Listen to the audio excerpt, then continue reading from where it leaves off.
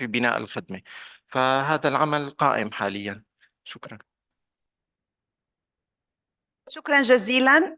وأنا بقول قبل ما نبلش بالجزء الثاني من المحاضرة، يمكن إذا عملنا تعريف سريع على كل شخص حوالين الطاولة يمكن بيكون منيح، لأنه العدد نحن منا كتار كتير. بقى إذا بنقدر على السريع بس التايتل لكل شخص، ومنبلش من عند الأنسة بالأخير. إذا بنقدر نعمل بس تعريف هيك سريع على كل شخص واسم حضرتك والجهة. لارش نكاد، دائرة الإحصاءات العامة. دائرة الإحصاءات العامة، رئيس قسم التطوير تكنولوجي بالاي تي. أحلام الروسان، مدير تكنولوجيا المعلومات في دائرة الإحصاءات العامة. بهاء هلسة، مديرية الاستراتيجيات والمستقبل والسياسات، وزارة الاقتصاد الرقمي والريادة. فرحة الكواري من دولة قطر، مدير تميز التحول الرقمي من وزارة الاتصالات وتكنولوجيا المعلومات. رانيا جابر نصر من فلسطين، مدير عام مركز الابتكار التكنولوجي والإبداع في وزارة الاتصالات وتكنولوجيا المعلومات. أنا سليم زغبي من جامعة الأمم المتحدة الإي جوفرمنت، معنيين في التواصل، وكان لي سبق الشرف أني أشتغل في الأسكوا مع الزملاء. السلام عليكم. أنا إدريس الكتاني، من أستاذ في جامعة الأخوين في المغرب، متخصص في العلاقة بين التكنولوجيا الحديثة والحاكمة الجيدة، ولي شرف كبير أنني نحضر ونشارك معكم في هذه المحاضرة. شكرا. شرف لنا يا دكتور. السلام عليكم. أحمد بن حمد الثاني، دولة قطر، وزارة الاتصالات، التعاون الدولي. الدكتورة ميسون إبراهيم، نقيب نقابة العلوم المعلوماتية التكنولوجية الفلسطينية، طبعا من فلسطين. صباح الخير، ميرنا الحاج بربر. أنا مسؤولة برامج بالأسكوا ومديرة مشروع المنصة العربية للإدماج الرقمي، وعضو بفريق مشروع إينات. صباح الخير. فادي سالم، مدير إدارة بحوث السياسات في كلية محمد بن راشد للإدارة الحكومية في دبي في الإمارات العربية المتحدة. Assalamu alaikum and good morning. My name is Mohammed Sia. I am the digital government and public sector leader for EY in MENA region, and I teach at the Paris School of International Affairs on innovation and digital in government. نيبال إدلبي، مديرة بالإنابة لمجموعة الإحصاء وتكنولوجيا المعلومات ومجتمع المعلومات والتكنولوجيا في الإسكوا، وأنا مديرة الإناكت بالحقيقة. صباح الخير مرة ثانية. نوار العوام، مستشار إقليمي للتكنولوجيا من أجل التنمية في الإسكوا. فيدريكو. Good morning. My name is Federico Cocchioni. I work in Esqua. Morning. My name is Emilio Bulli Innocenti. I work as a consultant for Esqua. My background is in digital transformation. I've been working for several multilateral organizations, including United Nations, ADB, World Bank, IDB, across the 5 continents, also in the Arab region, in Iraq, Saudi Arabia, and other countries as well. صباح الخير. رامي الزعتري من الأسكوا، من الفريق المشارك بإعداد هذا الإيفنت والدورة.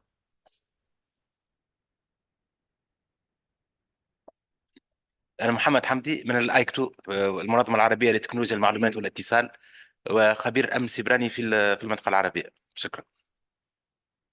عباس الطائي، مدير عام دائرة تكنولوجيا المعلومات، وزارة التخطيط العراقية. أتشرف بالحضور معكم.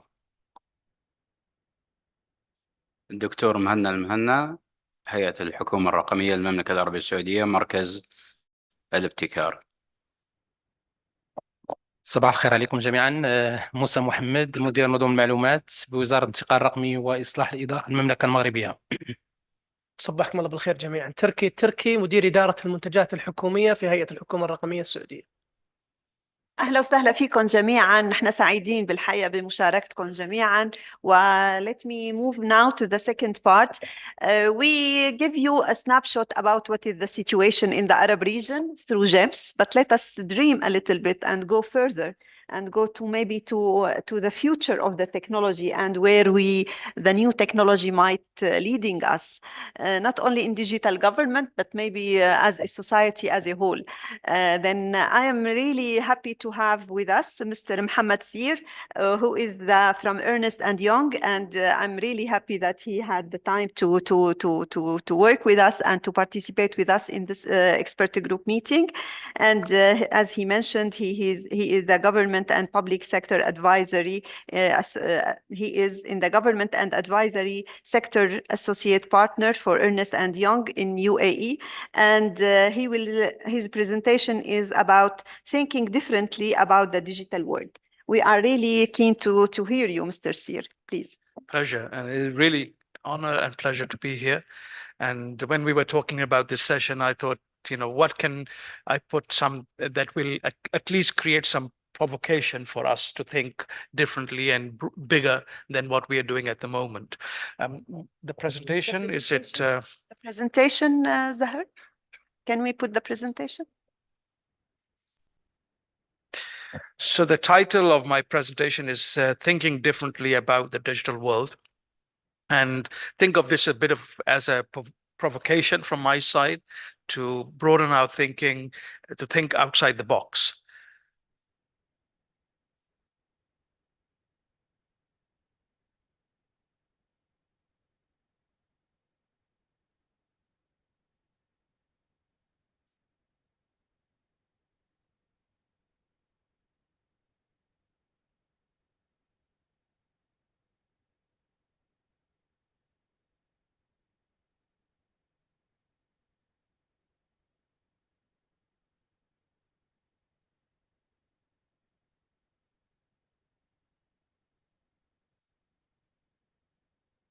Thank you for that. Let me just get the clicker. Hopefully this will work. Okay, so thinking differently about the digital world, there could be so many different ways in which we could frame this question and think about it. The way I want us to be thinking about it is to think as digital nations. And I'll go on and explain why I believe we should be thinking as digital nations and not just thinking from a digital transformation perspective. And I'll do this by answering three questions. First of all, what do I see as being a digital nation? Number two, what is the important? Why should we even bother to become a digital nation as countries? And then finally, how we will enable a country to become digital nation. And I'll keep this quite short because obviously we have time constraints. This could be a whole day session, dreaming together, thinking about a future state. So what is a digital nation? Let's start with that. So at least from my perspective, we are on the same page. And before going into actually answering that specific question, I wanted to just reflect on some terminology, because this will anchor our thinking around how I believe we should think about digital. Doesn't mean this is the right way and this is the right answer. There could be different definitions. But firstly, we need to think that country IT strategy is different from a country digital strategy. And that's my belief, because when we talk about a country strategy, we are talking about, it's basically a technical question that we're trying to answer, or a technical answer to a business question of how will IT help the country operate. Whereas when we talk about digital, it actually is a business answer to a digital question. And that question is much broader. It's about how should a country evolve to thrive in the digital era. So we need to think bigger, and that we are living in a time, in an age where we as a country need to think how we survive in that age. It's not all even become successful. It's not about just technology. It's about many other things as well. We're living in a very different stage of our lives. So what does a digital era mean? Let's just define that. And I've taken this from the Cambridge Dictionary. The digital era is defined as the present time in which many things are done by computers and large amounts of information and available and available because of computer technology, and in which new business models are emerging. And I want to emphasize the last point, which is new business models, because often we get hooked on digital is technology. Digital is not just technology. It's the technology is an enabling layer. The business models is what, for me personally, is the real disruption that we've seen in this age. And the Uber is a very classic example of a new business model that evolved, which we call either, it's the shared economy or the creative economy or the crowd economy. That there's different economies that have come up because of technology has enabled them, but these are different business models. Yeah. Then the next thing to think about is then this means that actually we are a digital world is in which we use digital era business models and technologies to communicate, work, play, sell, buy, educate, entertain, etc., using the internet, right? So that's how we should be looking at the digital world. And when it comes to then, looking at how to define a digital nation, I have taken the liberty to put it into these three buckets. Number one, all actors, whether they are citizens, residents, businesses, governments, legislators, judiciary, visitors, you name it. All of them are digitally doing all things that are possible to be done digitally. Second, the economy is predominantly made up of digital native businesses. Ones that only or in the main operate in the online, non-physical world. And highly digitalized businesses. So because there will still be need for businesses in the physical space, but they're highly digitalized. And then finally, emerging technologies and digital era business models are being leveraged to the maximum. That's the way I would define. And if someone asked me to look at each country and say, rate the maturity of each country from a definition perspective, this would be the definition I would use.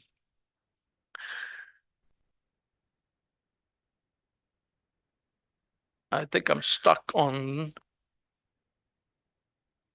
Can we press to the next slide, please?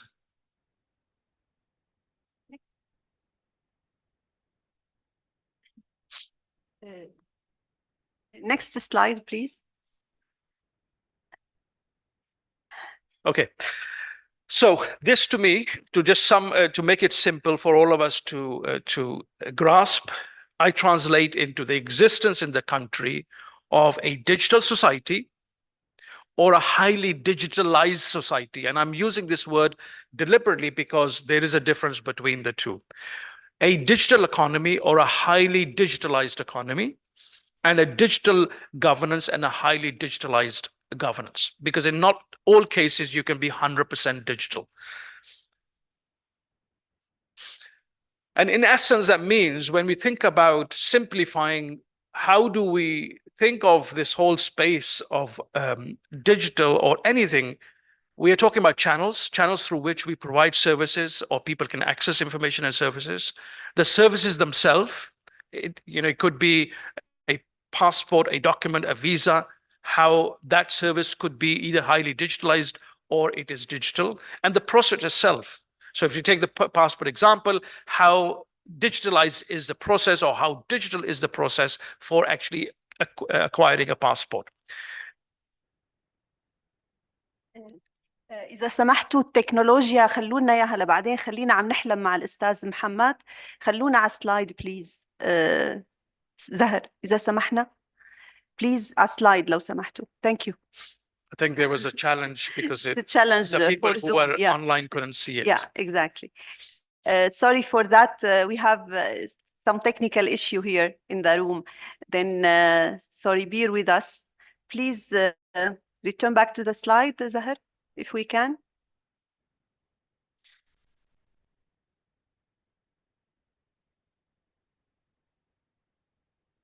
Yes. And finally, underpinning all of these is actually the new business models.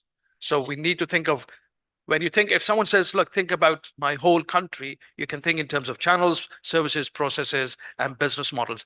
There are other things as well, but I've just made it very simple just to sort of grasp the concept.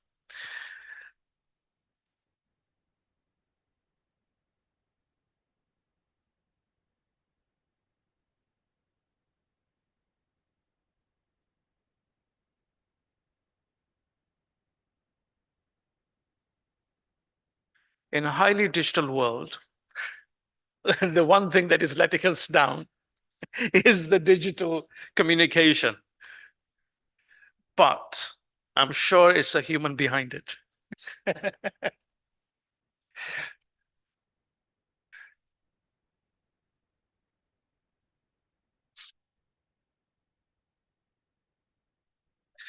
Yeah, I can, but I just feel that maybe it will be a challenge. But anyway, what I was good. Yeah. Oh, there we go. So we are there. So. Oh my God. Can we click to the next slide, please? It's not working as a. Okay, so at the center of all of this is data. And I think someone spoke about data in a bit earlier on. And if we were to simplify the digital world in what is it that is really fueling it and driving it is data. And it's about the exchange of data between devices, from my device to your device, or from your device to my device, or device to device where no humans are involved. And at the center of this, and at the end of the day, it is actually humans who are the communicators in the digital world. They're using the social space to communicate, to watch things, or they're looking at it from a government service consumption perspective or doing business perspective. So that for me becomes in the heart of our thinking when we think about a digital world. How are we going to enable that world for the people that reside in that world, but which still are going to be humans who are going to be the one consuming and operating in this world? And I've looked at this whole subject and simplified it around some core enablers for the digital nation. Around it is, of course, digital policies, laws and regulations, digital security, digital data. But the key elements, the building blocks, is digital access, digital communications, digital services, digital transactions, digital documents, digital authentication, digital payments, digital signatures, digital skills, and digital talent. And I've separated the two, skills and talent, because if we do not have, as a nation, the digital skills, we are not going to be able to be successful. If we don't have the talent that is for the digital world, we're not going to be successful. So this is something for me as the core enablers for a digital nation. So why is it important? Okay, all that great stuff you say, Mohammed, you talk about this, but why? Why should we even bother about this? The why reason is that our world, whether we like it or not, is transformed and is significantly transforming. If you remember, and even still, we're doing a lot of things on the left side where it's in a physical form or through different devices or different platforms. But everything is kind of coming into this space of one device and online. It's happening to us, to every one of us, and it's happening at a pace.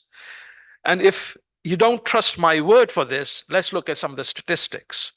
6.7 hours a day on average are being spent by each internet user online. 6.7 hours average a day. That's a huge amount of time. 5.3 billion internet users around the world in 2023.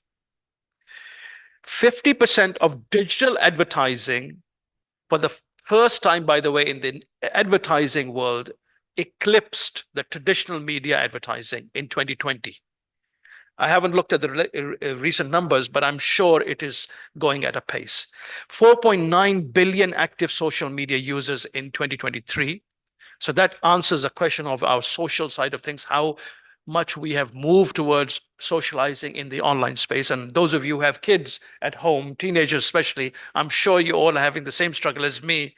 Even in the car, can you get off your phone? You know, but that's their world. They're living and grown up into that world. Our world we grow up to was different.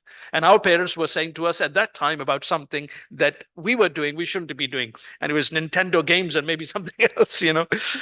82% of online users users searched online to buy a product or service. And then if we look at it further, where it's going, 1.2 billion 5G connected connections by 2025, 15 connected devices per person by 2030. So each one of us is going to have something like 15 devices connected. Now, this doesn't mean that we're going to carry 15 phones or laptops. It's going to be even devices at home. And what staggers me the most is the 4,900 digital interactions per connected person per day in 2025.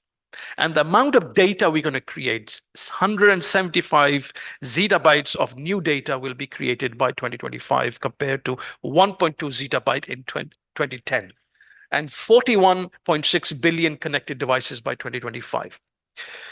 And it even goes further. 7.5% of annual growth in the number of internet users, 12.3% in the annual growth of social media users.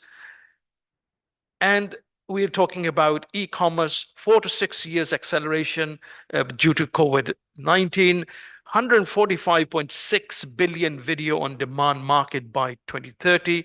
And even if you look at the mobile payments and education and health, you see the same kind of trend and numbers. So in essence, our world is changed and is changing, and we cannot stay back by as nations thinking from a perspective of just digital or digitalizing our services. We need to think as a nation. And what are the benefits if we do go down that route? We will bring efficiency. We will improve the experience, because today, most of us expect governments and private sector organizations and people to communicate via a device.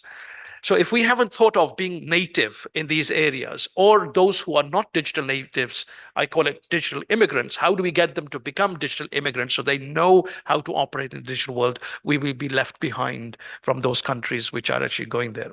It will definitely create growth. And I'll talk about an opportunity that we have, as especially in this region.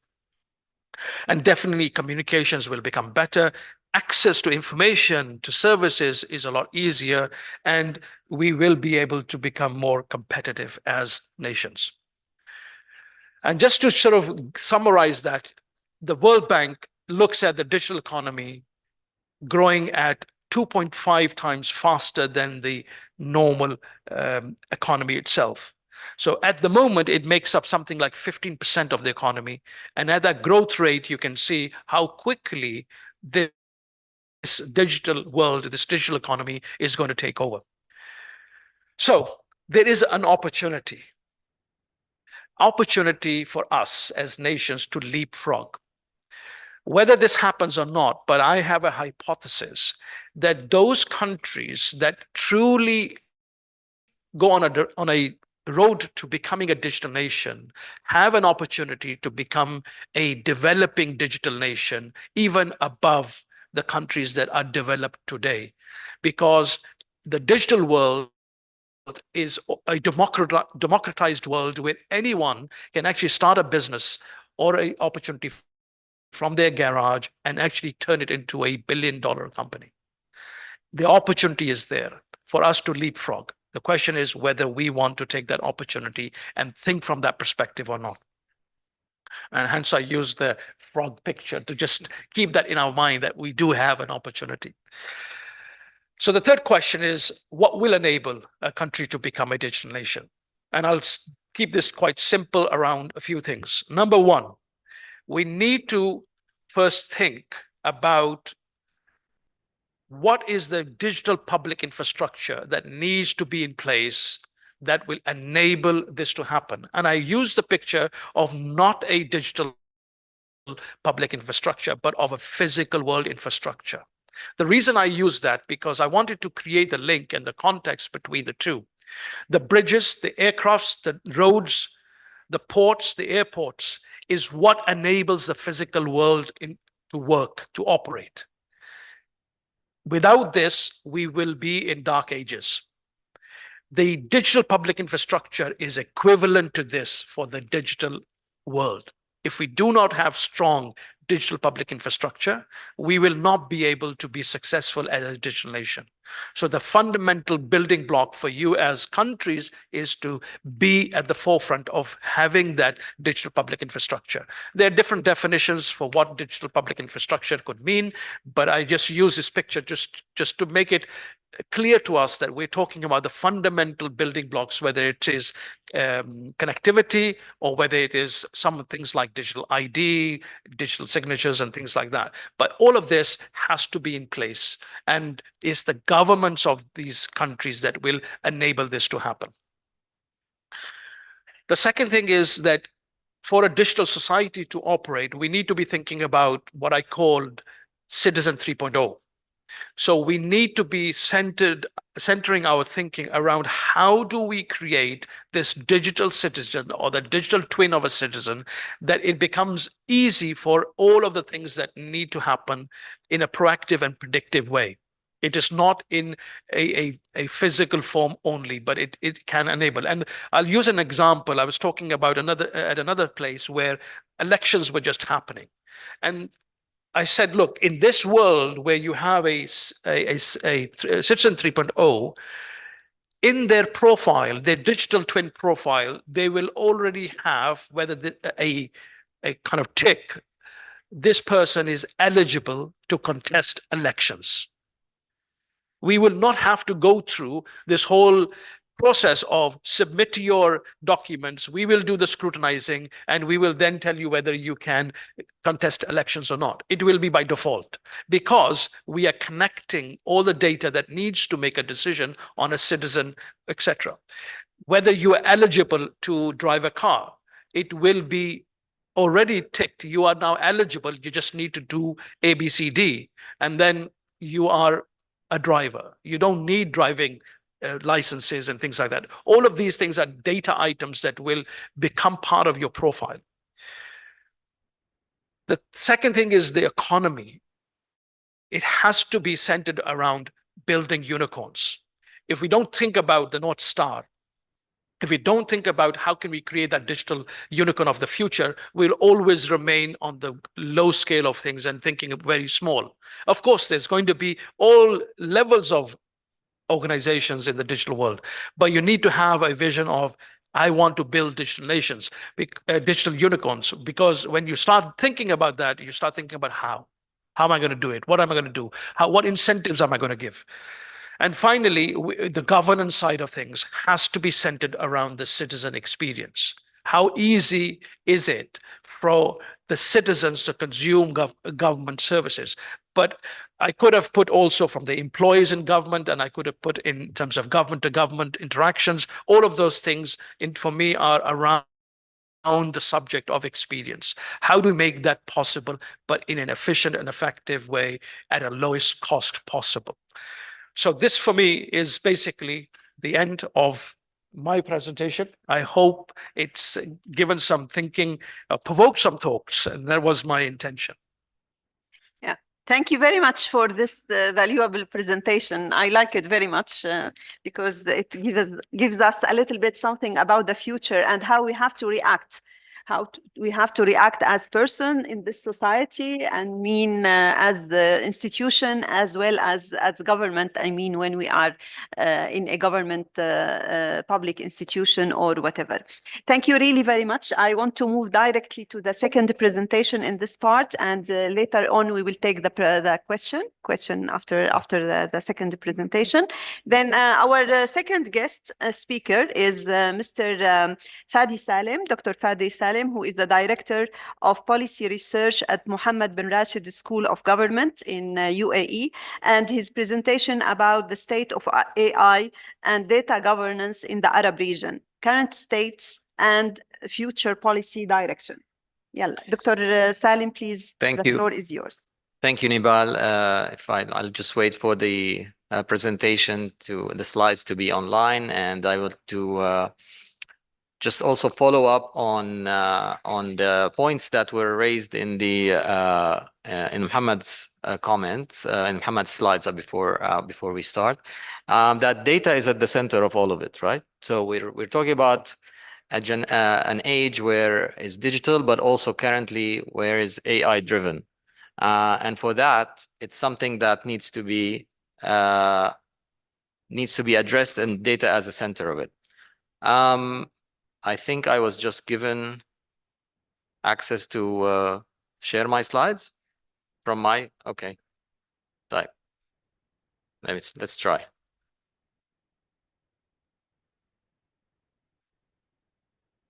This is the era of technology. We are Yes, switching but between also- platform. But also agility, right? So we're just switching the, I don't know if you can see the slides. Yes. Yes, great. So that will solve the clicker issue. There you go. Right. So to start, just to give you a very quick background, I come from a place where we have a center of a think tank of future of government research at the regional level in the School of Government in Dubai. And we look in multiple dimensions of digitization and digital transformation of societies and governments in the region. And we have been conducting a huge amount of research over the last 18 years in collaboration with numerous organizations, including ESCWA, including other international organizations, universities, and private sector entities. And based on these, there's a lot of publications and data sets that have been produced. And I would like to share some of these findings with you here to support this idea that currently we are in a datafied society, that in the Arab region, as a regional view, we have been witnessing a decade of rapid digitization and datafication. So the society of the societies of the Arab region, not just the governments, have been datafied to a certain level of critical mass, where you have today around more than 70% of the population internet connected, which is a big jump from a few years ago. In addition to mobile penetration, social media penetration in the region is huge. This is coupled also with a large amount of Internet of Things applications by society. And I'm not talking about industrial or government-owned Internet of Things devices and sensors and actuators, but society-owned and individual and citizen-owned Internet of Things that are devices that are generating a humongous amount of data that are necessary for that transformation in the age of AI and towards the future, and the Citizen 3.0 that Muhammad was highlighting.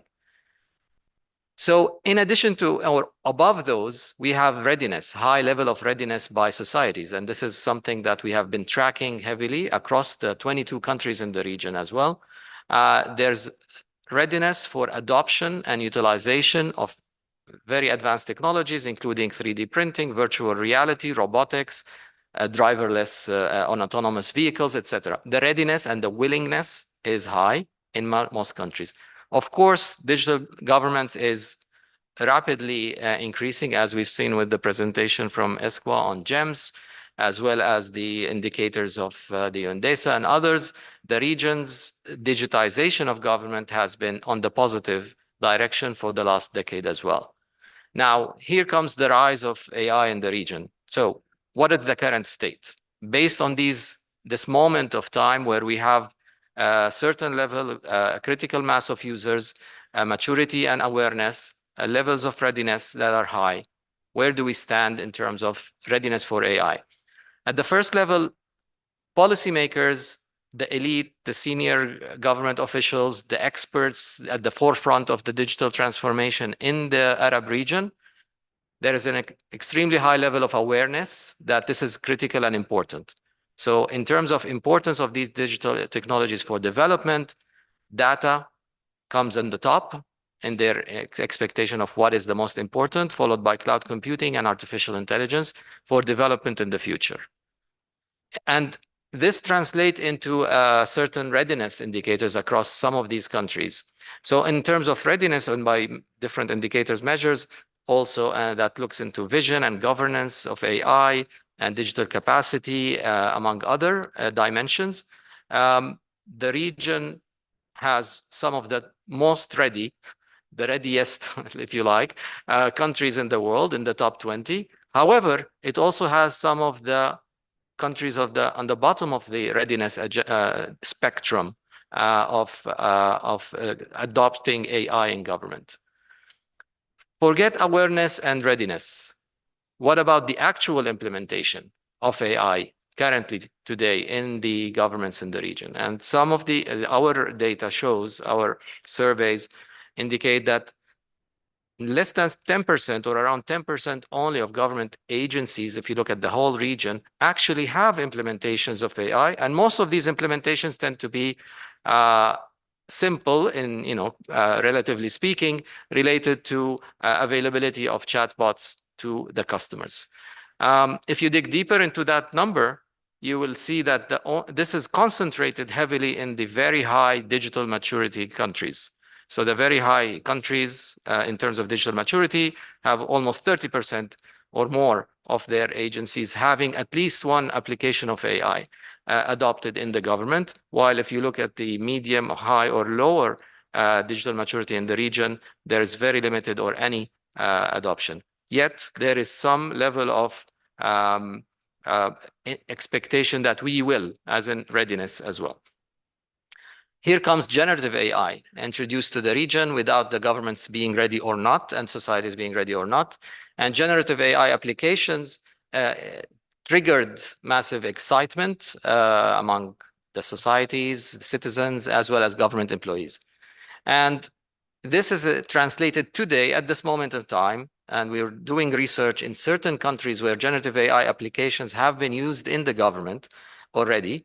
The level of awareness and resonant and perceived positive outcome of these tools in government is extremely high. Almost nobody thinks that this will be negative for the government. Yet there is currently some expectation of what to do with it. So we looked into it deeply, into what are actually the perceived benefits specifically for the governments for the utilization of generative AI in our region. And as expected, time saving, increased productivity, creativity, all of these rank high. The one interesting finding for me and for us was that better decision making, 35% of those in governments that are already utilizing generative AI in our region think that is better decision making is going to be a positive outcome utilizing generative AI.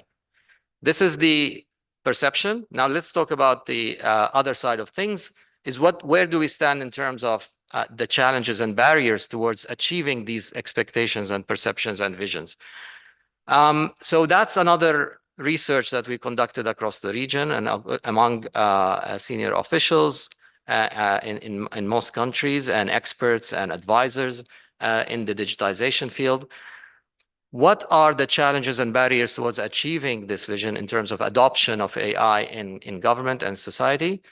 What ranks high in these challenges, and they are many, as perceived by these experts, is the organizational group of things. So we're talking about the bureaucratic systems, the strategies, the lack of leadership sometimes in certain agencies, the policies that enable the adoption. So that's one group, and as expected. Clearly, and which is also as a positive finding, that the realization that data availability, data quality, data representativeness in the region is low, and that is a major challenge for us to be able to leapfrog and utilize and build on these digital technologies in artificial intelligence. So that's followed by regulatory and environmental elements such as interoperability challenges, talent, regulations, etc. But we don't have a problem of awareness and willingness. We do have problems of organizations, data, and regulations. Now, this is from the government point of view. If we look at the society's point of view of where do we stand, the current state in terms of AI societal concerns in our region, and we have been doing research on this massively. So the dilemmas that are already generated by the introduction of AI applications in society have been documented well. So we have misalignment of data, unrestricted surveillance, sometimes wide-scale privacy infringements, misrepresentation of digital behaviors, you name it, economic concerns, etc. And if you even look deeper into the challenges related to societal big data in the Arab region and the actual current applications and uses, there is a lot of mass public data scraping and collection and retention. And this is also feeding to the large language models that are being developed that are driving some of the generative AI applications. So we have an issue of that data not necessarily being representative. Then we have the actual behavioral influence issues or algorithmic nudging, etc., behavioral insights, among others. So given this reality that we have data challenges, but applications of AI are already implemented, or in some cases, and going to be probably more rapidly implemented in many government applications, we asked about the current challenges by these policymakers. And privacy related to is one of the highest level of concerns in this current situation. And in terms of artificial intelligence concerns specifically, privacy, safety come on the top, whatever the application of AI you ask about, whether it's autonomous vehicle, robotics, whether it's drones, whether it's chatbots.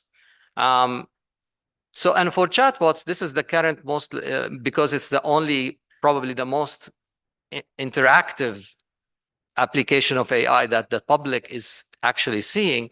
There is a lot of influence of these applications that are seen by the public in terms of how this affects their privacy, their security, etc. And that's translated high in our surveys of societies in the region, where they see that chatbots, AI-driven applications that interact with the public have high good benefits in their view, potential benefits, yet they have highly concerned, they are highly concerned when they're applied by the government. And that's the challenge we are talking about in terms of, okay, so how is my data used, and how is this translating into public knowledge and decision-making and policy-making? We asked about generative AI specifically more recently, and this is where we stand. Data remains the top concern of government officials utilizing and applying generative AI. Okay. So let's talk about the limitations. The limitation of, quickly, I don't know, just be very quick. The limitations of AI and large language models driven applications for policymaking specifically, given the data issues that we have. First, and that's the most important part for us, is the data representativeness of our societies. To reach that level of Citizen 3.0, we have really important challenges to deal with in terms of our data by societies. First of them is the language issue. So we have data driven mostly in certain different countries by social media, for example. Data is used heavily to represent the individuals and profile them and feed into the machine learning models and algorithms. This data is actually biased towards certain languages. Currently, the Arabic language is one of them in our Arab region. So that's one major gap and deficit and challenge for us to be generating actual beneficial representative outcome in our policy making based on data. Second, the age breakdown. In some societies, it's heavily tilted towards the young population, and it's not representing at all half of the population probably that is not young, or relatively speaking, not young. The third and maybe most important one is gender breakdown. Gender breakdown in terms of representation online by societies in the Arab region is highly flawed. So in certain countries, the representation is well balanced, but in most countries, men are overrepresented in the data online. So they're datafied well. So if that feeds into algorithms and machine learning models, then the biases driven by the data by these men are going to be affecting how women receive their outcomes of policies and policy services. So that's an important element. If AI is going to decide on things, they will probably think, quote unquote, that they are doing well by representing men because their data is highly represented. Second is the false information that is highly available on individuals in the Arab region, and that's by design over the last 10 to 20 years. People have been continuously, repeatedly saying that they provide false information about themselves online. So there's a lot of false information about gender, false information about age, false information about locations, etc., etc. So the metadata even used, even if anonymized, will be probably biased. We will see, okay, why are we having a lot of people in that location? We don't have enough people there, but the data says they're coming from there because they're using VPNs, for example, or whatever. So that misrepresents currently where we stand. Other elements of data challenges is the modes of expression. So large language models are represented or use language, and represent language as well. Yet our data provided online in the Arab region is a highly hybrid mixed group of languages, including Arabic, English, French, local dialects, languages, other languages that are less represented, as well as a mix of everything. So sometimes you will write 3 different languages or dialects in one sentence representing, and that feeds into some large language model analysis or data that are algorithms that are driving there. And the algorithm will have to be coding the words such as Rahib as either terrifying or amazing. So it's a high spectrum depending on the location. The final thing is that this restriction, as in even if people are represented and want to represent themselves well, they kind of tend to self-censor about opinions, behaviors, direction of things when they are communicating online, which provide an additional challenge for us to make decisions and policies based on this. The last challenge I would highlight is that we have the rise of synthetic data, data that is trying to fill this gap. So manufactured data to try to fill this gap. And that's by design. So there's an actual direction that this can work, and there are investments by even Arab countries around this. Yet we have the very biased starting point to generate another biased data. And that gives us an additional challenge that can amplify these biases. So to come up to a solution, where do we go from there, from these kind of things, from these kind of challenges?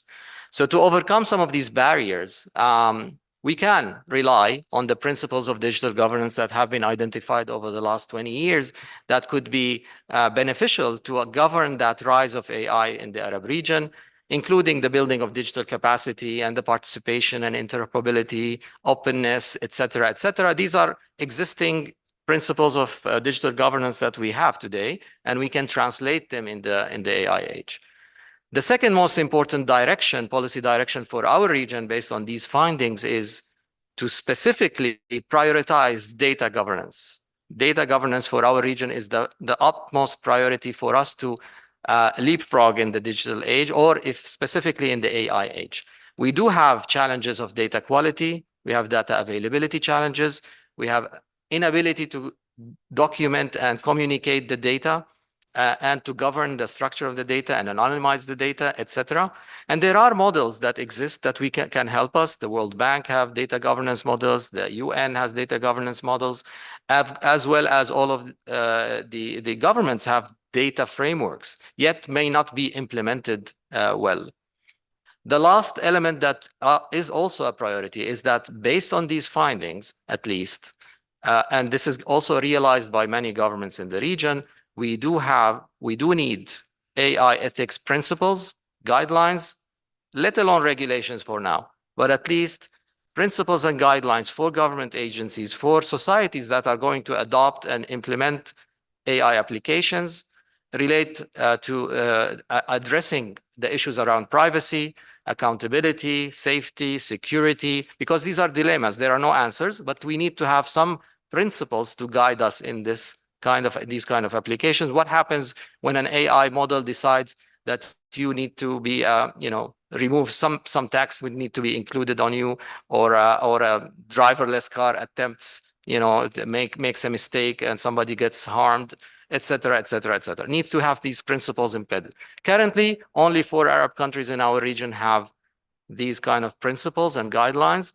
And some of them are still on paper, but not translated into any specific regulation. If we do this, at least as a starting point, we will be hopefully able to balance between this and go towards the responsible AI governance and responsible adoption of AI applications that balance all of these challenges and the benefits. So innovation and control. So we need the innovation to prosper. We need to adopt AI. We need to enable it for societies and for businesses in our region.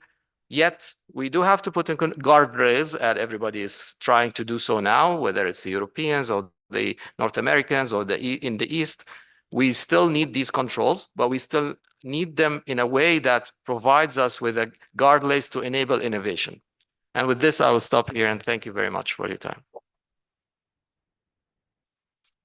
Thank you very much, Mr. Dr. Salim, for this really very interesting presentation. I really like it very much, as well as the previous one, and especially that it tackled the issue from the Arab region. And there is a lot very interesting finding about the situation and about the future where we have to go.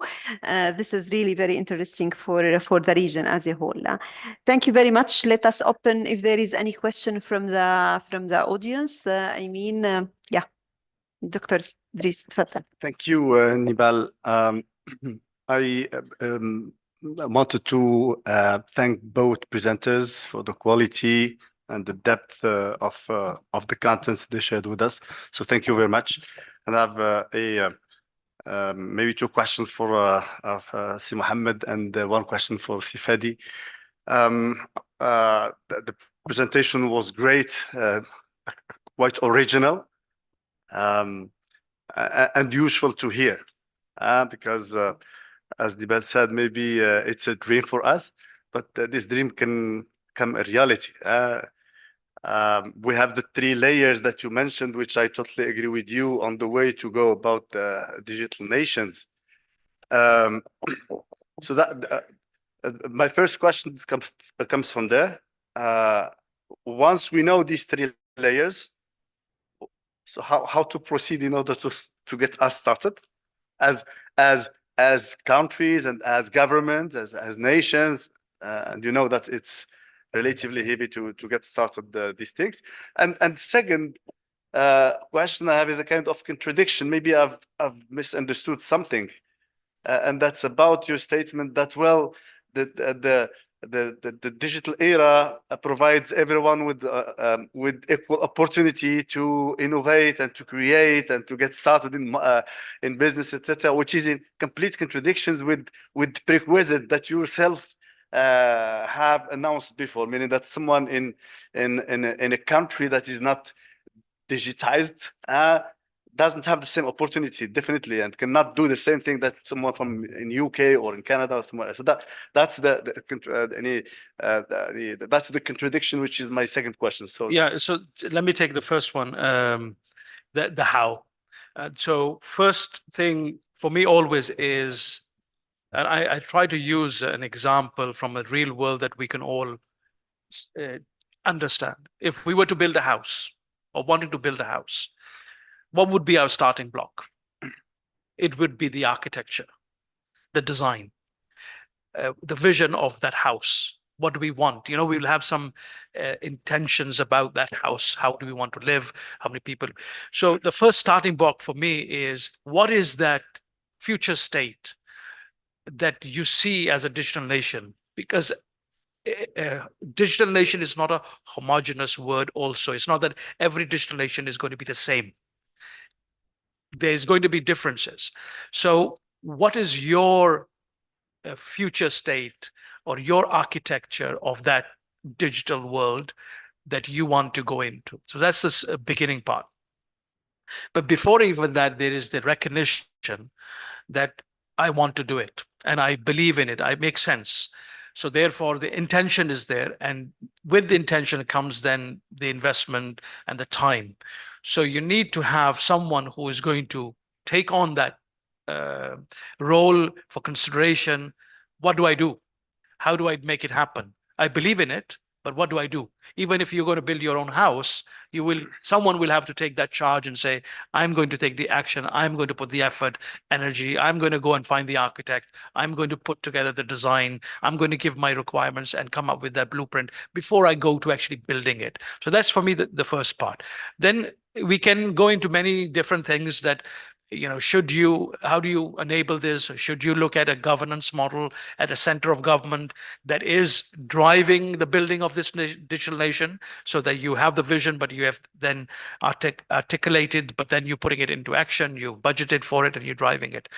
So that's how I would go about it. I mean, there should be something there tangible that we can at least design and define what does good look like. And in there, we need to build the what I call the value proposition, the benefits to all of us in that country. How will our citizens benefit? How will their life change? How will our businesses benefit? How will their lives change? How will our visitors coming there, their lives change? So all of that needs to be designed as a experience, as a construct. The second question is, yes, you're right that there is a contradiction between the two. My statement was about that there is an opportunity. And the good thing is that even though there is infrastructure challenges in countries, you still find digital startups who have somehow figured out a way to get online and start a business. And you can see how, for example, certain platforms that were created by other countries like YouTube have become revenue generating models for youth of today who are entrepreneurs in the YouTube space. And they're generating enough revenue for them to sustain themselves and beyond, and becoming influencers or becoming successful running their whatever channel they have. So what I was trying to say is that the opportunity is there, but the infrastructure, the physical, what I talked about, the digital public infrastructure has to be something that the governments put in place to enable that to happen. And if you remember the slide I was talking about, the building blocks, one of them was skills and talent. If we do not have digital native talent, then doesn't matter what the opportunity is, we're not going to be able to be successful on that. So it becomes the government's job to do that. Yeah, then maybe education and infrastructure are the most important. Most important, yeah. Your question to Mr. Salim, maybe? Just before the question to Sifadi, just very little comment on what Si Mohammed said. I mean, the fact that YouTube has been started up by someone who is not in a digitally advanced country, for me, just a side effect. It's just an exception. Yeah. And in a globalized world, the exceptions might happen. And I think for me, it's not the good example to give, because it will it will make this contradiction still persistent. Is what I mean? Yeah, absolutely. I'm with you. What I'm just saying is that there is still opportunity for less developed countries, youth and others in less developed countries, to leverage these possible platforms for generating business and their own livelihood. But we need to, as governments, be thinking about how do we enable the next YouTube kind of opportunity or a Uber kind of opportunity to come from that nation. That's what direction should be. But without the infrastructure, without the investment, without the talent, it's not going to happen. And my question to Sifadi, and then he would excuse me for being provocative here, because it's related to this discussion, meaning that there are some building blocks that are prerequisites to AI and to build to blockchain and to big data and the rest. And you seem to be very positive and enthusiastic about what's happening in the Arab region in terms of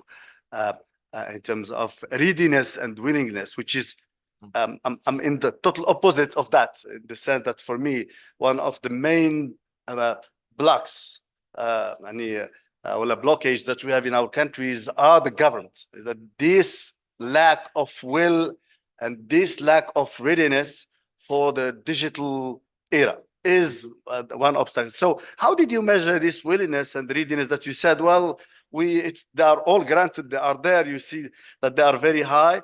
And second, if this was there, why we are lagging behind? Yeah. So that's how many hours do you have? How many days to answer this question? No, I'm just joking. No, I think we need to distinct two distinct things in the findings. So there are government bureaucrats and there are citizens in the receiving end of these services or the policies.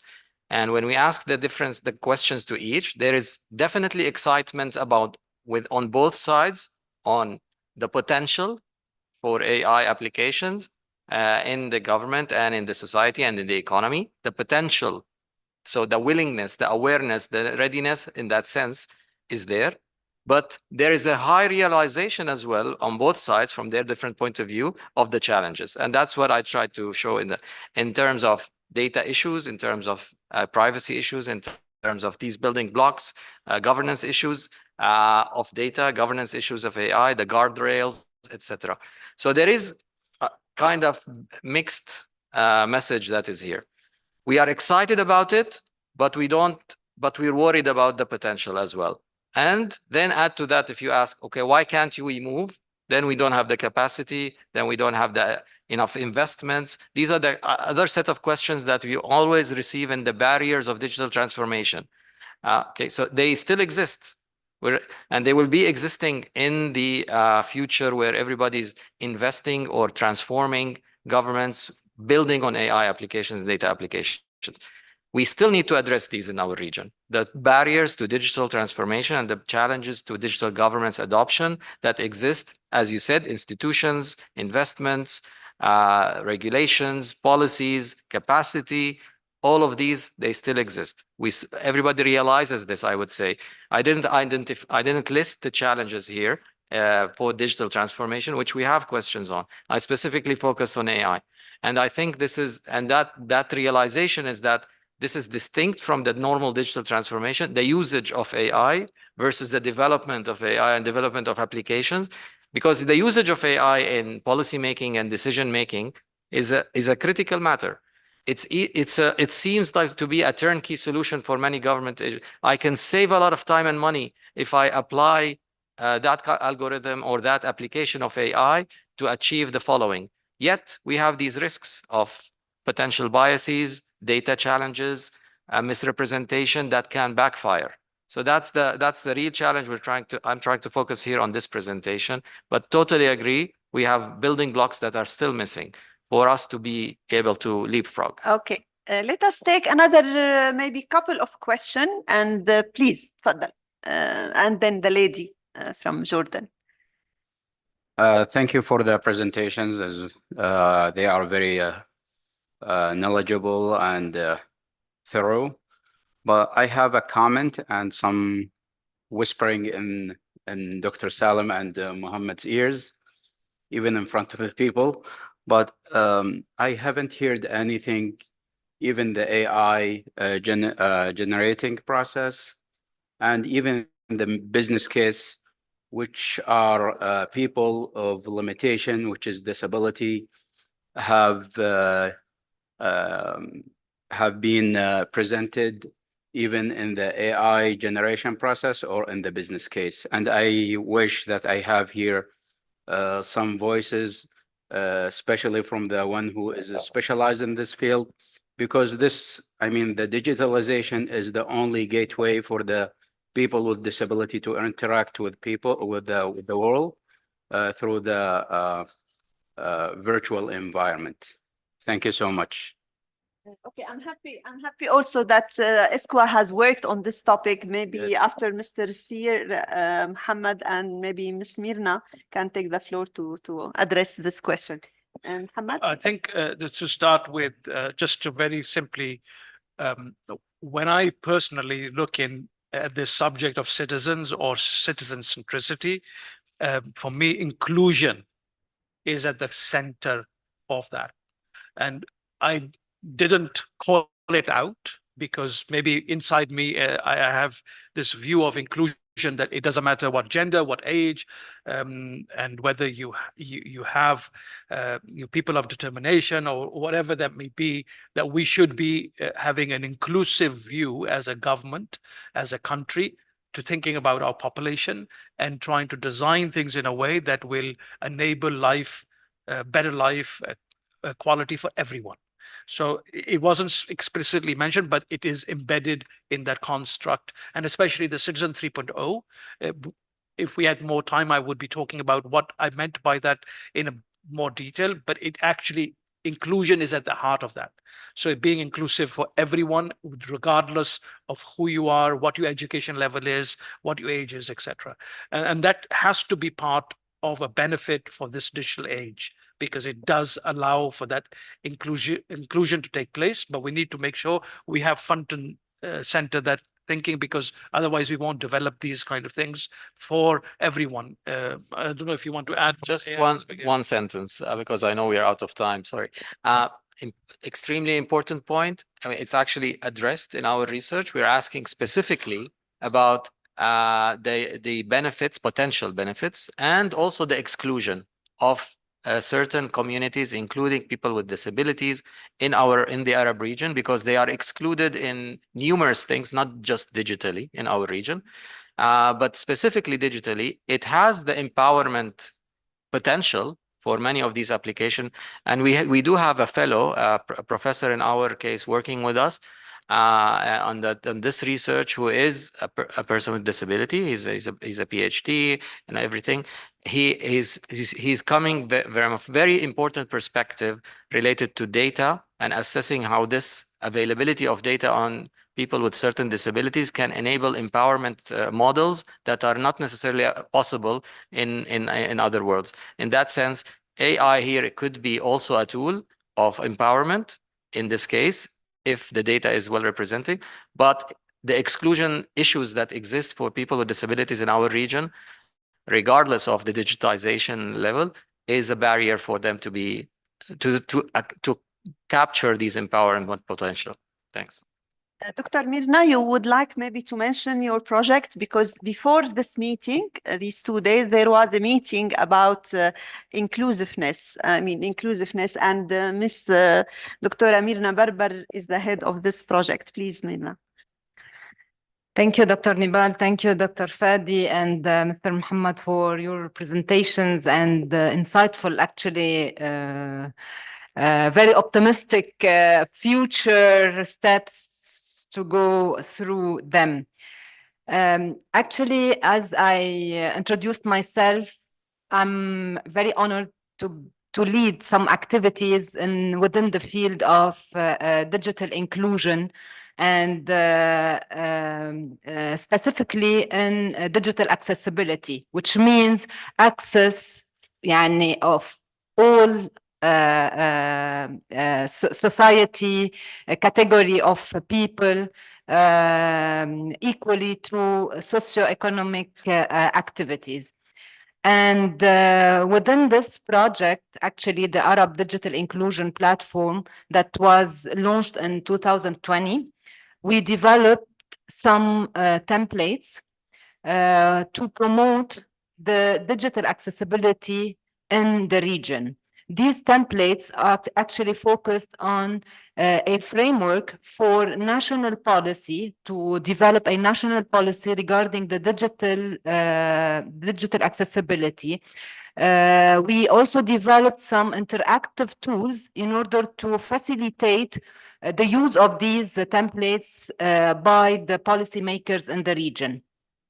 Other templates are also developed, which are related to everything related to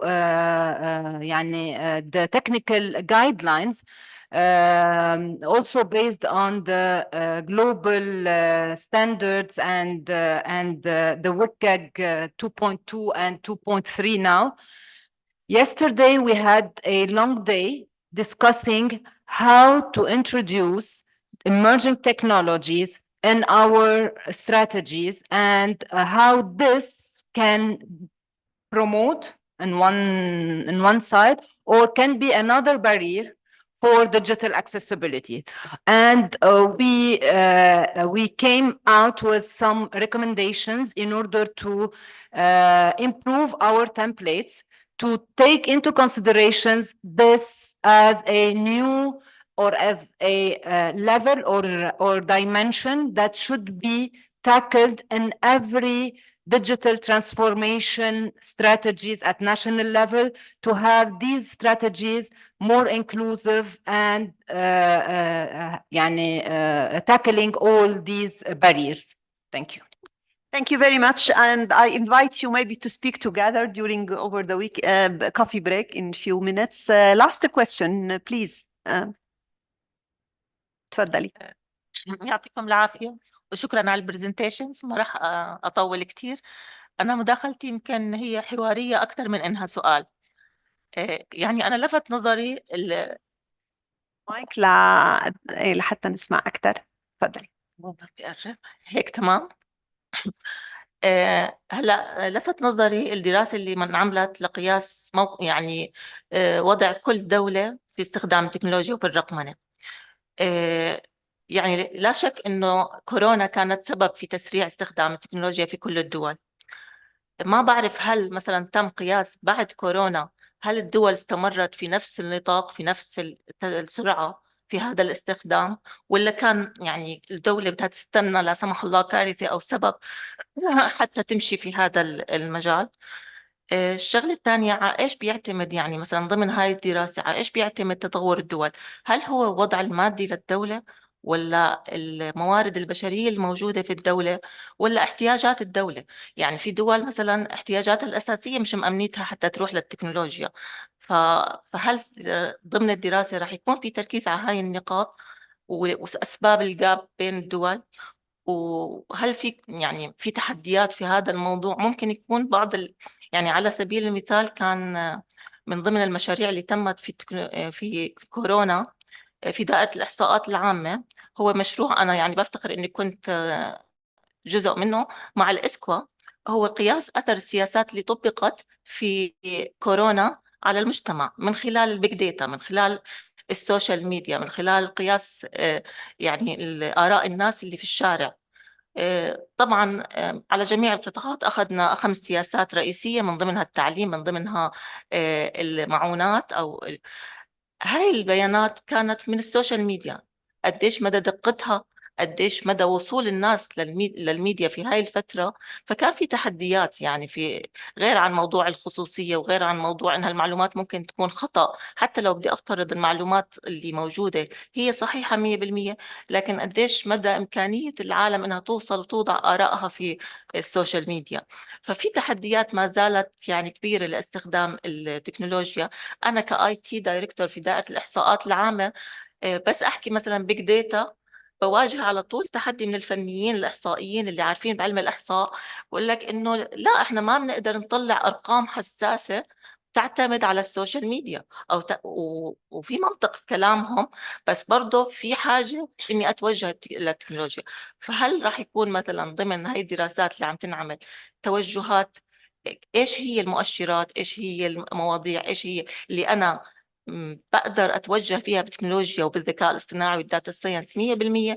إيش الأشياء اللي لا، أنا ممكن البيج داتا تكون تحدي وتكون مضللة لمعلوماتي ولمؤشراتي، فأنا لازم أبعد عنها تماما وما أدخل في شيء يعني ممكن يكون مشوه للمعلومة ومشوه للحقيقة أكثر من إنه معزز إلها.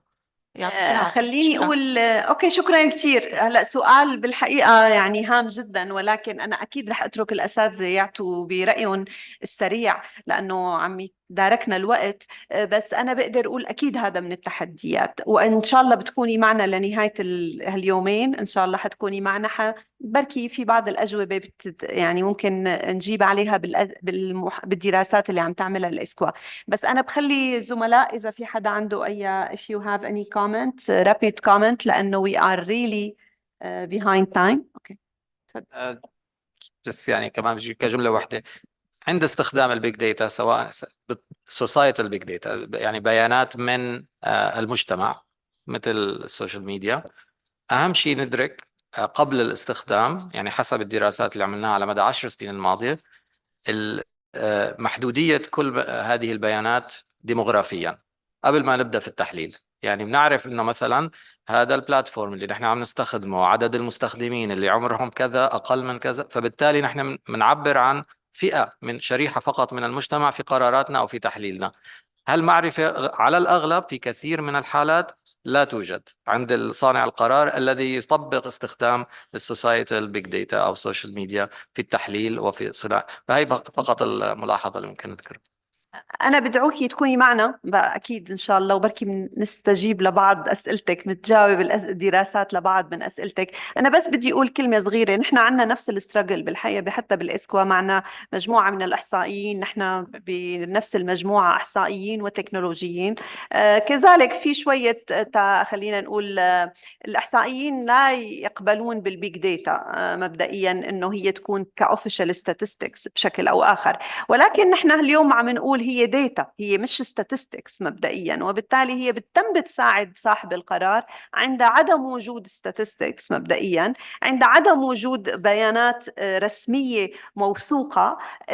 خلينا نقول البيج داتا عم تفيد كداتا وليس كإحصاءات رسمية تعتمد مبدئيا. واليوم على المستوى العالمي خليني أقول لك اليوم في نقاش كتير واسع، وحاليا بنيويورك زملائنا عم يناقشوا موضوع الداتا جوفرنانس من ناحية، وموضوع الان اوفيشال statistics، يعني الداتا فور ان ان اوفيشال statistics كيف بتدخل، كيف البيج داتا بدها تتفاعل مع والداتا ساينس بتتفاعل مع الستاتستكس. هذا موضوع النقاش قائم على المستوى العالمي، هذا اللي بقدر أنا أقوله. بس بعرف أنه النقاش كتير طويل بهذا الموضوع، وبتمنى نقدر نجاوب على بعض من تساؤلاتك. بعرف أنه في سؤال أونلاين، مس زهر يا ريت تخبرينا. Thank you. محمد عويدات من بيروت is asking to what extent can laws keep up with artificial intelligence and its fast development? سوري، كان ممكن تعيدي السؤال؟ To what extent can laws keep up with artificial intelligence and its fast development? Okay. أي جواب سريع؟ جواب سريع. They can't. إنه they regulations and laws in artificial intelligence at this stage usually are premature. We still have to design principles in a fast-moving environment and guidelines, and then as governments, and then develop them into actual regulations that actually can have practical implementation. And just one of the things to mention is the one intervention or let's say initiative we see governments around the world taking in this space is to create regulatory sandboxes that allows for at least you not to stop the progress of AI related stuff, but you're doing it in a controlled environment, and from that the regulations then emerge. But this is a very fast moving space which I think UAE is going toward this direction, sandbox for regulation. أنا قبل ما أنتهي هالجلسة أولا بدي أتشكر جميع المحاضرين، شكرا جزيلا دكتور محمد سير، دكتور فادي سالم، دكتور نوار العوا. And I want to thank you all. بس قبل ما أختم الجلسة الأولى بدي أحب أعرف كمان على زميلاتي اللي معنا واللي هن من الإسكوا، السيدة زهر بوغانم يلي هي معنا بالتيم بتيم إناكت، وهي طبعا اليوم مستلمة معنا الزوم. السيدة مها الأيوبي كذلك، شكرا كثير مها لكل جهودكم أنت وزهر، وكذلك السيدة خديجة منصور. بدي أشكر الجميع. بالحقيقة إناكت بروجكت بالحقيقة نحن عندنا مجموعة كبيرة من الزملاء معنا، أستاذ رامي هلأ بتشوفوهم تعرفوا عليهم، ولكن مش كل الزملاء هن معنا 100%، وطبعا معنا مجموعة من الخبراء. بتشكركم وبدعوكم لكافي بريك، خلينا ناخذها شوي قصيرة، ثلث ساعة، نعطي ثلث ساعة وبعدين بنرجع لحتى نتدارك الوقت شوي. شكرا جزيلا. يعني أي ساعة نرجع؟ يعني بنرجع إلا 10 إذا بنقدر. هلا لا خلينا إلا 5، يلا إلا 5 يلا.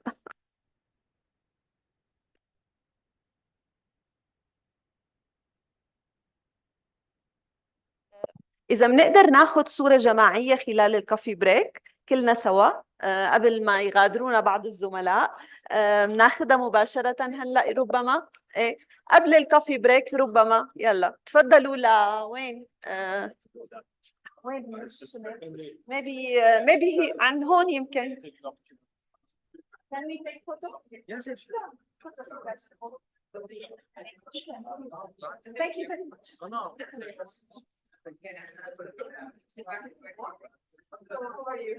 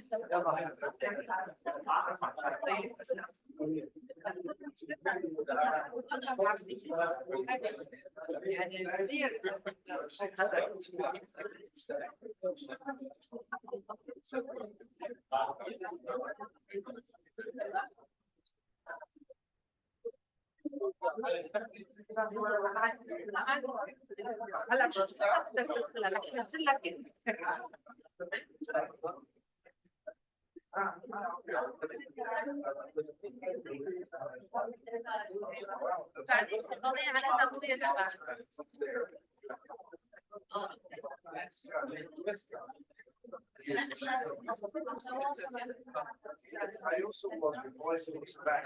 And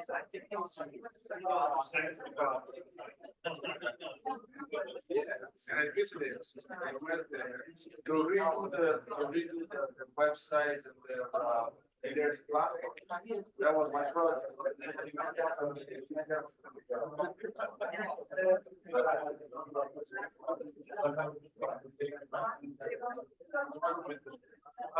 Somewhere I read it.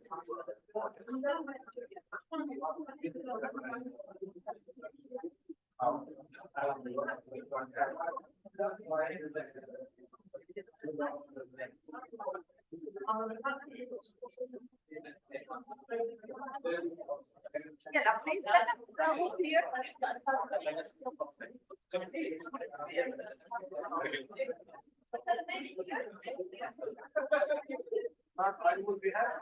I wasn't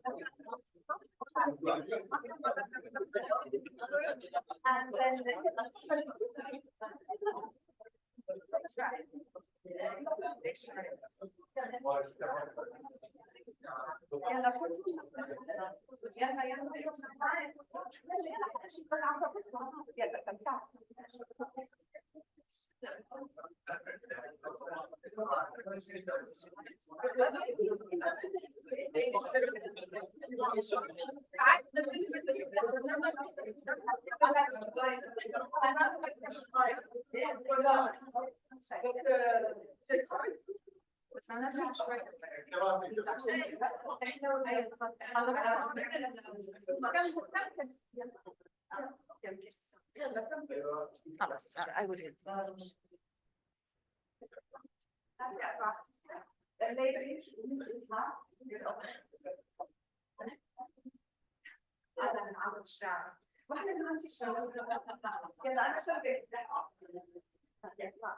يلا مين حياكم مسؤولة؟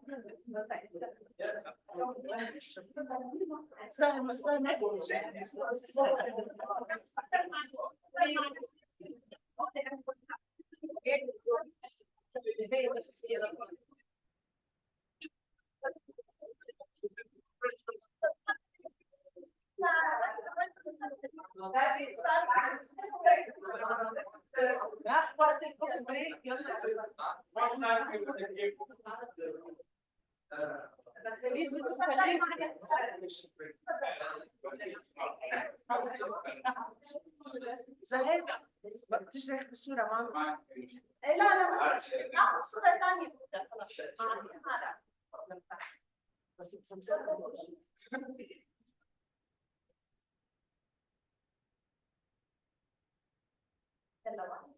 Cheers.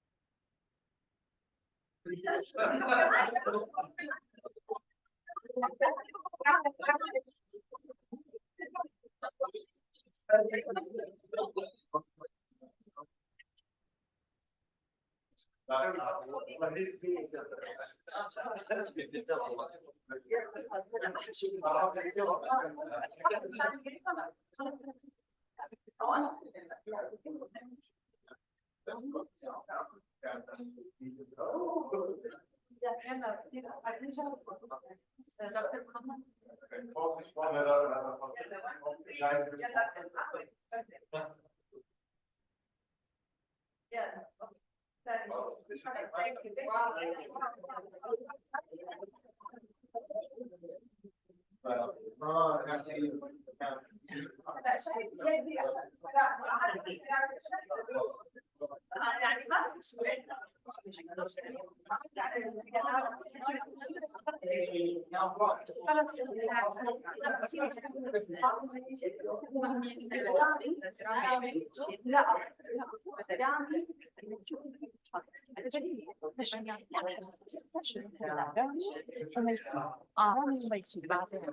بعدين انا حطيني جنبه انا بحط هون مبدئيا حطي لي حطي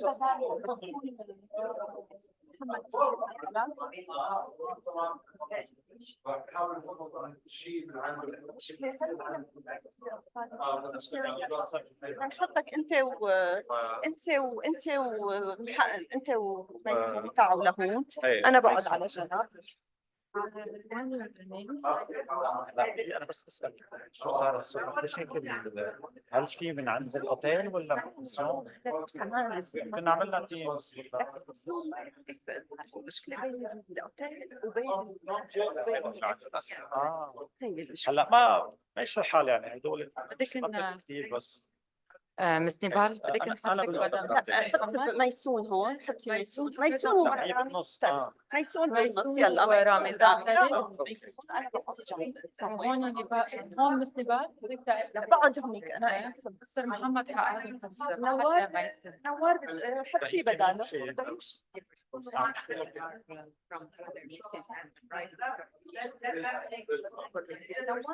and we have after this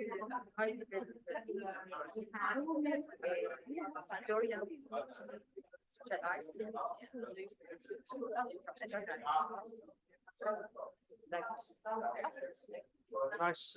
Just move more.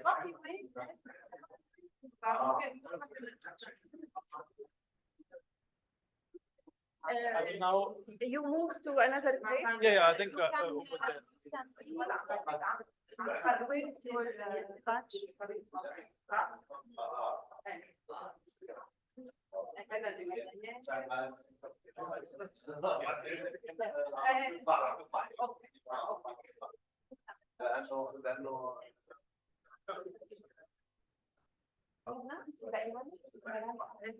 بس انا فيني اسيب اذا بدك محلي يعني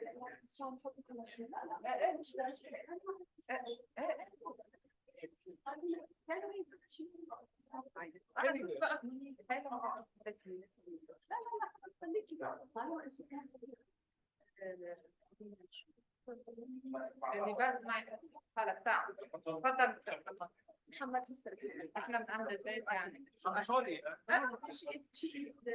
نحن من اهل البيت we are from the team يعني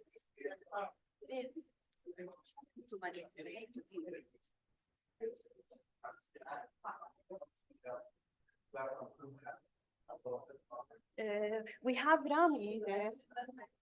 نقدر ناخذ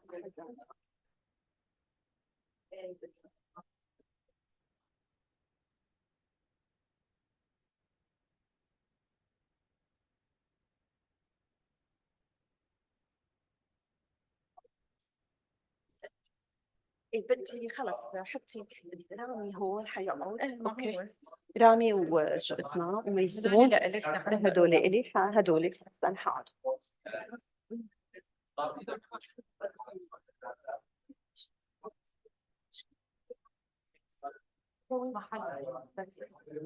نوار رايح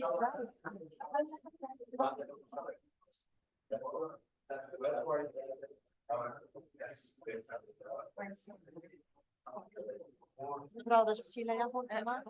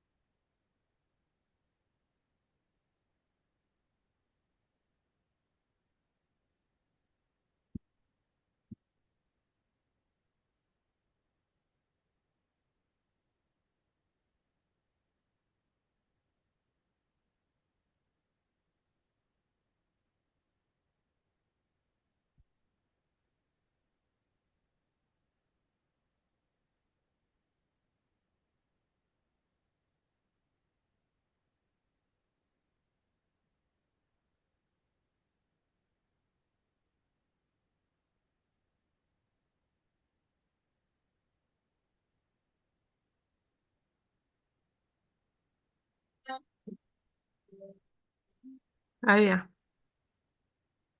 ثانية واحدة. انت بعته على الميل يعني؟ طب خلاص تعالى، ما انا ما اعرفش، انا كمان مش سامعة صوت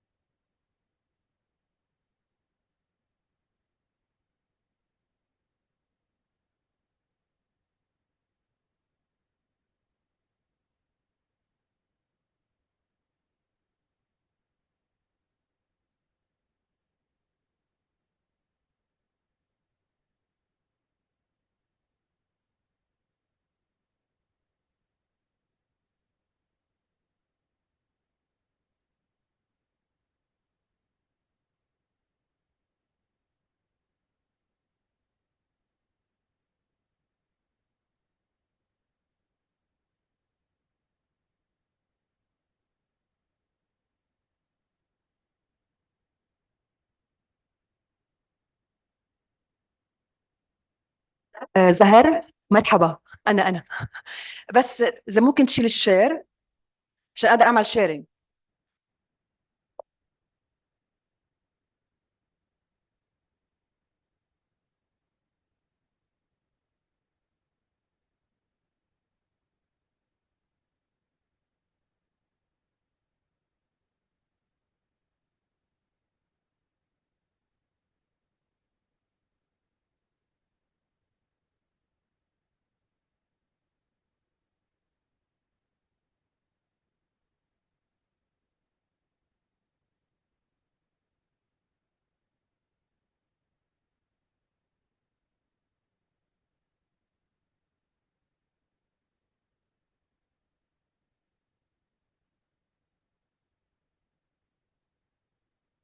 ما أنا من هون راح أشتغل خلص. هاي بعمل هيك. حركة من جربيها بتمشي؟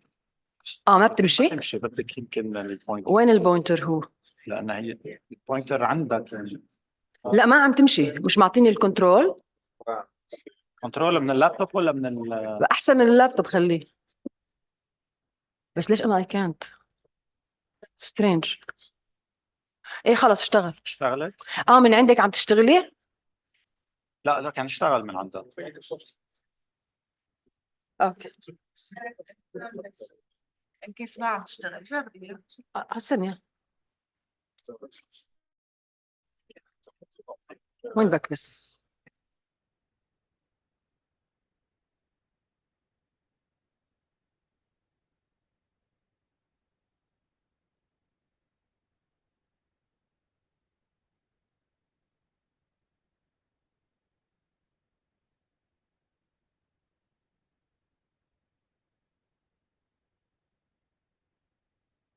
زهر مش شغالة.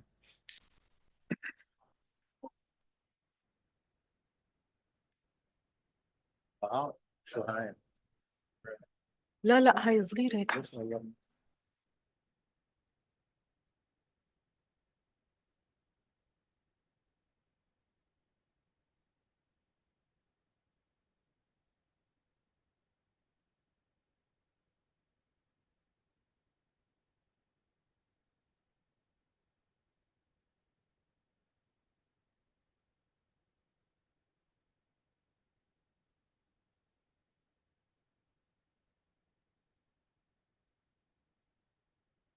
أنا فيني هلأ تو كنترول.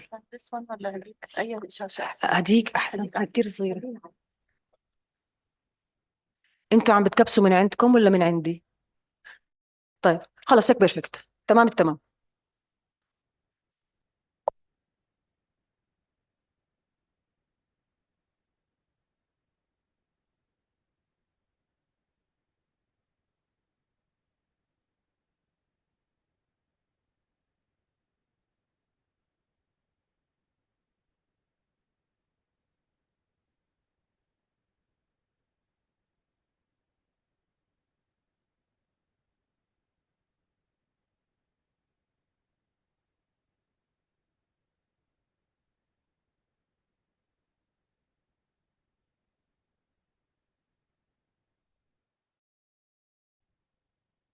Okay, we're starting the main session of the day, and I hope that during the morning period we have really set the scene for the main topic of this EGM.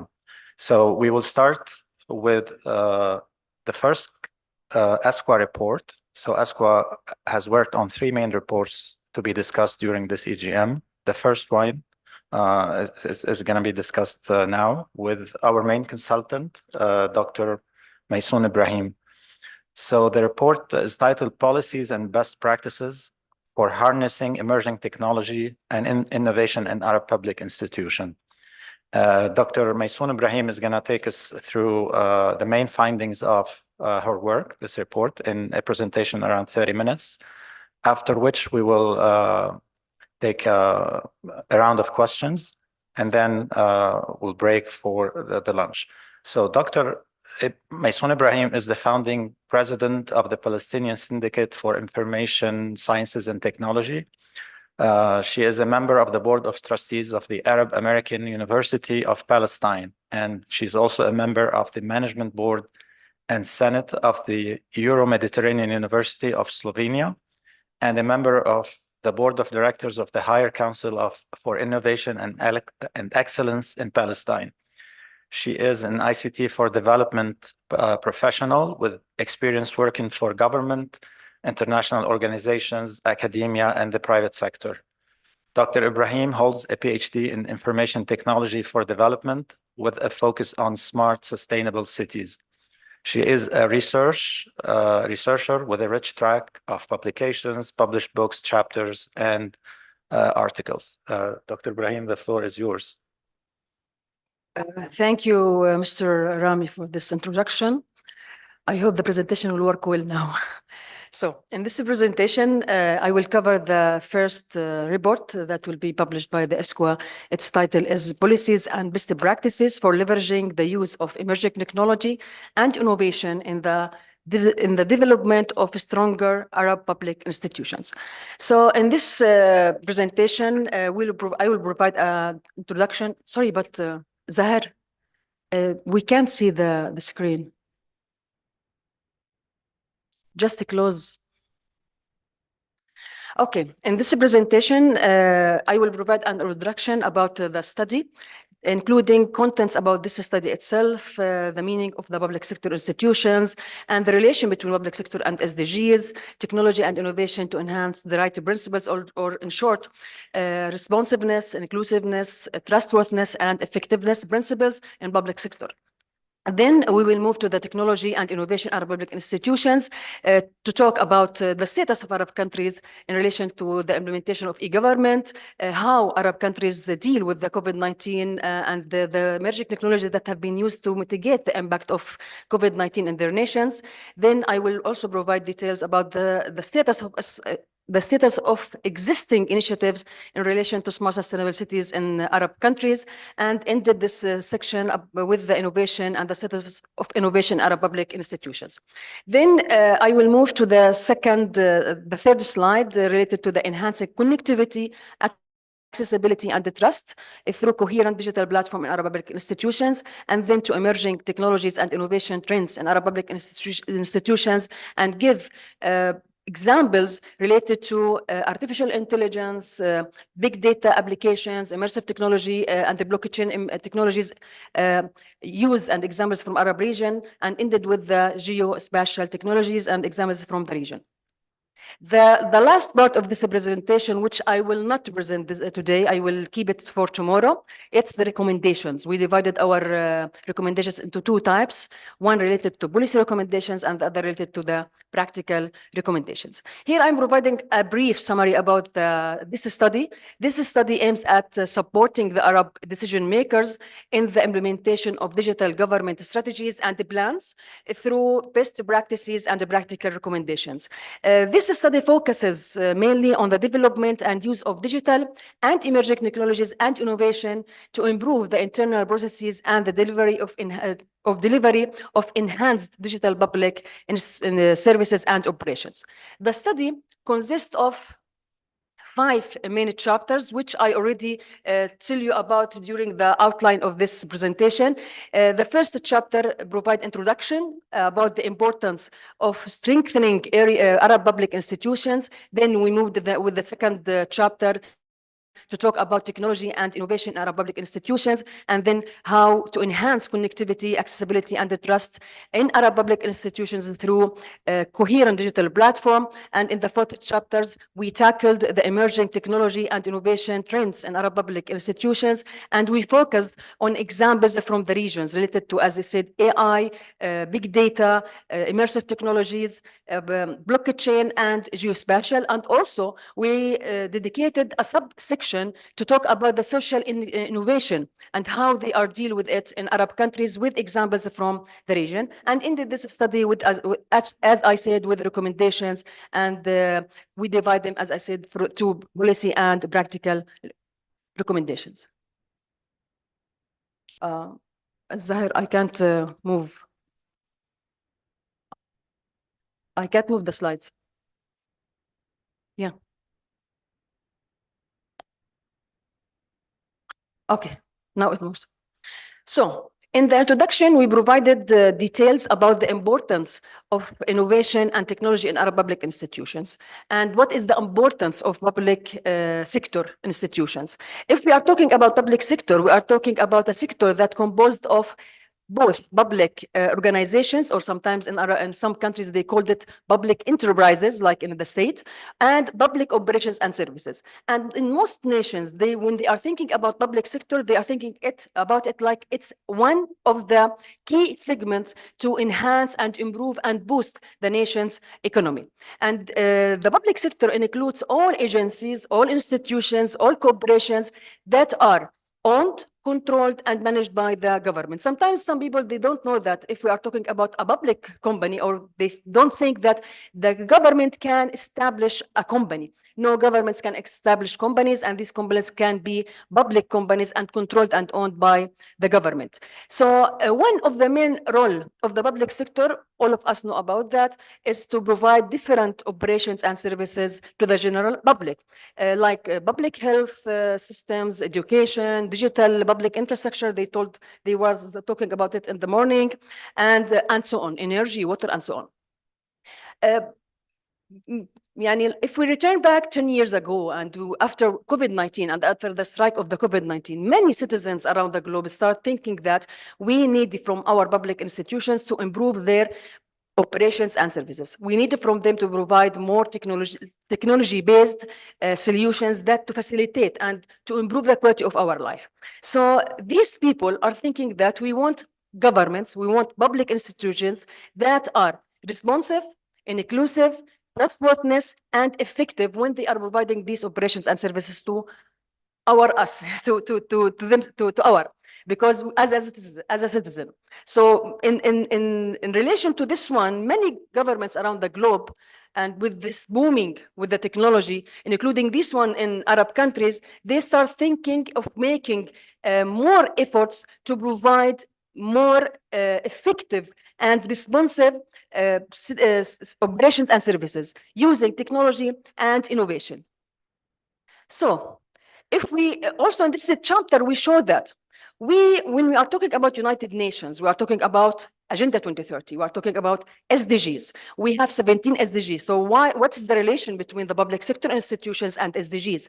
They are not living in different planets. They are connected. If we are providing or trying to enhance and improve operations and services of the public sector in any nation, not only in the Arab region, then this nation or this country is providing a step in achieving different types of SDGs.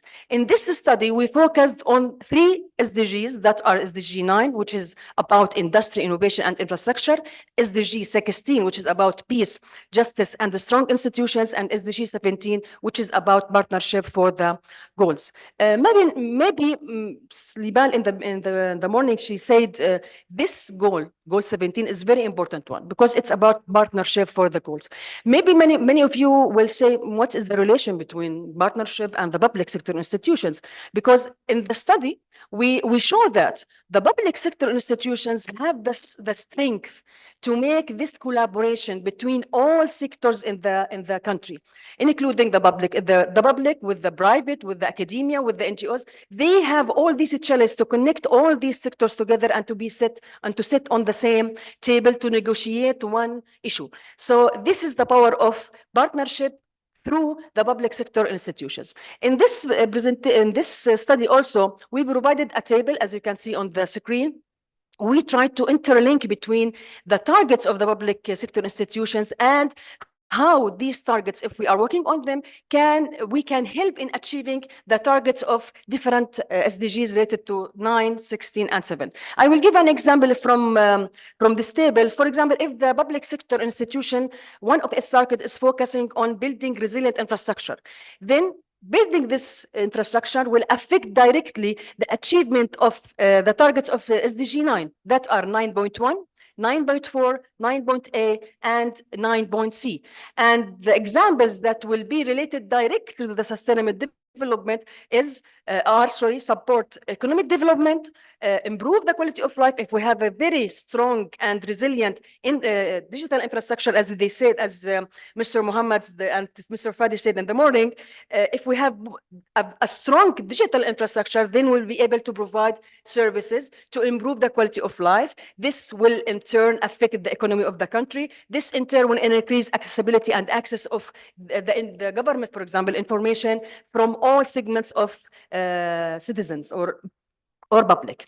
So, and also in this chapter, this chapter number 1 of the study, we provided the definition, what we mean by responsiveness, inclusiveness, trustworthiness, and effectiveness. From its word, responsiveness, meaning that the government should be able to respond to the needs of its citizens. And inclusiveness, meaning that even if I provide a service, this service should be accessible by all segments of the country, even if you are living in the urban area or in rural area, if you are youth, or if you are a disabled person or elder person. This is the meaning of inclusiveness. And also at the same time, I should, like a citizen, trust this service, because to be able to build this, let's say, a strong bond between government and its public. I should trust you that you are protecting my information, that you are not using my information in a wrong way or to sometimes in bad way. Because of that, this is the meaning of a trustworthiness, and at the same time to make these services effective. It does not depend on the government. Many governments in the Arab countries and also in around the globe, when they provide the service, they say, okay, we are providing this service, and they said that's enough. No, this is not enough. Sometimes you have a point of view as a government, but you need, as you said in the morning, these services should be citizen-centric. We should ask our people, what do you want? What do you expect from the government? So we will develop and implement this service depending on your needs. Actual needs, not what we are thinking about, but this is what you want exactly. So in this study, we also showed that how we try to find the connection between technology, innovation, and the use of technology and innovation in Arab countries, and the achievement of these principles. If we see, like in the screen, if we are talking about technology, if we use technology in public institutions, this can help in developing operations and services that are based on citizen needs, which is related directly to responsiveness and effectiveness, designed to meet the needs of all society's segments, which is related directly to inclusiveness, and safeguard to detect frauds and hacking attempts, which is able to enhance trustworthiness in these operations and services. It's the same applicable for innovation, because innovation will allow us, for example, to provide solutions that are innovative solutions to secure our data and our systems, so enhancing trustworthiness, for example. This is about the chapter 1 of the study, and now I will talk about the chapter 2. In the chapter 2, we try to provide more details in relation to the status of technology, the use of technology and innovation in Arab public institutions. And we divided this chapter into 2 subsections, or let's say 2 sections. The first one focuses on the technology and emerging one, and the second one focuses on innovation. When we're talking about in technology, we dedicated one subsection to talk about the status of Arab countries in relation to e-government. So we use the e-government development index, which is EGDI, and we provided all details available, up-to-date details, statistical data available in relation to all Arab countries. And unfortunately, we found that Palestine is not covered in this index. Hopefully in the future, Palestine will be covered. But we showed that how the Arab countries were behaved in relation to e-government services in 2020, and in 2022, to provide a comparison between these years, if they are moving on or returning back. No, we found that most Arab countries are moving on towards achieving or providing more e-services to their citizens. And at the same time, we provided in this subsection figures for each country in the Arab region can see their status and their location in relation not only to others in Arab countries, but also to the Arab average, world average, Asian average, and African one. So they can compare themselves in relation to other regions, not only in relation to the Arab region. We also provided subsection to the COVID-19 pandemic and how Arab countries tried to use the emerging technologies to mitigate the impact of COVID-19 on their citizens and their nations. We also provided examples in relation to, for example, to the use of robots. In robots, as you can see on the slides or in the study, if you read the study, there was an example, a good one, related to the use of robots. In Tunisia, for example, the police administrators, in collaboration with a Tunisian company, totally implemented a police robot. That robot was used in Tunisia roads to ensure full application of quarantine measures. For example, in the United Arab Emirates, they used for the first time, the police administrators, they used the AI-based helmet to automatically detect the body temperatures. So with contactless, they don't need to contact or use any equipment to use or to measure the temperature of people. At the same time, for telemedicine, there was an example from Egypt, for example, Albalto, where in English it's called the Coat. This application was developed by the Egyptian government to provide healthcare services to citizens of Port Said Governorate. This was built and developed and published during the COVID-19 pandemic. And all of us know that most Arab countries, in addition to all the world, they used and follow the e-learning modality to ensure the continuity of the educational systems in Arab countries. And also some Arab countries, they provide tools needed for telework. And most companies, they started working telework to ensure the continuity of the company operations and services. Okay, so also in this chapter, we provided a subsection dedicated to the smart sustainable cities. This topic is very hot, and this topic will help the nations and the governments to transfer their cities from their traditional city to be smart and sustainable. This does not mean that this is a one-step movement. No, it's a continuous process, and not all Arab countries can guarantee to achieve to be smart and sustainable within, for example, 10 years because of the context of each country. Some countries are rich, some others not. As one of the ladies said, some countries, they don't even have stability to maintain and develop their infrastructure. So in this subsection, we provided a table showing that the existing initiatives in relation to the brownfield initiatives and greenfield initiatives in the Arab countries. When we are talking about brownfield, we are talking about initiatives that are being developed on existing cities, like Amman. It's an existing city. And we are talking about the greenfield initiatives. We are talking about cities that are being built from scratch to be smart and sustainable, such as Masdar City in United Arab Emirates.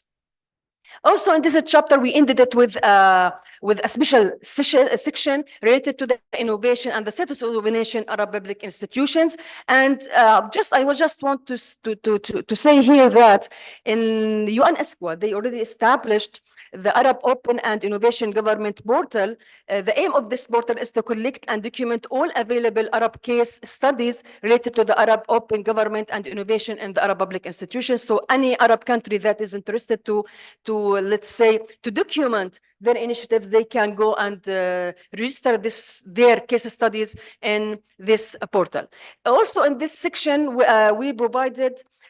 used the GII index, or a global innovation index, to see where is the location of each country in the Arab region in relation to the global countries. And we found that, for example, the United Arab Emirates is taking the 32 location, and it's ranked the 32 globally. So you can see some Arab countries are taking the high rank, while others are still, for example, for Mauritania, they are ranked 127. They are so far from being or using innovation or applying innovation ideas and services and operations. Here I am providing some examples also from the study in relation to the use of innovation in Arab countries. One of the interesting one in 2023 in Oman, they used the application called Antakhib, or in English, I Vote.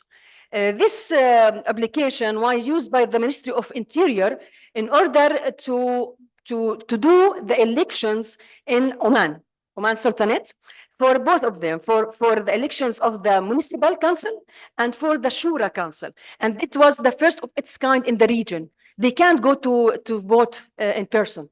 They have to use, this is the only channel that they can be used for them to vote, which is one of the, let's say, interesting and promising initiatives in the region in how we can use innovative ideas to facilitate and to allow our citizens to use the public operations and services. In chapter 3, which is related to enhancing digital connectivity, accessibility, and trust through coherent digital platform in Arab public institutions. In this chapter, we focused on the infrastructure. When we are talking about infrastructure, as they said in the beginning, I think Mr. Muhammad, you said about public digital infrastructure. First of all, if I want to provide a service, digital one, I need an infrastructure. If I need an infrastructure, then this infrastructure should be accessible by all people. So if I want to provide any service and to improve the connectivity and accessibility on these services, there is a need to first of all have a strong, well-designed physical infrastructure, to revisit not only the physical infrastructure, to revisit existing related policies and legislations or issuing new ones. When you talk about, I will tell you what we call them in this study, because in many cases, we can't use the infrastructure, the physical one, without having legislations to use this infrastructure. For example, the self-driving cars, you need a specific law to be able to allow these cars to be moved inside a city. Until now, none of the countries around the globe, they have, for example, for the self-driving cars, a specific law for that. In Moscow, for example, they created a special law for the self-driving cars to be used for testing in the smart village, I think, of Moscow, very closed area. They can't go outside Moscow in the street, on the street. And also we found that when we are talking about the digital infrastructure, we need what we call digital platform. In this study, we refer to the digital platform as the public digital platform that provides different types of digital solutions. And we found one of the main components of this digital platform is the digital public infrastructure. Why I'm telling all of these things? Because when I arrive to the digital public infrastructure, I will tell you that we are dividing it into two infrastructures. The first one is the hard infrastructure, and the second one is the soft infrastructure. Many countries, not only the Arab countries, they don't think about the digital infrastructure like hard and soft.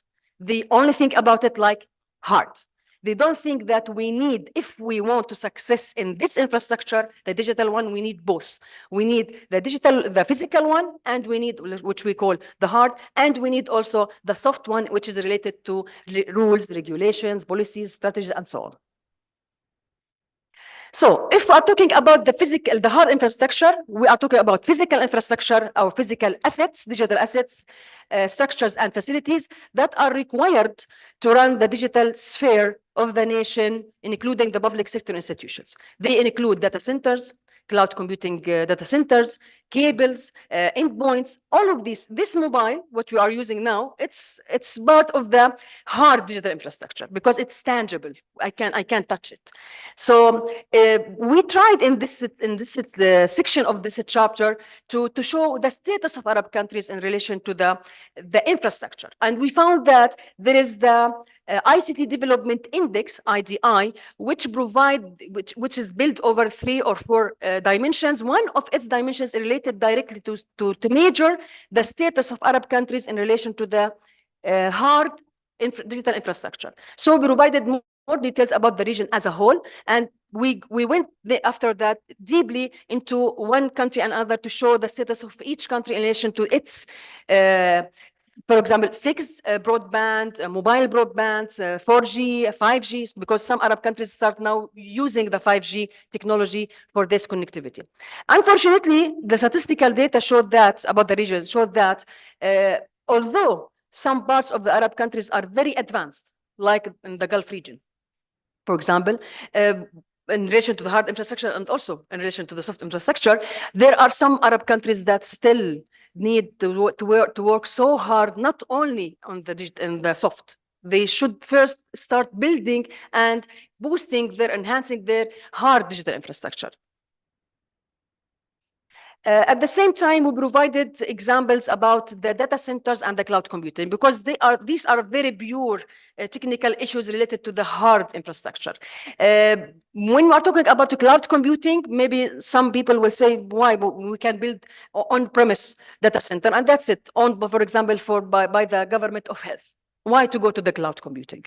Because with the cloud computing, you will have one data center for the whole government, for the whole public institutions, and then you can provide services for each institution depending on its need. Sometimes I can provide infrastructure as a service, sometimes software as a service, sometimes a platform as a service. And at this time, if this cloud computing data center is owned by the government, this will minimize and reduce the amount of money needed to be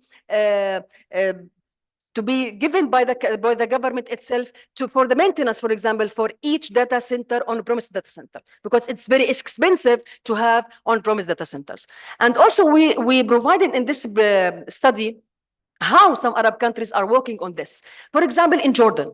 In 2014, they developed the Jordanian government private cloud by the Ministry of Digital Economy and Entrepreneurship. The aim of this initiative is to provide different different cloud-based services to government entities, including public institutions, as infrastructure as a service, software as a service, and platform as a service. Examples, most of the government emails, for example, databases, services are available on that cloud.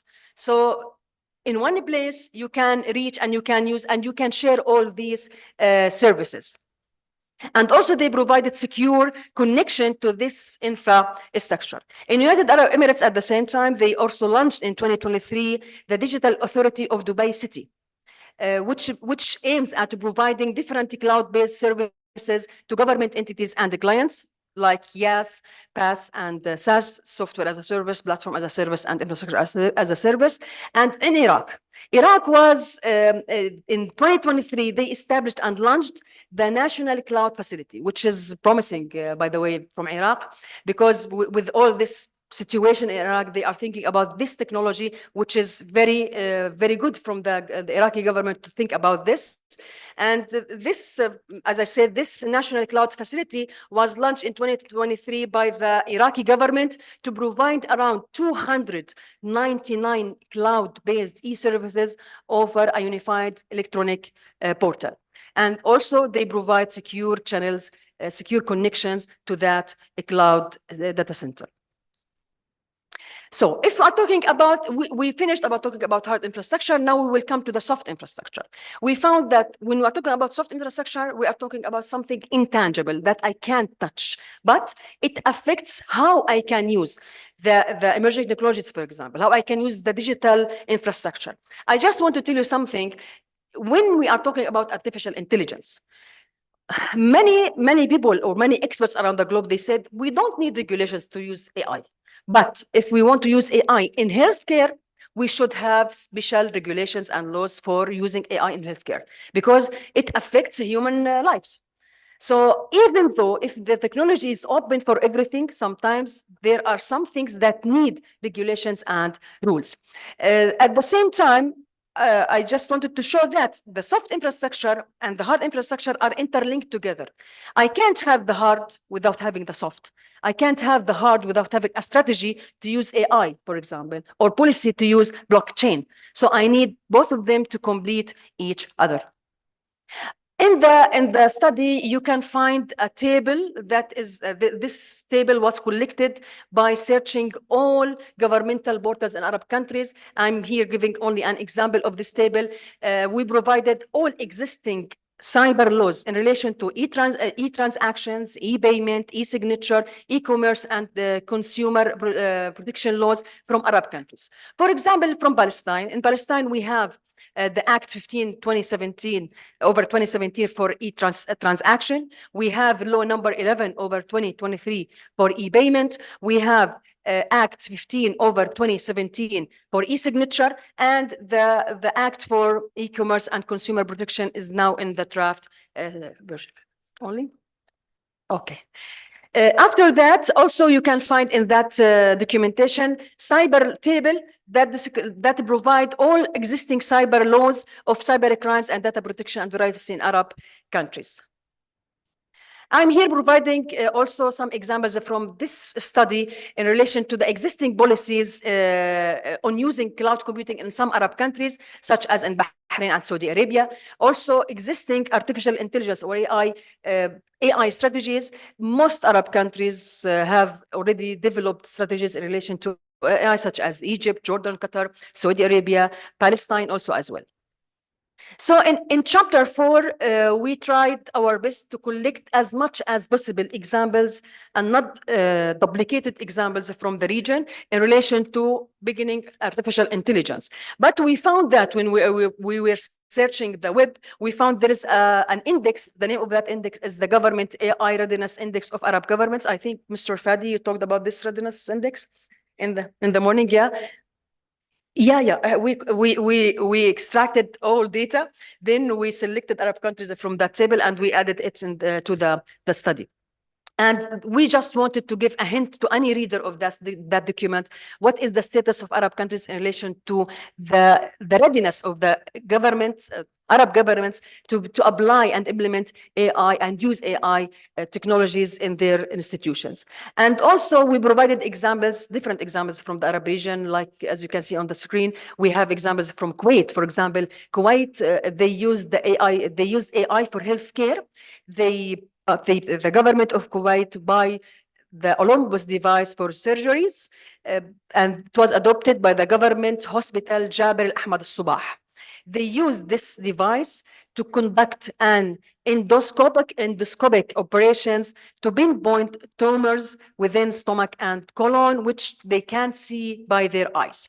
For example, in United Arab Emirates, as you said in the morning, also they are using the unified chat GPT powered chatbot. It's a chatbot platform that was launched by the UAE government, aiming to respond to citizens' queries relating to public services. You can check the document for more examples. We also provided examples from the big data, how Arab governments are using big data applications, and we found that unfortunately not Arab governments are still aware about the importance of big data, because it's very important for Arab countries. And also we provided examples not only from the Arab countries, because we found some of them, but we provided also examples from the region. For example, in Lebanon in 2019, they launched the Lebanese Agriculture Research Institute, they launched the wheat production. They used the big data to improve the wheat production in Lebanon, and they found that after applying this technology, that the wheat yields were increased by 15%, which is very important. When you use the data in a correct way, you can solve many problems in your nation. Also, we provided examples from how Arab countries used the immersive technologies. When we are talking about immersive technologies, we are talking about augmented realities, virtual realities, and metaverse. And we found that in the National Museum of Qatar, they start using in 2023, in collaboration with Microsoft, they developed the NMOQ Explorer to enhance tourism sector. And when you enter the museum, physically, you can go and see everything, but you can also make a visit to this museum online, and you can see using the virtual reality, the demo, like you are feeling that you are inside this museum. They start thinking about this initiative during COVID-19, because many countries and many cities around the globe, they start using the VR technology to enhance their tourism sector because of the lack of being able to travel during COVID-19. This is one of you asked about COVID-19 in the morning. Does Arab countries continue moving or using these technologies? Some continue moving and using this technology and enhancing the use of these technologies. Also, we provide examples about the blockchain technologies in Arab government. And for example, in 2023, the Egyptian government launched a blockchain-based advanced cargo information system, which is unique in the region. And they applied it on all ports of Egypt to facilitate the connection between the stakeholders and the citizens and the users of these ports.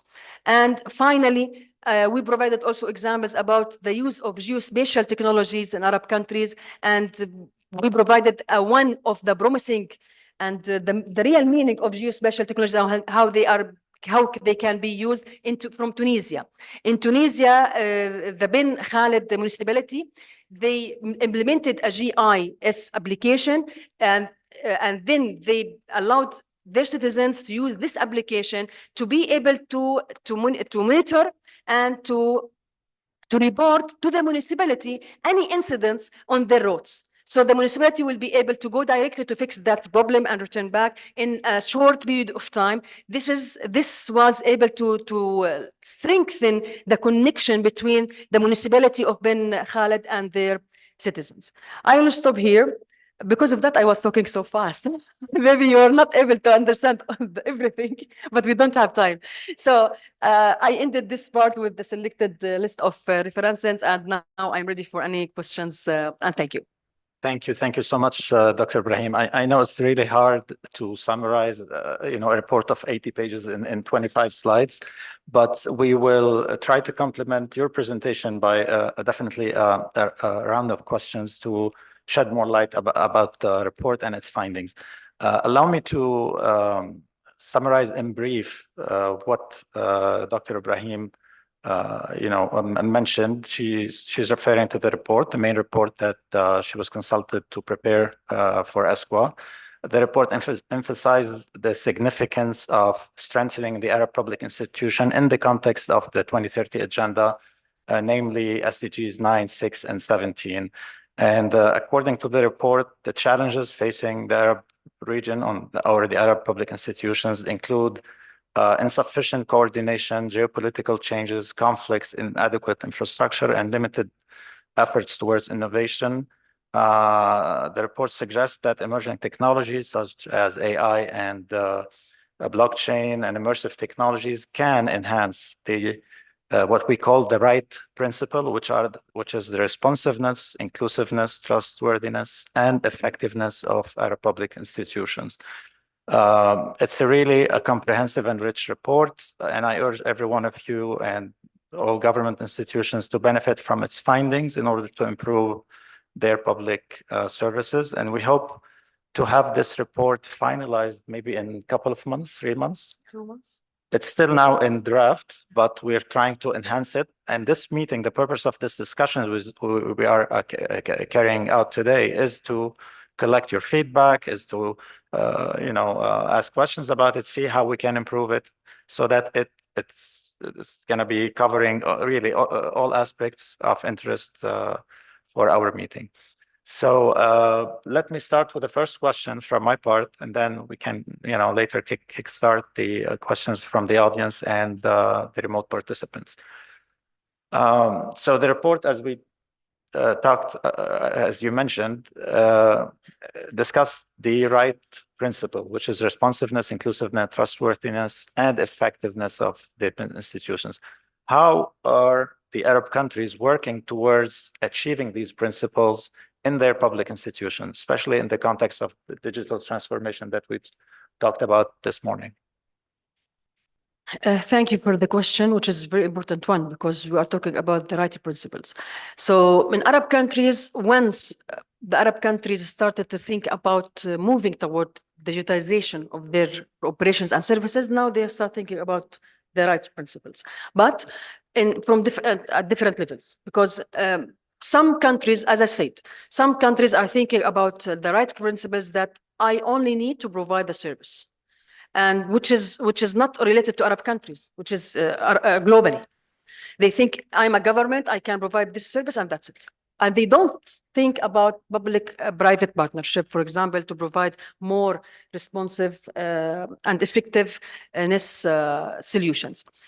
In Arab countries, not all of them are thinking about this principle, but most of countries in the Arab region, in Gulf region, and some on the Mashriq, and some in the Moroccan Maghreb one, they are thinking about these principles, especially after COVID-19, and especially after this, let's say, this changing in the world, and especially in the Arab region.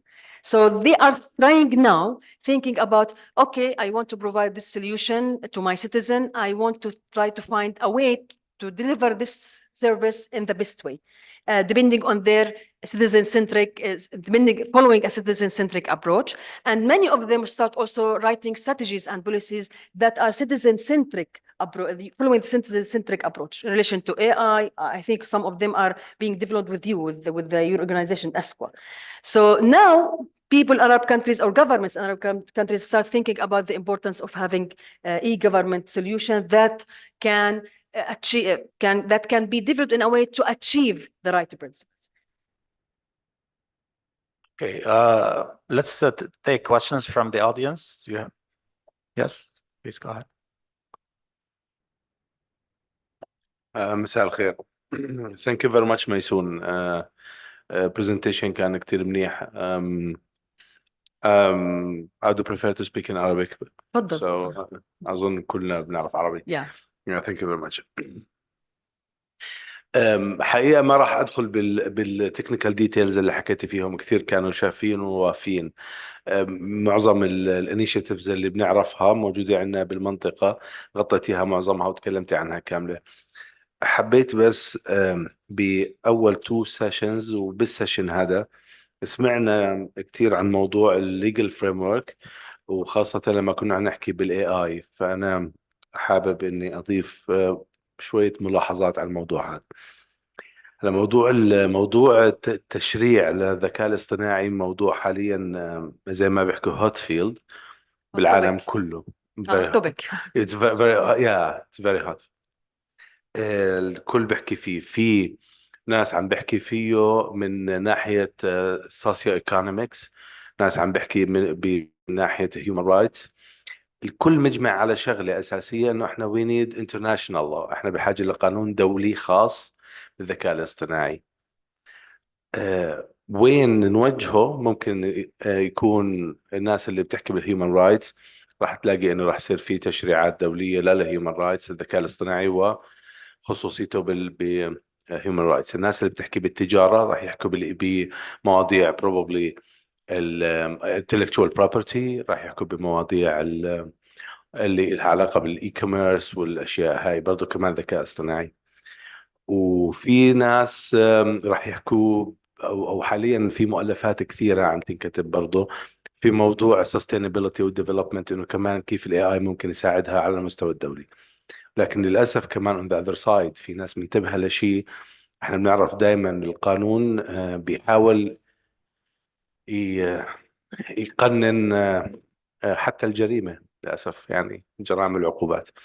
فحاليا في حركة كبيرة عربية بقيادة مؤلفين وأكاديميين من مصر، وبرضه كمان انترناشنال، عم بيحكوا عن قانون دولي جنائي للاي اي لمعالجة الجنايات اللي قد يرتكبها الاي اي. وشيء كتير صعب هذا، اللي بقرأ فيها بلاحظ انه موضوع المسؤولية، في شيء احنا بنعرفه اسمه المسؤولية الجنائية، في شيء اسمه المسؤولية الجنائية اللي فيها الحبس، يعني فكيف بدنا نحبس السيستم هذا. وفي المسؤولية المدنية او الموضوعية اللي فيها التعويض.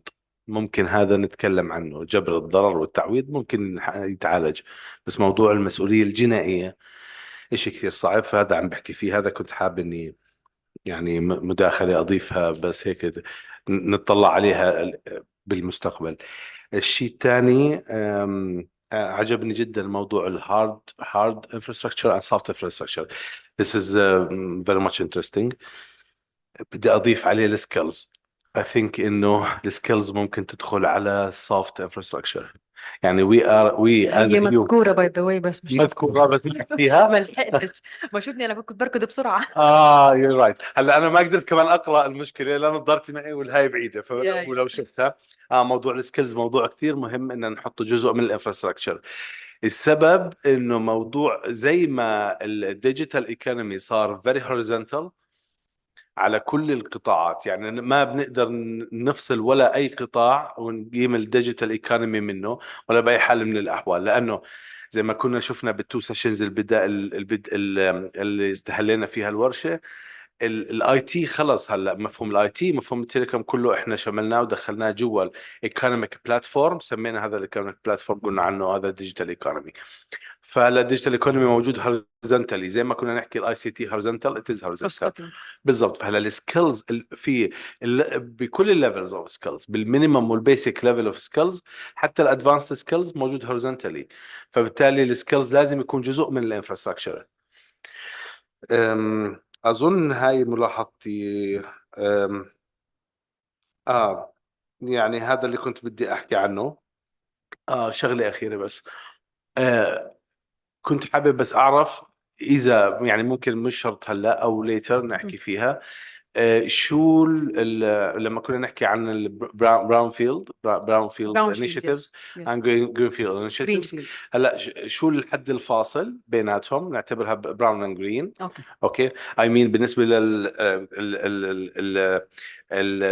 مش يعني المناطق المحيطه بالمدن نفس التسميه تسميه اخرى، يعني شويه ديتيلز اذا متوفر عندكم عنها. انه عمان مثلا اذا انا بجيب ضاحيه جنبها هيك قريبه وبطلق عليها تسميه جديده، هاي اذا جزء من عمان از براون اور اتس جرين.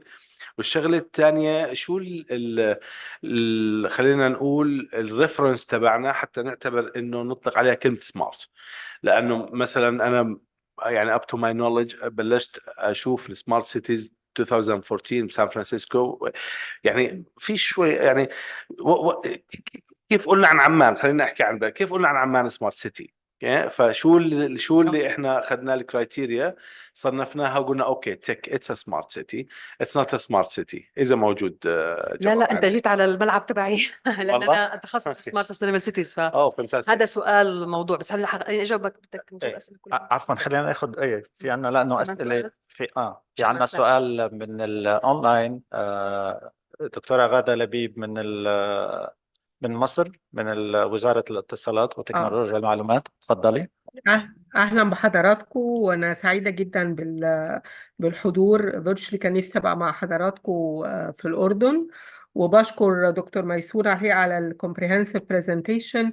أنا ليا يعني تعقيب بسيط بالمجهودات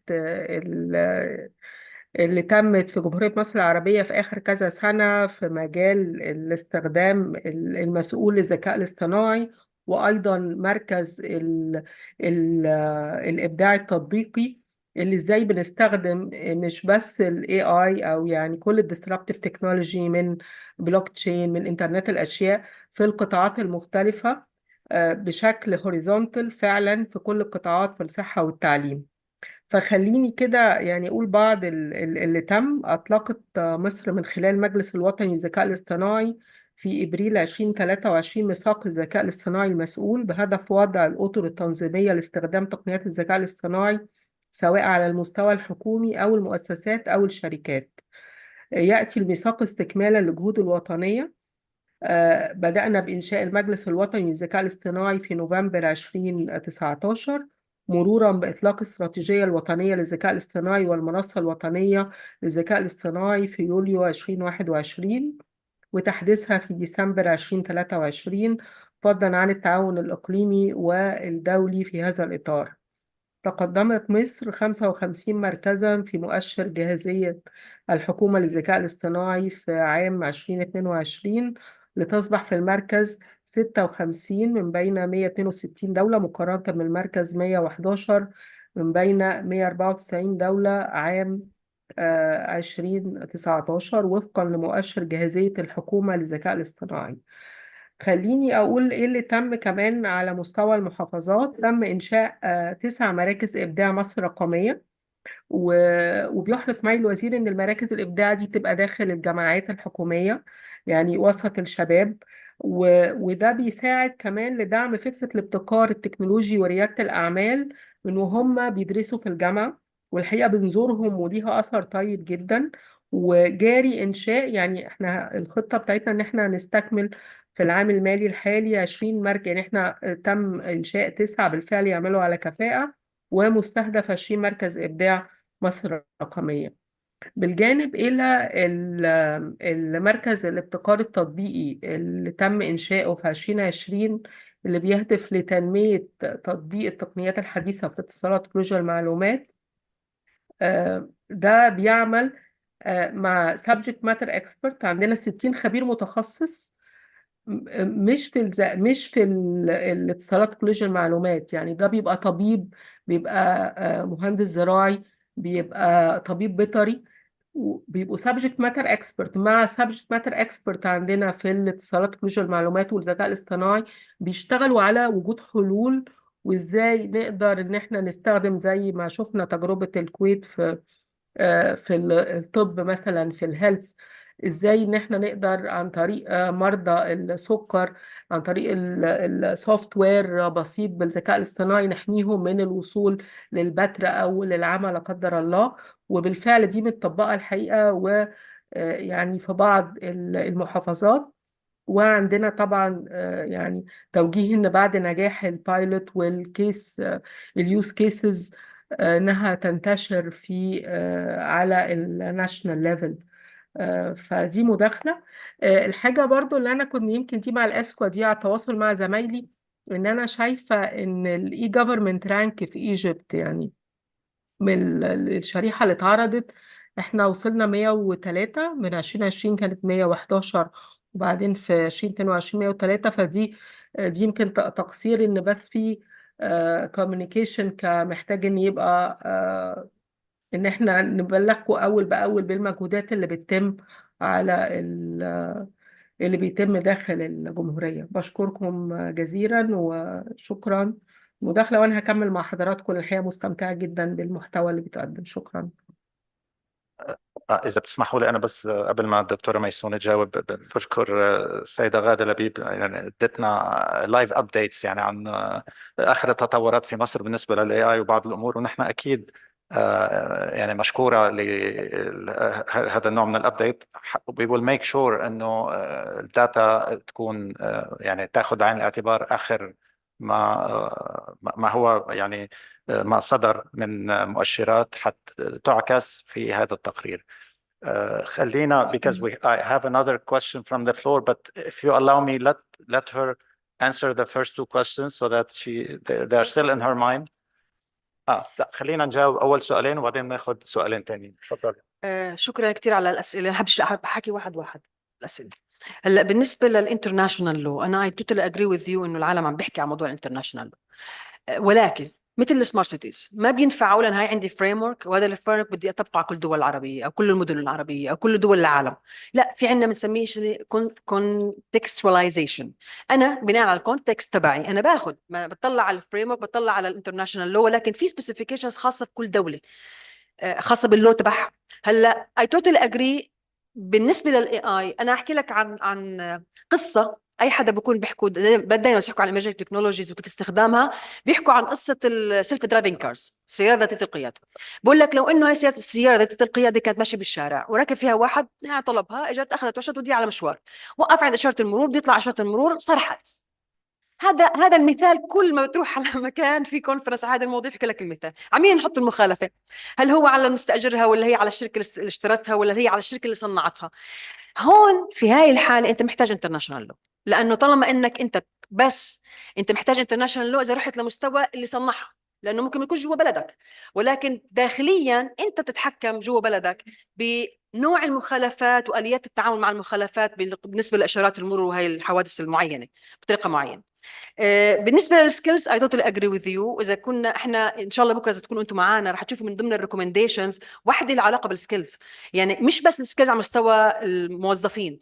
يعني انت عندك الموظف لازم يكون عنده سكيل تقدر تسمح له يستخدم هاي التكنولوجيات، الناس لازم تعلمها كيف تستعمل هاي التكنولوجيات، واحنا مش لازم ننسى انه مش كل الناس مثل بعض. في عندنا ناس صغار بسرعه بيلقطوا المعلومه، في عندنا كبار بيرفضوا المعلومه. يعني بيرفض انه يتغير اصلا الكبير. عندك ناس ما بتقدر تستعمل التكنولوجيا لانه عندها disability بطريقه او باخرى، فانت لازم تاخذ بعين الاعتبار كل هاي المواضيع. يعني انا لسه اليوم كنا بنحكي الصبح انا ميرنا من الاسكوا عم نحكي ايام كوفيد 19. كوفيد 19 واحده من الاكزامبلز اللي بينت لنا اياه بس خلص انه احنا حطينا سوليوشنز على سبيل المثال للتعليم. الطلاب الطبيعيين اللي عايشين منيح بغض النظر هم في المناطق الحضريه والمناطق النائيه هم استفادوا نوعا ما من الخدمات اللي قدمتها اني انا بقى على الزوم طلعت المواطنين كلياتهم الطلاب. ولكن طب اللي عنده مشكله في السمع، اللي عنده مشكله في الرؤيه، اللي ما بيقدر يستعمل اللابتوب، احنا لم ننظر له.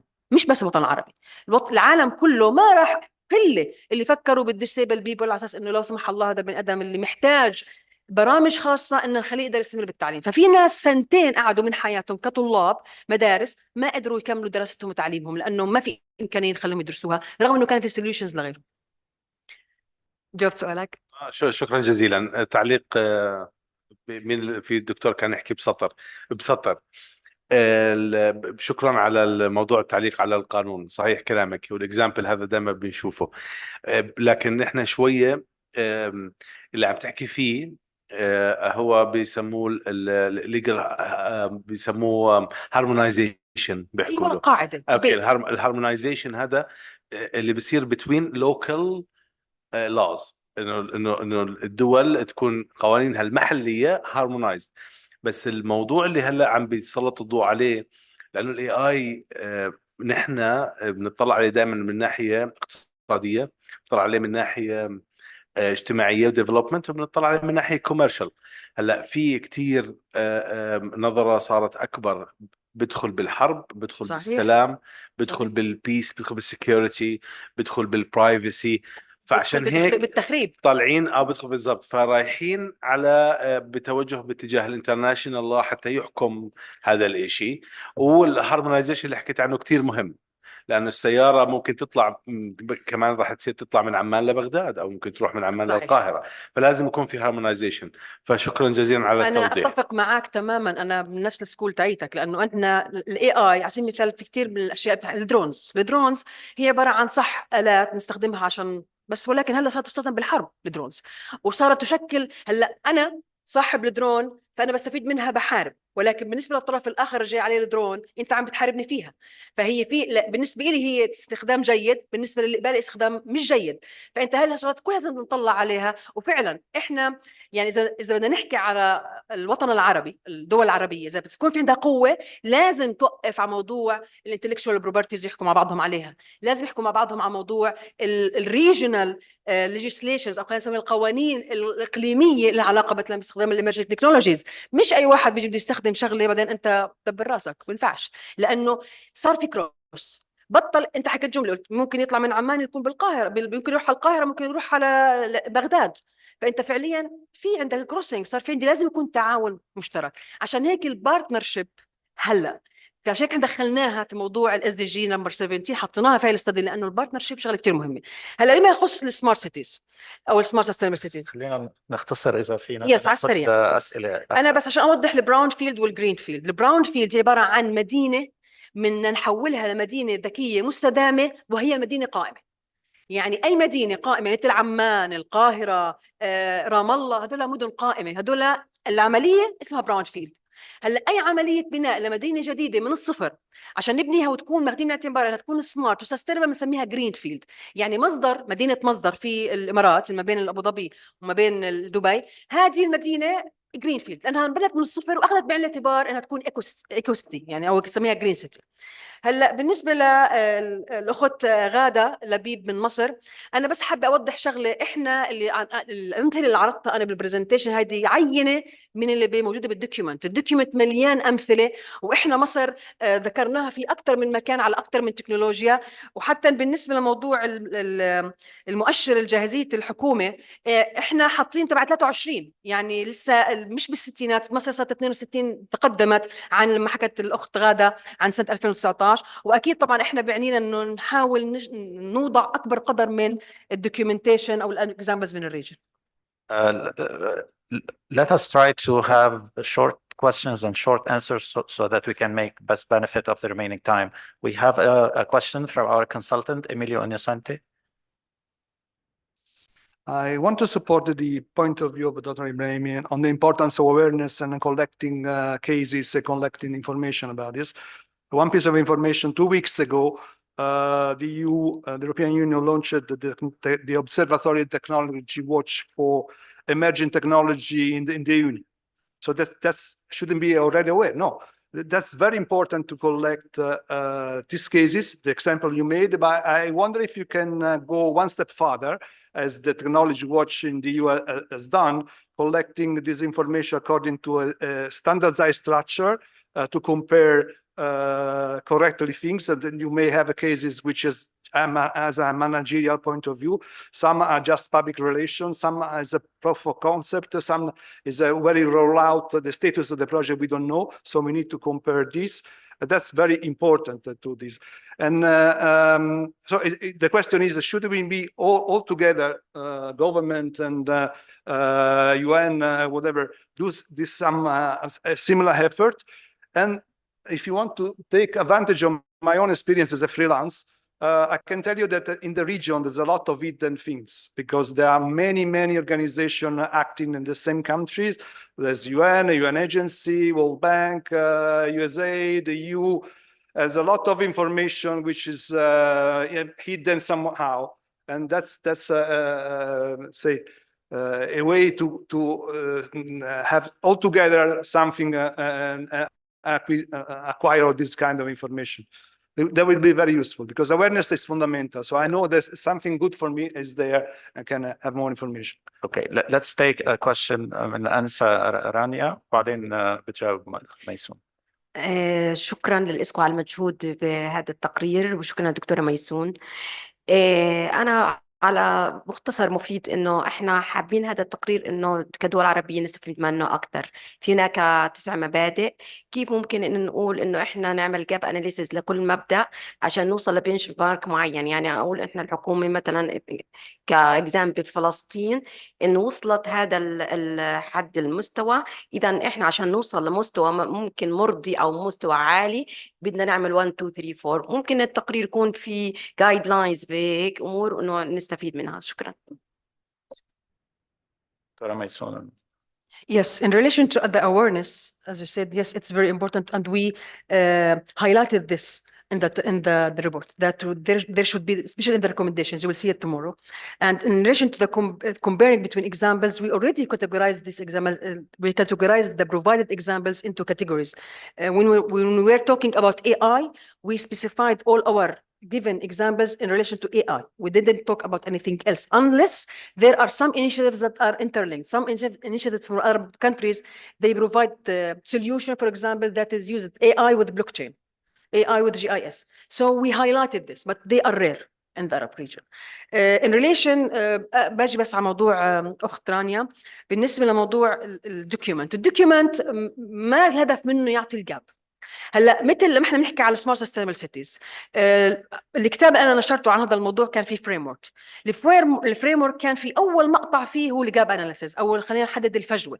ما في دوله تقدر تحدد او تنتقل من مرحله الى اخرى دون ما تعمل جاب اناليسيس من نفسها.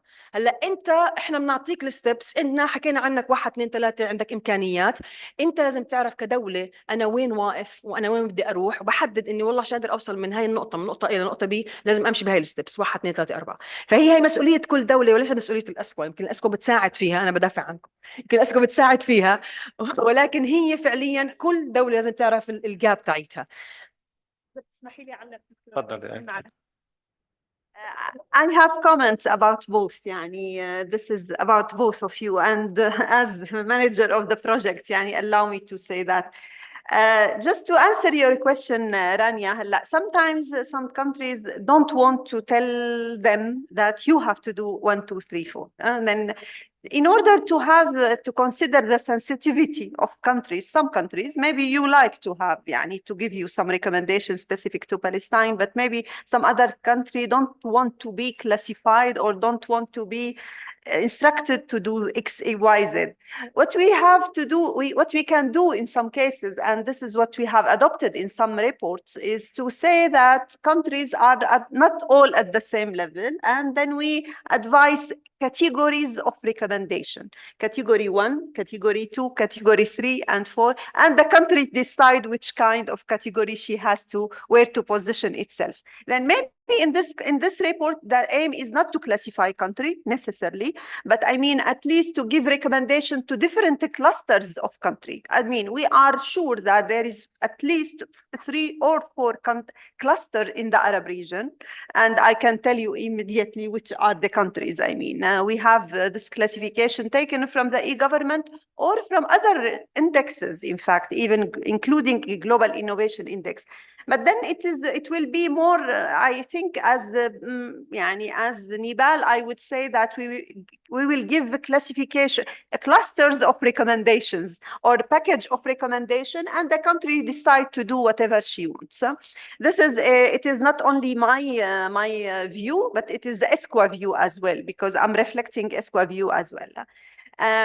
Concerning the question that you have raised, Mr. Emilio, I agree with you. In fact, this categorization of cases is really very important. And what we wanted to make out of this study is from these cases and from these the cases that are around the Arab region or around the world, to come up with another level of conceptualization that based on these cases, how we can make our recommendation. And then we go to another stage, which is more to think more about based on this statistics or based on these data or based on this example, how we can provide recommendation. This is our aim. We hope to succeed together with Maysoon. هل في عنا أسئلة تانية من الحضور؟ تفضل. شكرا على العرض القيم للإسكوا. فقط عندي تساؤل ومداخلة. التساؤل الأول حول استخدام بعض الحلول المبتكرة الجديدة والتي بطبيعة الحال سيكون لها تأثير كبير على المواطن العربي بصفة عامة، حتى ولو إن توفرت هذه البنية التحتية لكن يبقى الجانب القانوني ملزم. هل استعمال هذه الخدمات المبتكرة تنتظر إصدار قوانين أم يتم استعمالها دون انتظار استكمال القانون؟ مثلا أخذت مثال الأردن، الفوت يعني التصويت لدى المواطنين، هذا عنده واحد لامباكت، يعني عنده تأثير كبير على السياسة ديال السياسة العليا للبلد كثيرا. ربما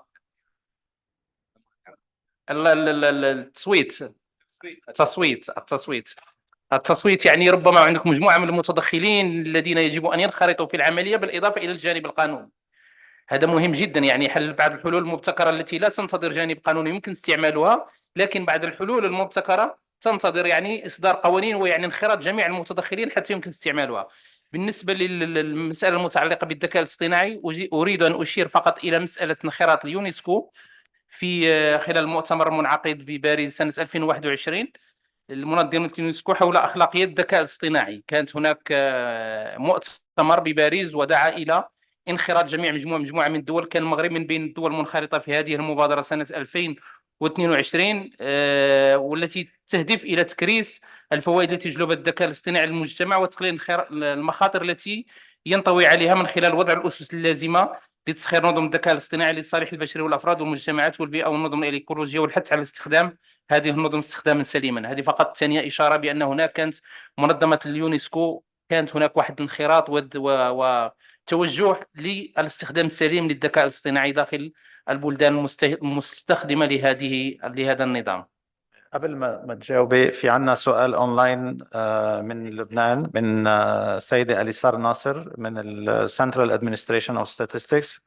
بتقول thank you for your interesting presentation. I would like to ask about the framework for enhancing and modernizing the Arab public institutions and how can the GovTech approach developed by the World Bank be useful? اوكي. فيرست بالنسبه للسؤال، حضرتك من تونس صح؟ من المغرب، اهلا وسهلا. بالنسبه لموضوع الليجيسليشنز، القوانين، انا معك انه احنا ما بصير نستنى لحديت ما نعمل قوانين عشان نستخدم الاميرجنج تكنولوجيز، ولكن بدنا نقسمها احنا كدوله. دائما الدوله بتعرف، حتى شركاتنا الخاصه في الوطن العربي بتعرف انه والله هذه التكنولوجيا ما بصير استعملها الا باستخدام قانون. يعني مثل ما حكينا على الذكاء الاصطناعي، ما في حدا بيقدر يستعمل الذكاء الاصطناعي في الامور الصحيه او الطبيه من دون ما ياخذ قانون، يعني يكون في قانون او في على الاقل شيء داعمه، يعني داعمه لو سمح الله صار في خطا، لانه احنا بنحكي عن حياه الناس. ما بنقدر نستخدم بعض التقنيات اذا كان لها تاثير مباشر على حياه الناس او حياه البشر، ولكن يعني الذكاء الاصطناعي يستخدم بكثرة في الوقت الحالي في الدول العربية والعالم، وللأسف من دون قوانين. هلا في جزئيات عشان احنا نكون كمان ما نكونش يعني نجلد انفسنا، مش احنا لحالنا الوطن العربي ما عندناش قوانين، لا العالم كله ما عندوش قوانين. وهلا العالم كله عم بيحكي عن موضوع الايثيكال ايشوز بالاي اي. ليش ايثيكال ايشوز؟ لانه صار في عندنا كثير اختراقات للناس. هلا ممكن احنا نكون قاعدين هاي الجلسه ويجي حدا يصورنا ويمسك اللي احنا مصور ويروح يستخدمه بطريقه سيئه ويبين قدام العالم انه حقيقي من استخدام تقنيه الذكاء الاصطناعي. فاحنا بدنا ننظم العمليه. هلا احنا اتوقع بحاجه في الوطن العربي لازم يكون في عندنا تنظيم لعمليه استخدام الذكاء الاصطناعي في الوطن العربي، تنظيم عمليه استخدام البلوك تشين او مثلا البلوك تشين بنحكي فيها على تقنيه لها علاقه بسلاسل الكتل، هي لها علاقه بالبرايفسي والديتا. اي شيء له علاقه بالديتا هو عباره عن شيء بخوف بالنسبه للناس. هذا بنحكي فيه عن مبدا التراست وورثنس. يعني اذا انا كمواطن حسيت انه الحكومه مش عم تحمي لي بياناتي، انا حخاف يكون اني رقم هويتي عندها حكون خايفه عليه.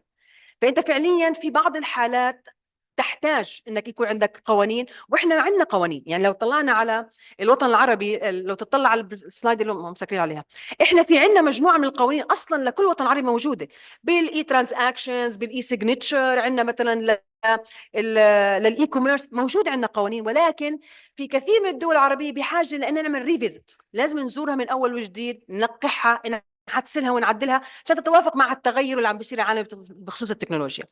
بالنسبه للاخت اليسار، احنا بهاي الاستدي ما جبنا سيره الفريم ورك، يعني ما حكينا عن فريم ورك خاص، تركنا الموضوع اوبن. واتوقع اذا نعمل فريم ورك فمحتاجين انذر ستدي ومحتاجين كمان 70 80 صفحه لنعمل، لانه الفريم ورك مش امر سهل. الفريم ورك يعني انت بتعمل دراسات كثير كبيره، وانت ما فيش عندنا شيء بنسميه one framework that fit everyone. no way. فدائما اذا نعمل كستمايزيشن له، كل دوله بتاخذ تطلع على الاشياء المحتاجه لها. ولكن انا مع انه يكون في فريم ورك لاستخدام الايمرجنج تكنولوجيا المثال او خلينا نسميه، هي الاخت اليسار حكت عن الجوف تك. انا بعرفش عنه بصراحه اونستلي، يعني انا ما مر علي الجوف تك قبل هيك. بس اذا يكون في فريم ورك يحدد ومش يلزم يحدد. يعني اعطيني مثلا لما عملنا احنا فريم ورك تبع التحول للمدن الذكيه المستدامه، الفريم ورك كان هدفه انه اي مدينه تاخده ما تحس انه ما نعملش عشانها. كيف انا باخده في جنرال، انت لازم تعمل 1 2 3. هلا من وين تبلش كيف تنتهي هذا كله بيرجع لك انت كمدينه او انت كدوله. بس أنا إذا بتسمحي لي دكتورة ميسون، جافتك بالحقيقة أنا عندي علم فيه. بالحقيقة هو أحد الفريم ورك اللي طبعا قالته الورد بانك عاملينه. أنا بتصور رح ناخده بجزء الثاني من دراستنا، لأنه هو بالحقيقة فريم ورك معتمد بعدد من الدول العربية، في بعض الدول معتمدته بالحقيقة، وبالتالي بتصور لازم ننظر له ونشوف شو كيف نقدر ندخله بجزء من دراستنا. بس مثل ما قالت الدكتورة ميسون، نحن حنعمل أكثر ريكومنديشن أكثر من وكلاستر اوف ريكومنديشن. هذا هيك المتوقع يعني مبدئيا، بس نشوف. طيب إذا بسمحوا لي أنا حأختم، بدأت بسؤال حأختم بسؤال قبل ما ناخذ استراحة لفترة الغداء. The report يعني main idea or main stress of the report is that governments should follow a citizen-centric approach in designing and delivering their services. سؤال محوري يعني how can Arab governments ensure that their public services truly align with the needs and expectations of their citizens? Very interesting question. لأنه مش بس على موضوع الإيمرجنج تكنولوجيز، حتى على موضوع أي عملية ترانسفورميشن بتصير داخل أي دولة في العالم لازم ياخذوا بعين الاعتبار الناس. يعني احنا جينا طلعنا انا فتحت هذا السلايد عشان احكي على المدينه الذكيه، المدينه الذكيه المستدامه. لما جت الاي تي يو عرفتها او الاتحاد الدولي للاتصالات، قال هي عباره عن، انا قلت عم حد ثاني، هي عباره عن اتس ان انوفيتيف سيتي that uses information and communication technologies and other means طبعا to enhance quality of life, efficiency of urban operations and services and competitiveness. Quality of life. إذا أنا بدي أعمل الأساس هي quality of life. طب أنا كيف كحكومة بدي أعرف كيف أنا أحسن الكواليتي اوف لايف لمواطنيني من دون ما أسألهم؟ فإحنا فعلياً حتى بعملية التحول الذكية، حتى بعملية التحول ديجيتال ترانسفورميشن، بدك تكون في عندك سكسس ستوري، لازم تسأل الناس، لازم أجوا للناس الموجودين بالرورال اريا أو المناطق النائية، أنتوا شو محتاجين؟ طب ما أنا ممكن أكون شايف إنه هو محتاج على سبيل المثال إن أمدله أعطيه إنترنت، بس ممكن يجي المواطن يقول لي طب ما أنا ما عنديش شارع ممكن ينحط تحته كيبل الإنترنت. لا انت في الاول طب انا ما عنديش مثلا نقاط وصل عندي على البيت، فانت بدل ما تفكر بالانترنت ونتوفرها مثلا لهذا الشخص، انت عم بتفكر اني لازم ابني له بالاول، بس انت يمكن ما بتعرف. فهي دائما بعدين في شغله لما الاشراك المواطنين، يمكن هاي مش كل الحكومات بتفكر فيها. في اللحظه اللي انا بشرك فيها المواطن انا ضمنت ولاء المواطن. يعني معنى اخر، اول شيء المواطن حس انه جزء مهم من عمليه الاختيار. انا شاركته بالديسيجن ميكينج، ممكن اختار يعني ممكن انا اتخذ قرار مختلف، ولكن وجوده معي على الطاوله بحسسه انه ذو اهميه، انه والله هي الدوله عم تسالني. بخلق قنوات تواصل جيده مع المواطنين، وبنفس الوقت واللي اهم، اي قرار تتخذه الحكومه مبني على جلسات مع المواطنين لو فشل لن يلام الجزء الخاص بالحكومه مباشره. انا كنت موجود بالديسيجن ميكينج، انا بارت منه، فاذا كنت انا موجود كيف بدي اقعد بكره احكي عليه واكتب على الفيسبوك واكتب على هدول الشغلات؟ ما انا كنت طرف فيه، بدي اشبع حالي مثلا. فلما تكون انت عامل اشراك للمواطنين، هذا حكي طبعا بيشمل كمان اوبريشنز، بيشمل سيرفيسز، انا كنت عامل اشمال لهم معي في الديسيجن، لا يمكن اني انا يجيني مثلا نقد من طرف المواطنين انهم كانوا طرف فيه. فاحنا هي عمليه السيتيزن سنتريك، هي عمليه ضخمه وكبيره، واذا في دوله، وانا اتوقع الوطن العربي في عندنا امكانيات وفي امثله بلشت تفكر موضوع هذا. طبعا يعني هي بالجلف ريجن موجوده، بتحكي انه انا كيف ممكن اشرك هالمواطن. عشان هيك في عندنا احنا سكشن كامل في الاستدي، اخر واحد اسمه السوشيال انوفيشن. السوشيال انوفيشن اني انا كيف اخلي المواطنين يعني كاني بسالهم انت شو عندك افكار ابتكاريه ممكن احنا نطبقها كحكومه؟ علينا المصاري وعليك الفكره. فانت لما بتكون عندك بتسالني انا كمواطن، انا بصير احترمك اكثر، ببني بيني وبينك علاقات جيده ما بين المواطن وما بين الحكومه. بالمختصر طبعا. طيب شكرا، إجابة كثير مقنعة. خلينا ناخذ استراحة للغداء لمدة، هي بالأصل ساعة. هل حنختصر دكتورة نيبال؟ طيب ساعة، يعني بنرجع الساعة 2:30 إن شاء الله.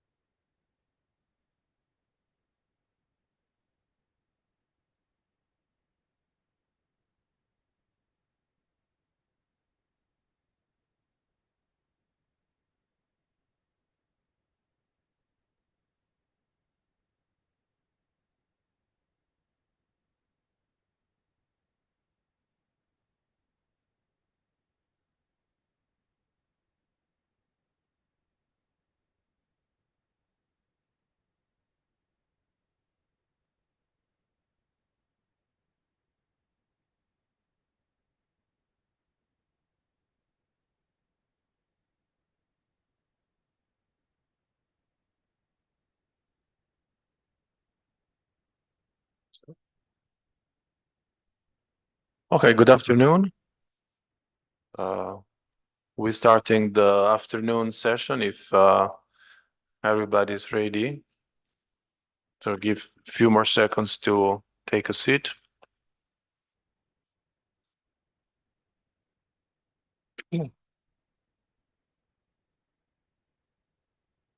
Okay, so my name is Federico Cocchioni. I work with Dr. Nibal in ESQUA, coordinating the ENACT project. I hope you had a good lunch. So now we start the afternoon session. We have we are going to present the second report coordinated by ESQUA. This report focuses on effectiveness. In particular, how the emerging technologies can improve the effectiveness and efficiency of services in the public sector. I will introduce to you our consultant, Mr. Emilio Bugli Innocenti, who's been working with us on the effectiveness report. Emilio is an international consultant on ICT, digital transformation, e-government, digital economy, and cybersecurity sectors. He has a very long experience at the international level, and he's worked for different organizations, World Bank, including World Bank, United Nations, European Union, and international cooperation agencies, among others. The title of the report and his presentation is Emerging Technologies and Innovation for Enhancing Effectiveness and Decision-Making in Arab Public Institutions.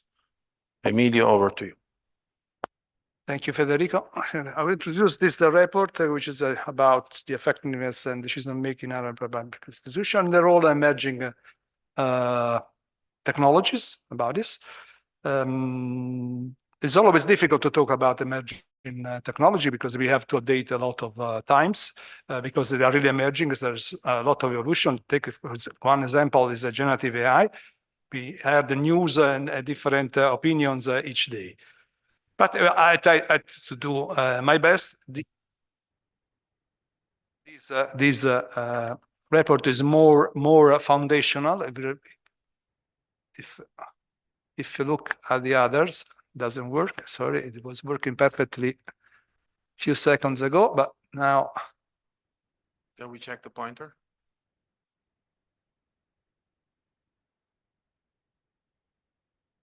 It's an emerging technology. It is emerging technology, yes. Yes.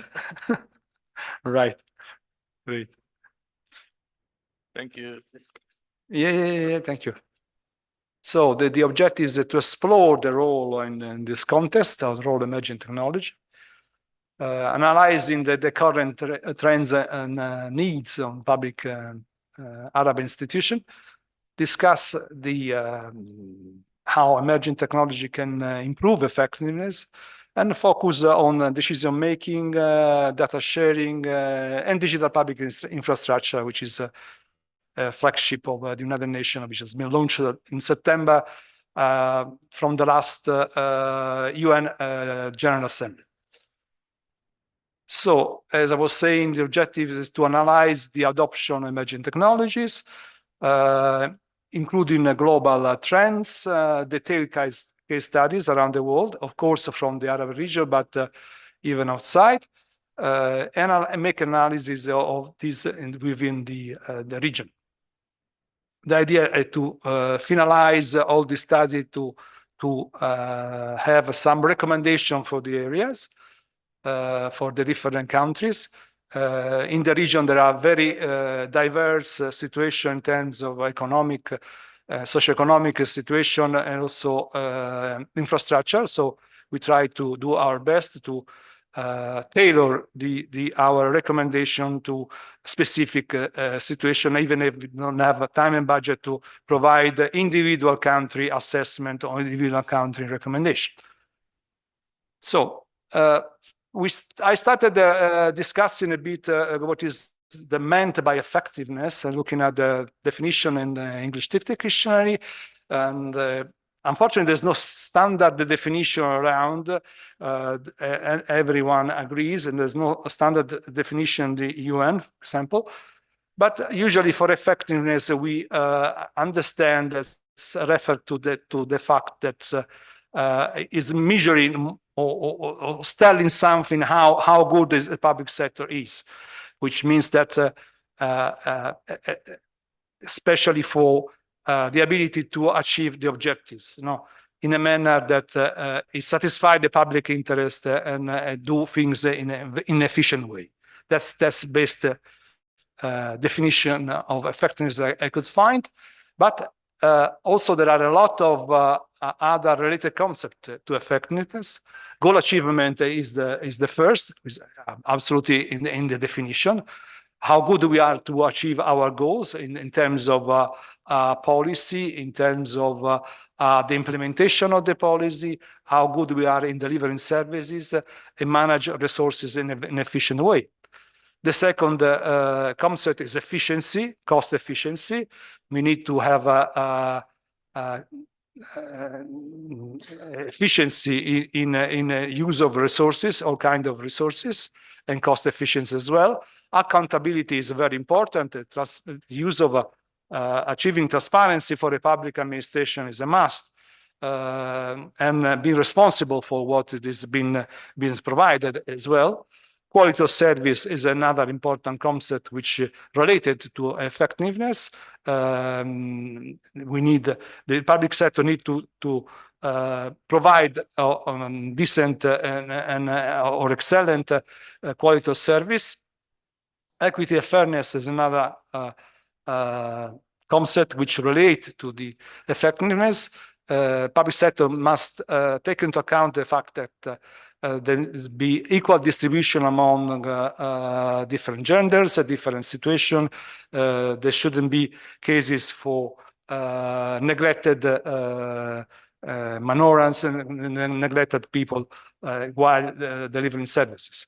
Adaptability and innovation is also important because technology is always progressing. So the service has to be modernized and take into account the progress of technology and innovation as well, especially we are discussing about digital technology. All kinds of stakeholders must be engaged, not just the politicians, but the citizen, all the citizen categories, even the personnel, the staff working inside the public sector must be taken into account. Outcomes must be measurable. There must be a metrics for these. There are metrics around, like I don't know, response time for a service, use of resources, time to accomplish a service, these kind of things. Legal and ethical compliance is also important, linked to effectiveness. It's very important to have ethical, satisfy ethical issues. Long-term sustainability in terms of funding, not just delivering a service which is then interrupted, but it has to provide long-term sustainability. Public trust and confidence is also an interrelated concept to this concept of effectiveness. As I was saying, it's difficult to find a standardized definition. But some organization like the World Bank has done some work as part of the World Governance Indicators. The World Bank Governance Effectiveness Indicators came out. And this is, by definition, the World Bank definition, capture perception of the quality of public services, of the civil service and the degree of its independence from political pressure, and policy formulation implementation, and the credibility of government commitment to such policy. It's not just a definition. They have done something more. They have done some investigation of effectiveness of governance around the world. And there are some results also for the other region. While designing as I was introducing, while designing the report, it was important to be able to formulate recommendation which can be customized, tailored to some extent to some countries. That's the idea to have some grouping or clustering of countries.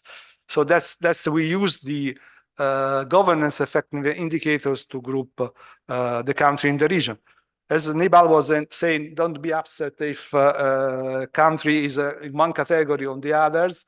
I can just pointed out the attitude we have in Europe. We have plenty of categorization, groupings, and benchmarking about everything. We take the positive aspect of this. We are not afraid to be Italy in a worst classification. We take this as a trigger. So we need to do something more. We need something about it. So we need to improve our situation. So even in the public sector, in Europe, they are not afraid to see in a bad situation as the benchmark, because this gives the chance for public sector people to go to the politician to say, we need to do something about it. So we need to put more funding. We need to increase the funding. We need to increase the resources, this kind of things. So we have basically 3 clusters based on these World Bank governance effectiveness indicators. Those who are above 50 percentile here, which are basically the Gulf countries plus Jordan. Jordan is something in the middle, but I decided it should belong to this cluster. The other cluster is the North Africa cluster. And the third one is the more numerous cluster, which belongs to the conflict or post-conflict countries, which are there, which are indicated with just below 20, whereas the North Africa is something between 20 and 50. Those clusters match very well with the GEMS exercise that was told this morning in terms of mobile and government maturity. So more or less is the same kind of cluster. So I assume that we can talk about it in terms of these 3 main clusters. As I was saying, that the Gulf Council countries and Jordan, the North Africa, and the conflict and post-conflict countries. Of course, there are a lot of differences between the countries, and but the purpose is not to give information or recommendation about digital maturity of one specific country. So that's the idea. Then we have a sort of classification of different emerging technology. We can discuss for each technology is really emerging or not, but again, we will have endless discussion about what is emerging, what is not emerging for a different point of view. Okay, we have to take into account the fact that for some country in the region, some technology are just mainstream, nothing innovative. But for other countries, this comes with a good innovation, and it can be considered actually an emerging technology. So we have, of course, AI and machine learning, which is used in enhancing predictive capability in government and decision making, which has been used also in the region. There are some examples in the region. You heard this morning, you heard maybe you will hear from Saudi Arabia very soon. They are 2 champions in the area. Big data analytics, which is used for improved policy making, trend analysis in public sector transparency.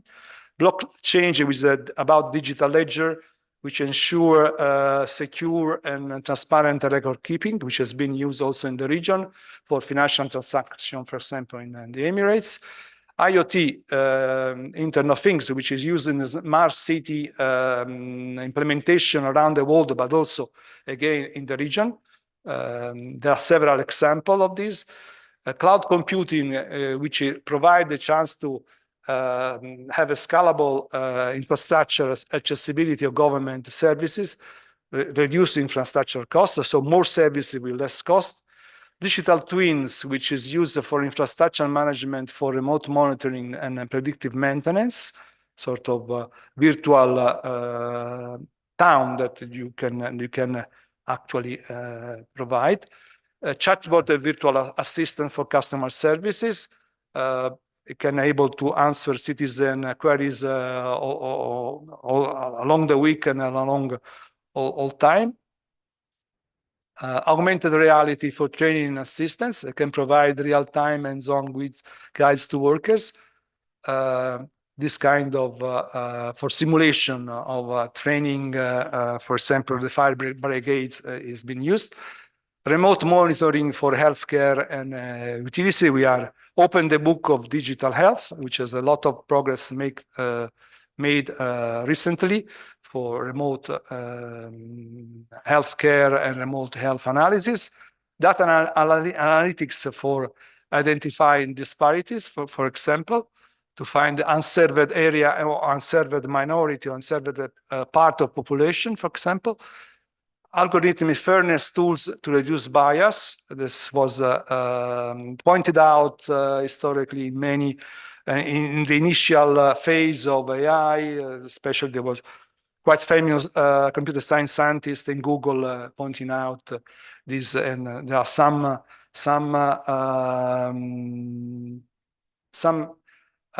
patch to solve this, not to the extent that to go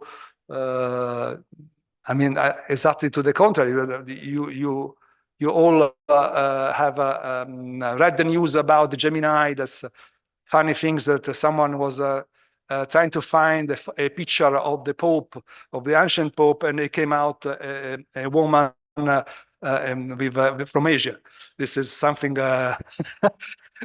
very funny to see.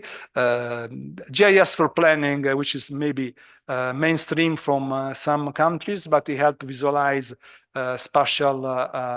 enabled spatial analysis, which is include analysis of on underserved areas and communities.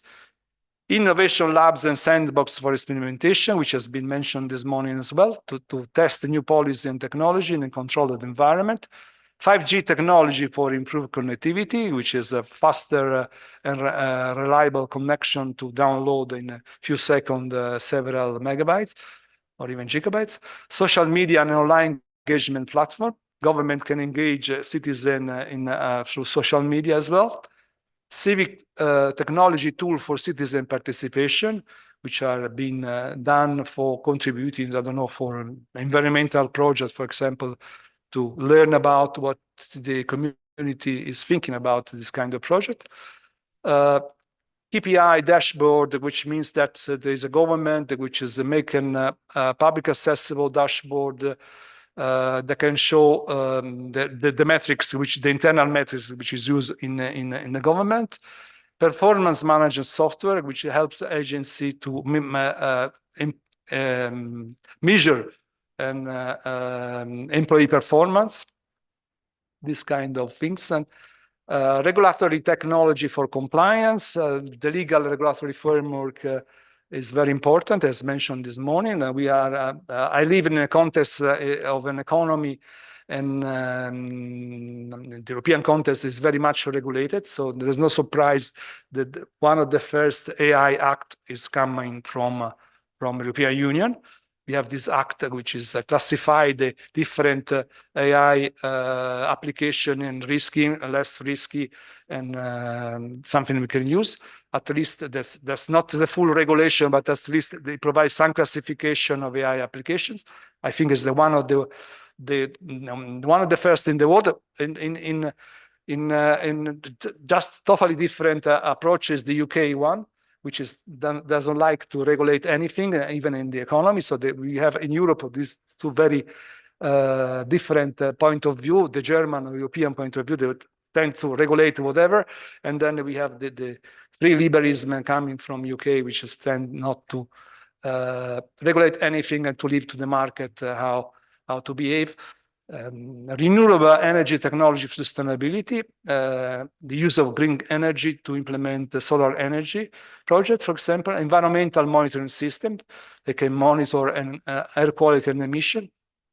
Cyber security for data protection, which is not just the people which are dealing with CERT in your country, is much more, is building awareness, cyber security awareness in the population, making event about this and making people aware of the need to provide protection to the cyber and environment. Digital identity and authentication system, which is very crucial even in the DPI UN strategy. Digital identity to ensure citizens can access public services seamlessly. Transparency initiative for building trust, like a publishing government decision-making process online can make governance more transparent. These are a long list of technology. There are more important technology maybe which are more on the news than others. Others can be considered hardly in some country emerging because they are mainstream already. But I think given the different and diverse circumstances across the region, I think it is worth mentioning all of them. No, there's still a problem about this. Oh, sorry. Okay. So then we have, I collected a number of case studies in the region. And of course, you have, I don't talk about the cases in the region because they're about Emirates and Saudi Arabia. And you already have a presentation this morning, and then you have a presentation about Saudi Arabia as well. But they are in the red. I take into consideration some case studies about nation, not a single case study about AI application in one specific country, talking about digital nation, if you want. No, that's the main point. All the cases are presented. They are not here for a chance, and they are not randomly chosen. Each country is very well known about something specific. All of them, they have something in common. Okay, they are very advanced. But, I mean, there's something specific for them. The first country is Estonia, a small country in Northern Europe, coming from the Soviet background. Of course, they have a lot of interesting features like e-residency. You can take whoever in the world can take a residency, electronic residency, be electronic resident in that country, electronic voting. But if you talk about Estonia, I think everyone is talking about the X-Road platform. It's very well known. It's 15 years, which has been around. It's a country which, from the very beginning, they started thinking how the different departments in one government can secure, exchange data, and build interoperable and integrated service upon it. That quite famous. I can find, as I said this morning, I have experience in 5 continents. Wherever I go, I come across X-Road. No. Maybe there are different, better platforms, but it is really in many countries around. So data exchange is fundamental. It's fundamental to have a digital nation. It's very important. You want to have a digital public infrastructure strategy.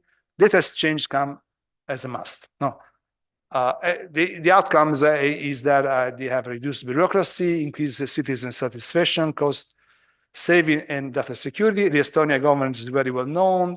They built a lot on this advanced know-how, and they provide services around the world about this. There are some challenges. Challenges are everywhere about cybersecurity threats. They were attacked by Russia in 2007. So, but from that, they started having a very robust CERT, a team which is dealing with cybersecurity. Bridging the digital divide, ensuring data privacy is also something comes as a challenge. So data exchange Estonia, if you want. The other case I'm presenting is about India. India is about, okay, there's a lot of things even there, as I was forgetting that, for example, digital payments are also important in Estonia. The role of digital banking was actually a driver for having the first government services, so that they were already familiar with dealing with digital banking. Why have to have a different way to interact with the government? I want to interact in an easy way as I was dealing with the bank. India is about a lot of things, of course, it's a big country, but mainly they have this remarkable digital ID effort. Providing digital ID is always an effort, but trying to provide digital ID for 1.5 billion people is a lot. It's really a lot. And they have this unique identification number linked to biometrics. From this, they started providing services, the banking services built around digital ID. And they had remarkable achievements, something like several million, hundreds of million people, they had no bank account before, they were able to start in having a financial service. That was a really amazing achievement. So the challenge is managing the scale of the implementation, of course, such a big scale, ensuring consistent connectivity and data privacy concern. So digital payment, data exchange, interoperability is always important. But if I have to remember India for something remarkable, digital ID is there. So it's very important to provide service. So if you have something lesson learned from India is that digital ID is crucial. Then I provide Rwanda. Rwanda is a very small country. Why I mention Rwanda? I came across about Rwanda when I was dealing with something different. I was dealing with a digital economy framework and then try to find a digital economy strategy for a big country, very big country, something like hundreds of million people, nuclear power. And I came across a paper from their central bank. The central bank of this country was looking at leapfrogging. And Rwanda came as one of the country to study. Why? Because in mid-90s they had a terrible situation. There was really genocide in that country. But from that period, they tried to build a strategy for economic growth, which is not based on the usual path. Usual path saying the Western economy is that, okay, you improve agriculture, improve productivity in agriculture, and then you start industrialization, and then you become a very advanced economy and you go through the service sector.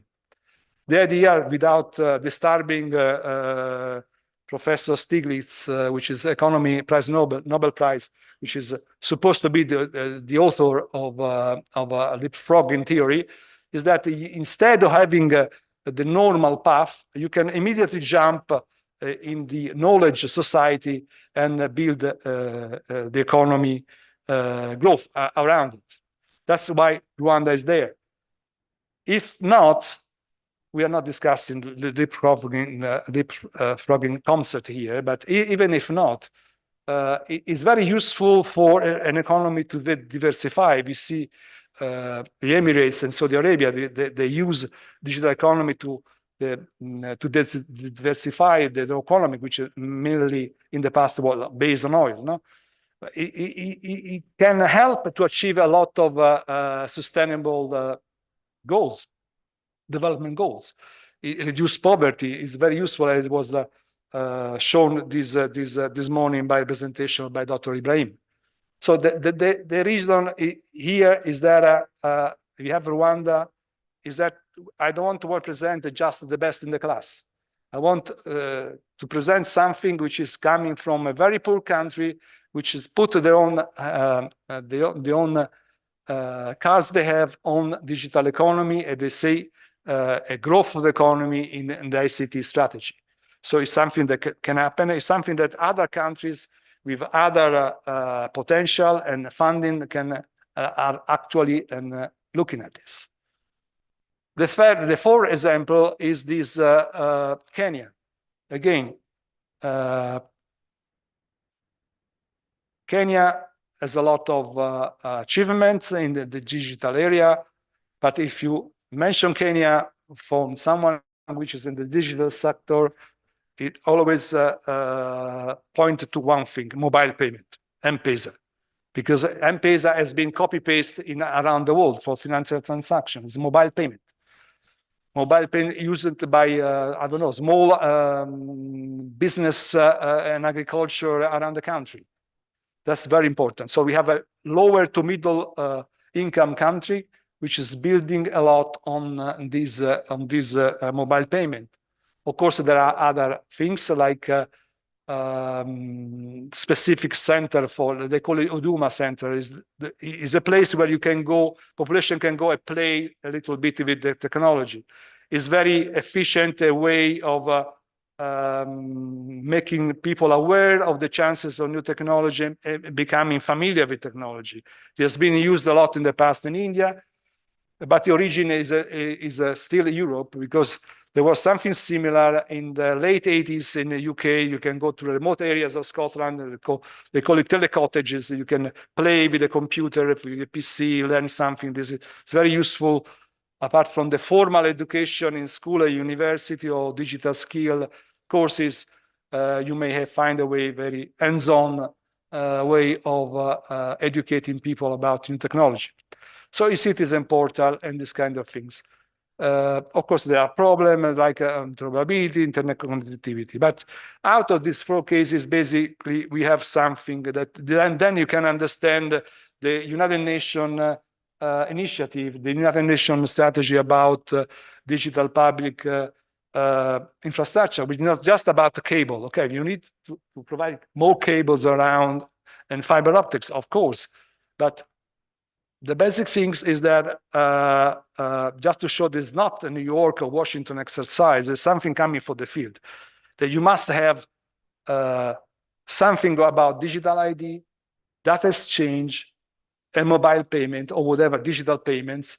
And this is something useful for achieving SDG, is something useful to get rid of poverty. It's a real driver for economic growth.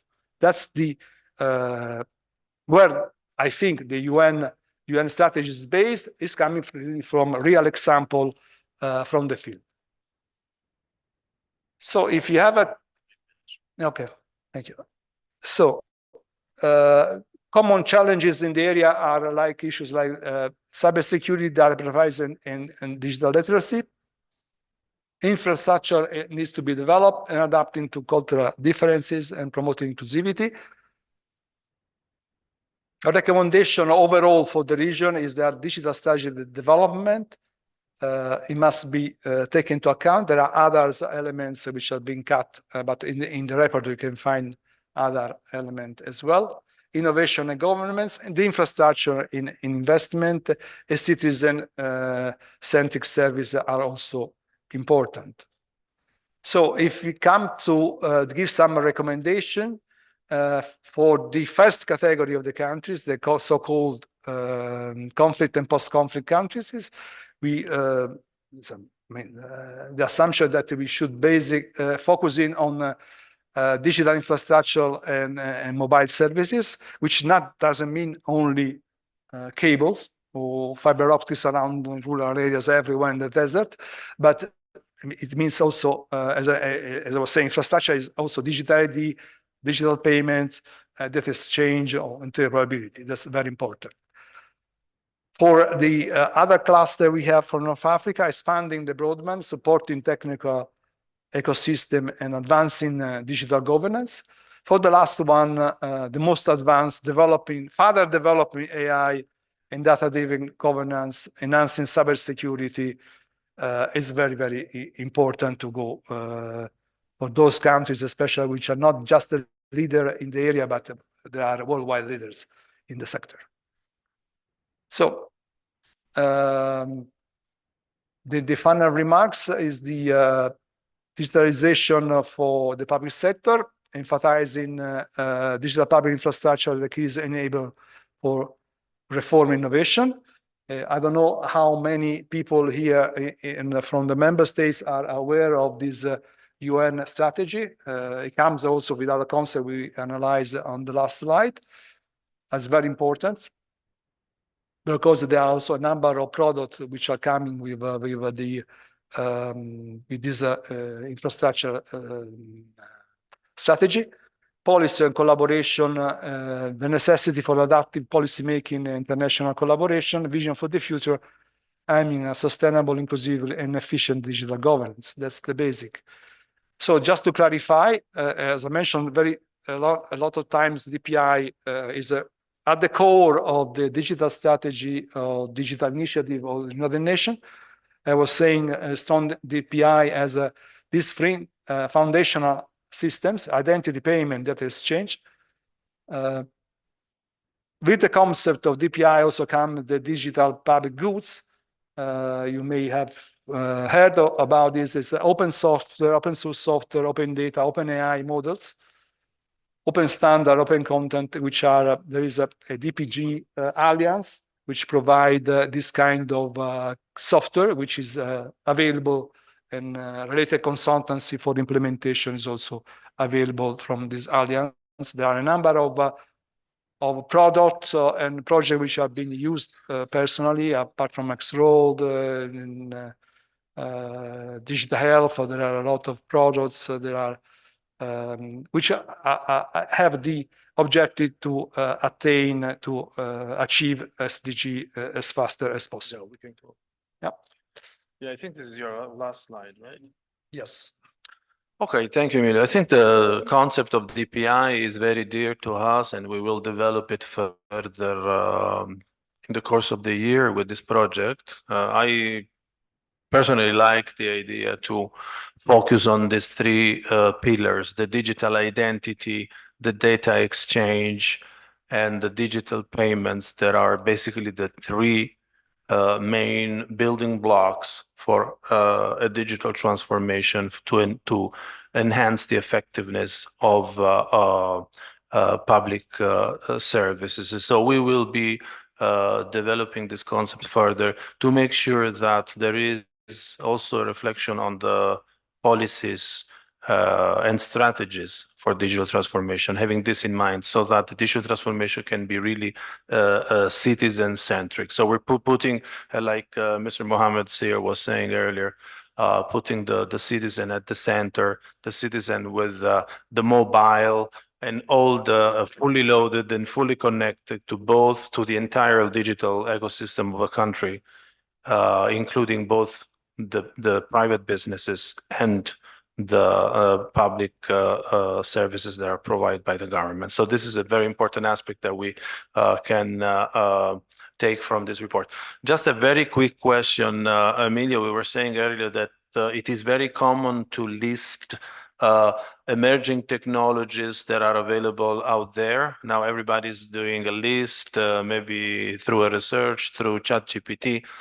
But you mentioned to me about the European Union experience of the Public Sector Tech Watch. That is, I have it here, is an observatory dedicated to monitoring and analyzing. Maybe this is something that we can study more closely and maybe copy as a good practice more for other contexts, including our region. If you can say just a few words about what it is, the Public Sector Tech Watch of the EU. Yes, it was launched some 2 weeks ago.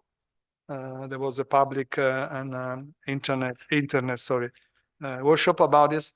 It's managed by, as far as I know, by the Joint Research Center in Spain, EU Research Center. They gathered together something like 1,200 different cases, but they've been normalized in terms of the description. Because if I can mention the description, that's my opinion. I can see here, for example, there are beautiful description from a managerial point of view. So if you look at cases from Saudi Arabia, there's a nice book from the National Digital Transformation Unit, which is mentioning very managerial facts, the metrics. So we save this money. Average response time for the service 3 minutes. And then, fantastic. But this is managerial point of view. So if you want to put money from the Emirates for blockchain, for example, we save fantastic amount, $1 billion of money using blockchain for financial transaction. That's fantastic for decision makers. I mean, those who provide funds. Okay, I want to bet on this. Other cases are more technical. They discuss about the platform. We use this platform or not. Some cases are just purely academic. They focus on the innovation part. No, some cases are just proof of concept that you don't know anything because this is a peer. I don't know. Maybe they are adopted, but no further information. This idea is to gather all the things, verify the information, provide information about the status of the project that's been launched. Is a POC, is a proof of concept, is it been rolled out or not? And according to the different views, that's basically the idea. Okay. It will be very nice to have something similar from the region. And maybe also there are chances to get some funds, maybe if they want. We don't I know that. Anyway, this is very interesting, very new, and we will take it into consideration. Thank you very much, Emilio, for your presentation. I think now it's time to move forward. We have Ms. Farha Al-Kuwari from Ministry of Telecommunication, Qatar. Yeah, and will present on the ICT sector in Qatar. Thank you.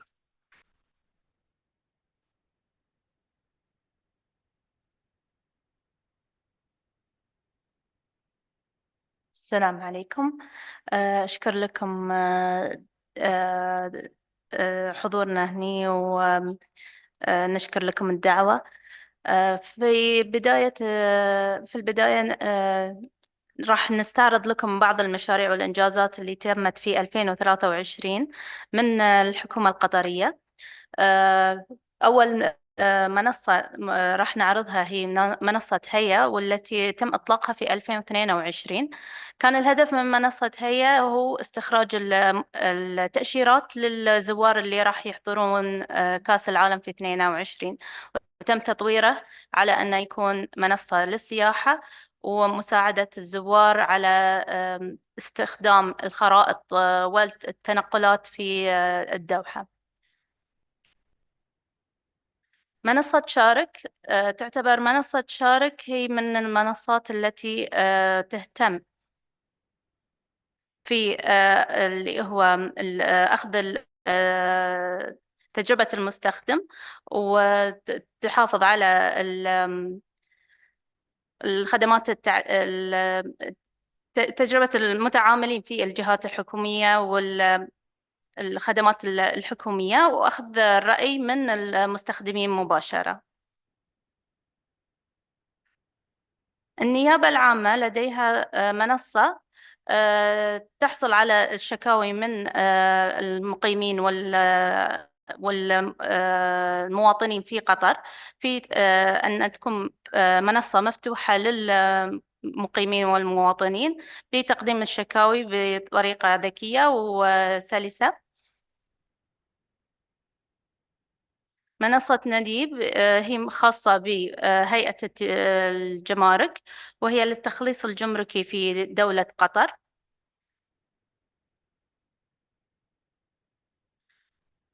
وزارة الداخلية تستخدم نظام مطرش 2، وهو خاص بجميع الخدمات الحكومية الخاصة بوزارة الداخلية من تقديم للبطاقة الهوية والخدمات الأخرى.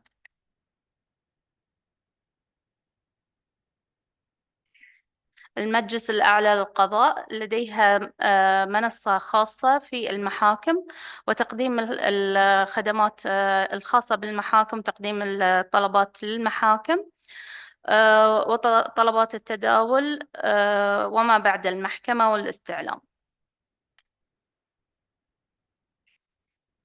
نظام عون هو خاص بوزارة البلدية، ويتم تقديم خدمات وزارة البلدية من خلال هذا التطبيق الخاص بنظام الجوال للمواطنين والمقيمين في دولة قطر. بوابة قطر للبيانات المفتوحة فيها جميع الإحصائيات الخاصة بدولة قطر، ويمكن للعامة الحصول على البيانات الخاصة بدولة قطر بشكل مفتوح وشفاف. النافذة الواحدة هي مبادرة النافذة الواحدة هي منصة لدولة قطر لاستقطاب الاستثمار المحلي والأجنبي، وتقديم الاستثمارات من خلال أو تقديم الخدمات لاستخدام الاستثمارات في دولة قطر من خلال النافذة الواحدة.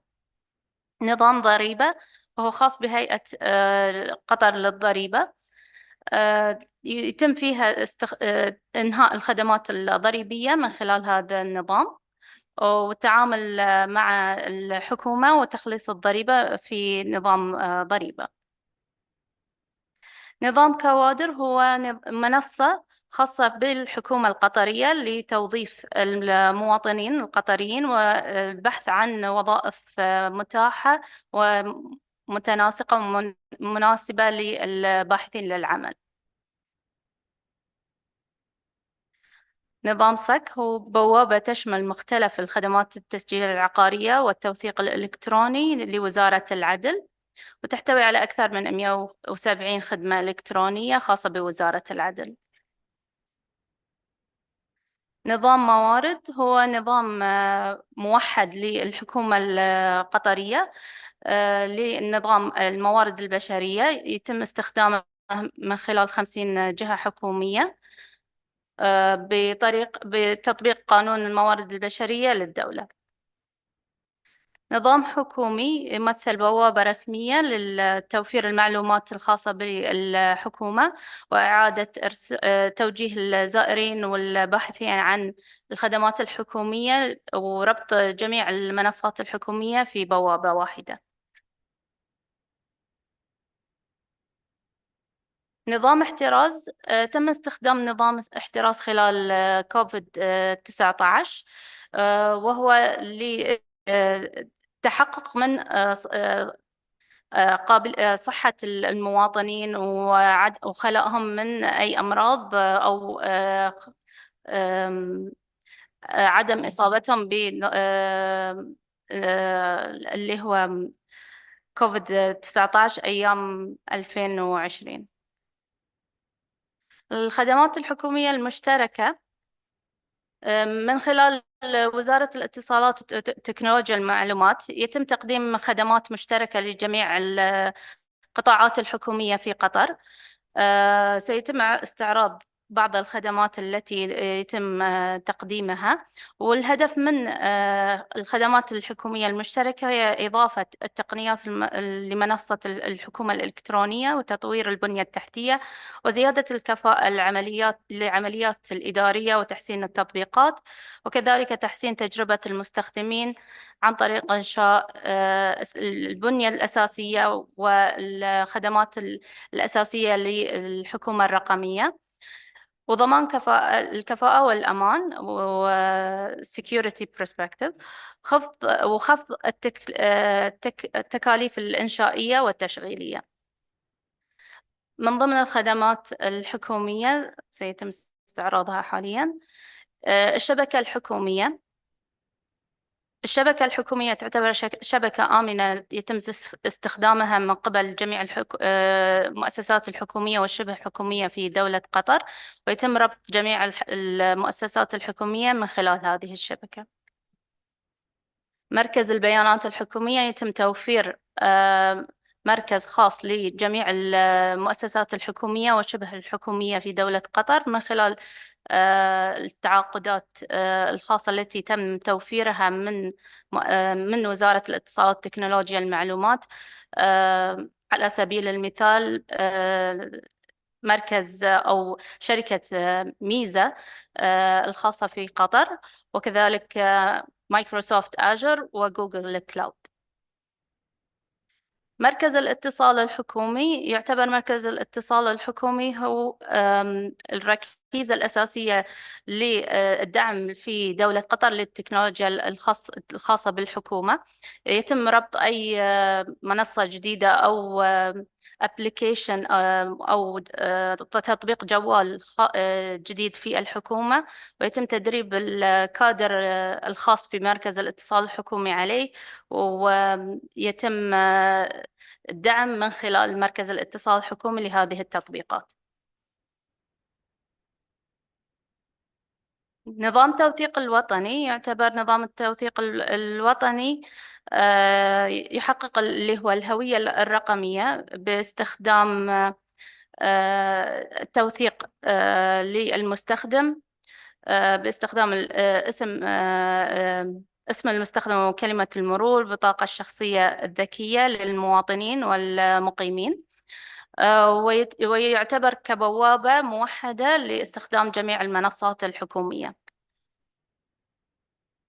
بوابة الرسائل النصية هي خدمة إضافية كذلك يتم توفيرها من وزارة الاتصالات وتكنولوجيا المعلومات لأي خدمة يتم الاستعانة بها لخدمات الSMS.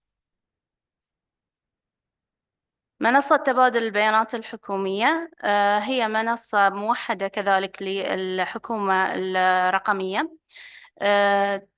أساسياتها أن يتم ربط جميع البيانات من خلال منصة موحدة للحكومة، ويتم تبادل البيانات من خلالها. نظام المراسلات الإلكترونية هو نظام يتم فيه التراسل بين الجهات الحكومية والشبه حكومية والخاصة في دولة قطر للمراسلات الرسمية الخاصة بالجهات. نظام تصديق هو نظام تم تطبيقه لتحقق من الهوية الشخصية وتشفير البيانات document أو الوثائق الرسمية الخاصة بالحكومات. يتم استخدام نظام تصديق بكثرة في نظام ضريبة الذي تم ذكره سابقا. الاتفاقيات الإطارية للتكنولوجيا للحكومة هدف الاتفاقيات الإطارية التي يتم توقيعها من وزارة الاتصالات وتكنولوجيا المعلومات كتعاقدات كبيرة مع الشركات العالمية، والهدف منها أن يتم تخفيض أو خفض أسعار التراخيص وتحديث وتطبيق أحدث المنظمات الأنظمة وضبط التكاليف وترقية التراخيص كذلك، بحيث أن يكون في استمرارية للأنظمة الخاصة بالحكومة ومحافظة على استمرارية الأنظمة في الحكومة. بوابة حكومي التي تم التطرق له سابقا يتم العمل عليه أو يتم توفير حاليا في النظام في بوابة حكومي المعلومات والخدمات الحكومية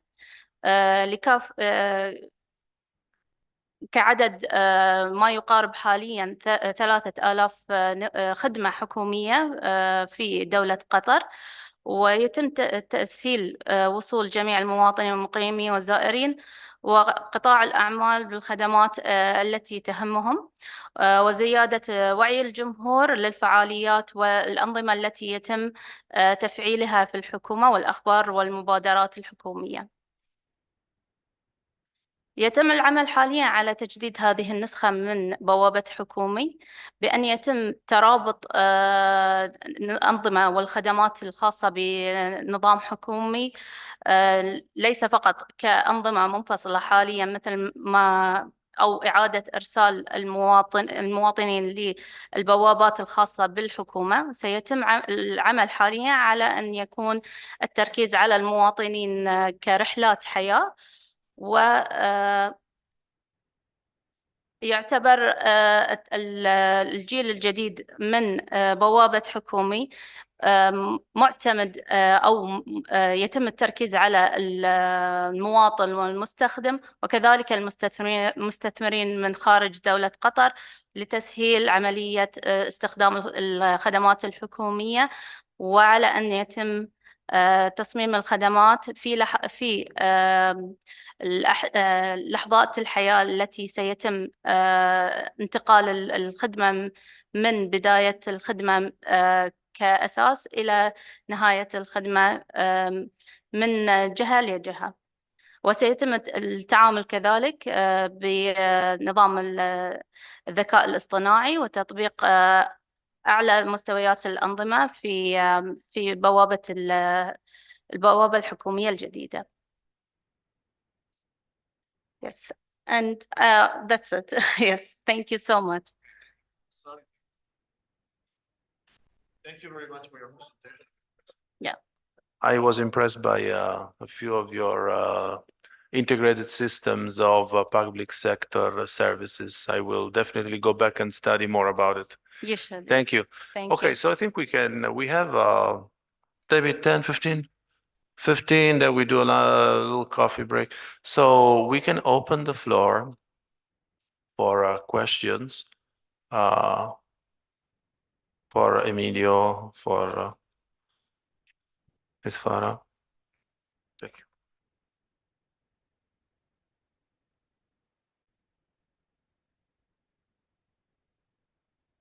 No, I have not question and not question to Qatar. I will talk about حكومي. حكومي احنا حاطينه بالستدي تاعتنا نموذج عن كيف قطر استخدمت الارتفيشال انتليجنس او الذكاء الاصطناعي عشان في الخدمات. فذاكرين فيها انه حكومي هي بتستخدم AI based application وعم تخلي السيتيزنز يستفيدوا برضه مع الببليك انستتيوشنز باستخدام التقنيات اللي حتى نعرض على هذه البلاتفورم.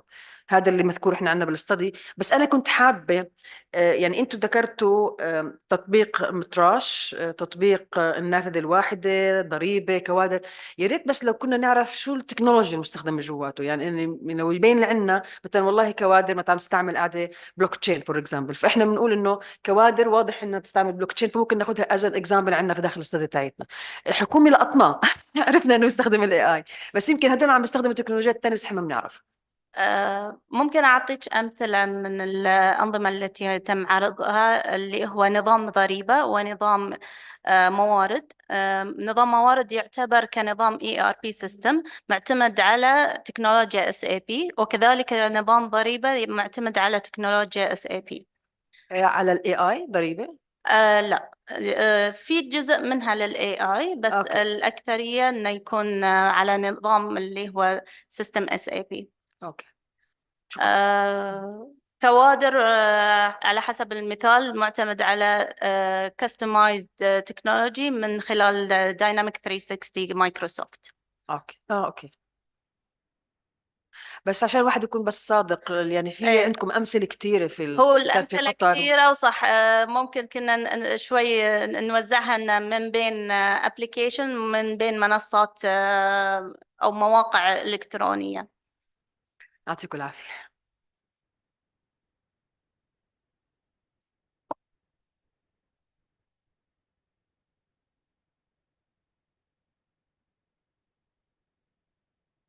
More questions? Yes.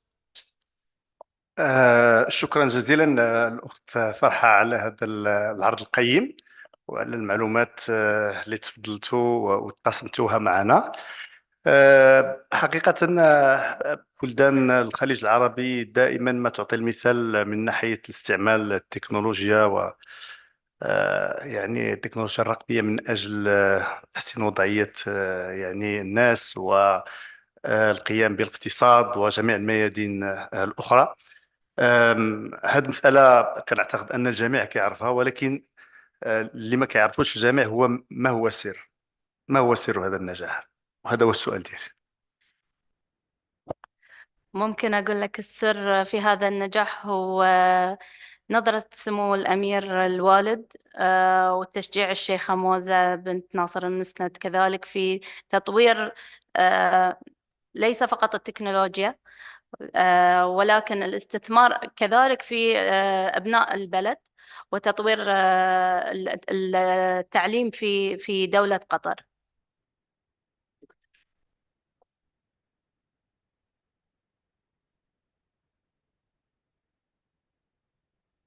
هو سؤال أيضا ست فرحة، طبعا شكرا جزيلا على البرزنتيشن. سؤالي في خصوص مركز البيانات الحكومي، هل هو يستضيف البيانات التشاركية بين المؤسسات ولا فقط وإلا كل المؤسسات تعمل بهذا المركز؟ هو يعتبر كنظام آمن لتشارك البيانات الحكومية وتبادل البيانات من أنظمتهم المختلفة. احنا عندنا اللي هو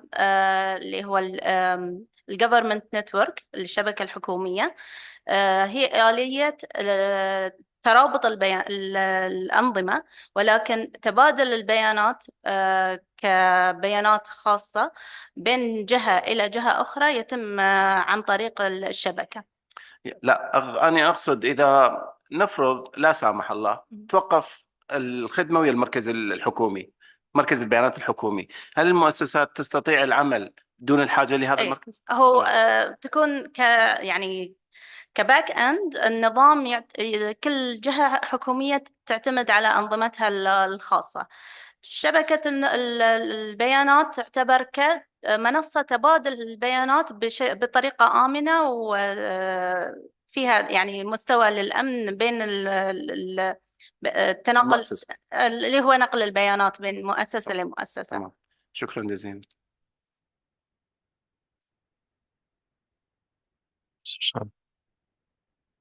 Thank you. I have a quick comment and a question to Emilio. So in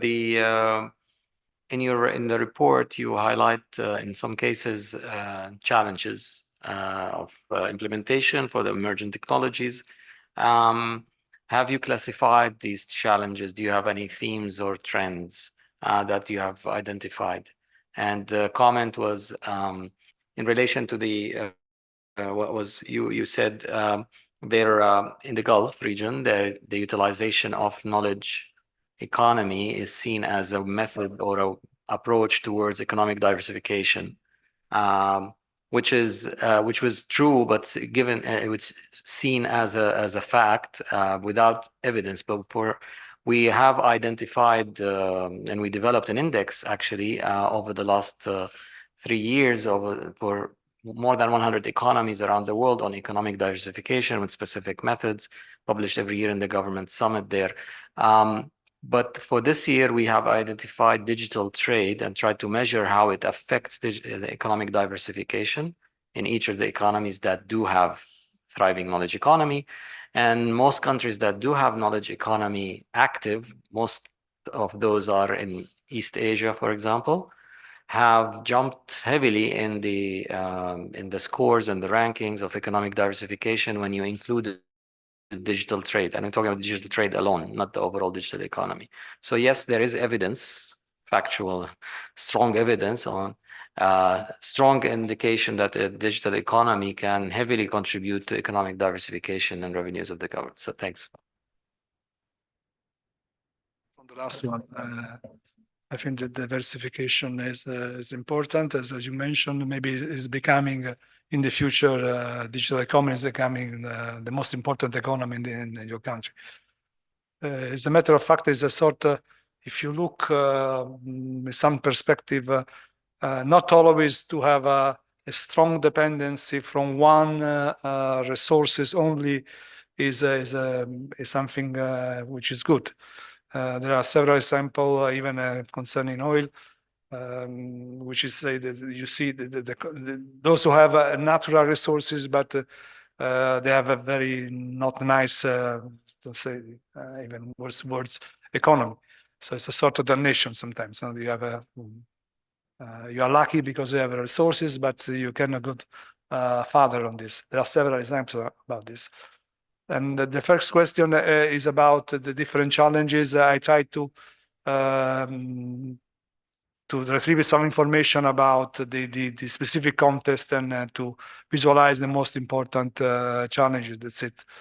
Nothing more. We didn't have neither time or budget to go in deep for any country-specific analysis of this. So it's more across the region.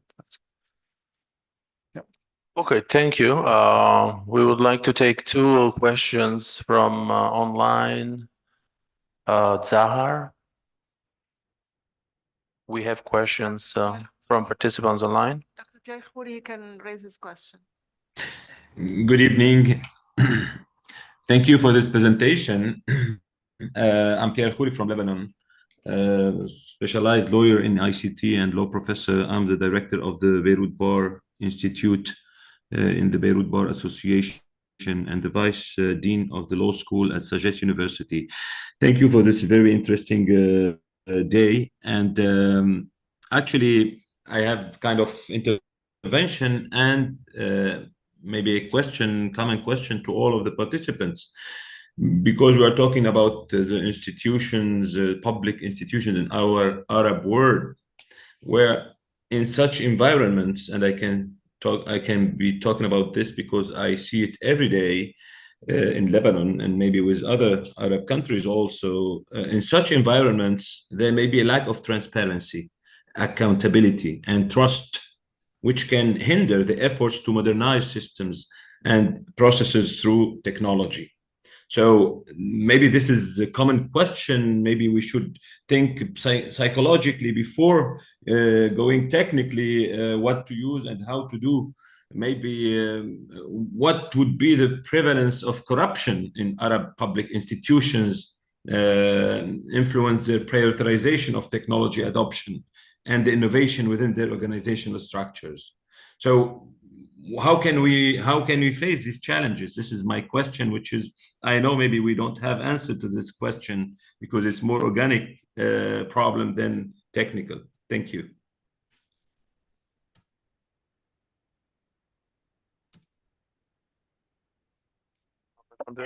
Okay, thank you, Dr. Pierre, for the question. I mean, it's for sure, it is a very important question, and I am answering as the participant in this meeting. I believe at ESCWA, we have worked on this aspect of transparency and how to enhance it. And in the project on open government, we worked on it for a while in a way. And for sure, it was one of the solution will be the transparency is to have to go open.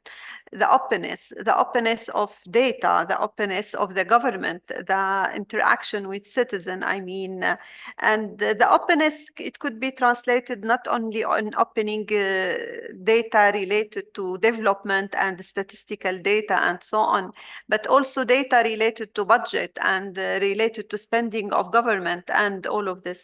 And there are some good examples around the world, I mean, where that openness of data made a dramatic change in the government. And I will cite one example, which was in Brazil. I mean, at one point, the president of Brazil, he decided to make it anti-corruption, and he said in his declaration that I will go open for everything, all the budget of government. And it made, I mean, a lot of changes in the government, and from having a government which is really very corrupted, they went to a very transparent government in a couple of years.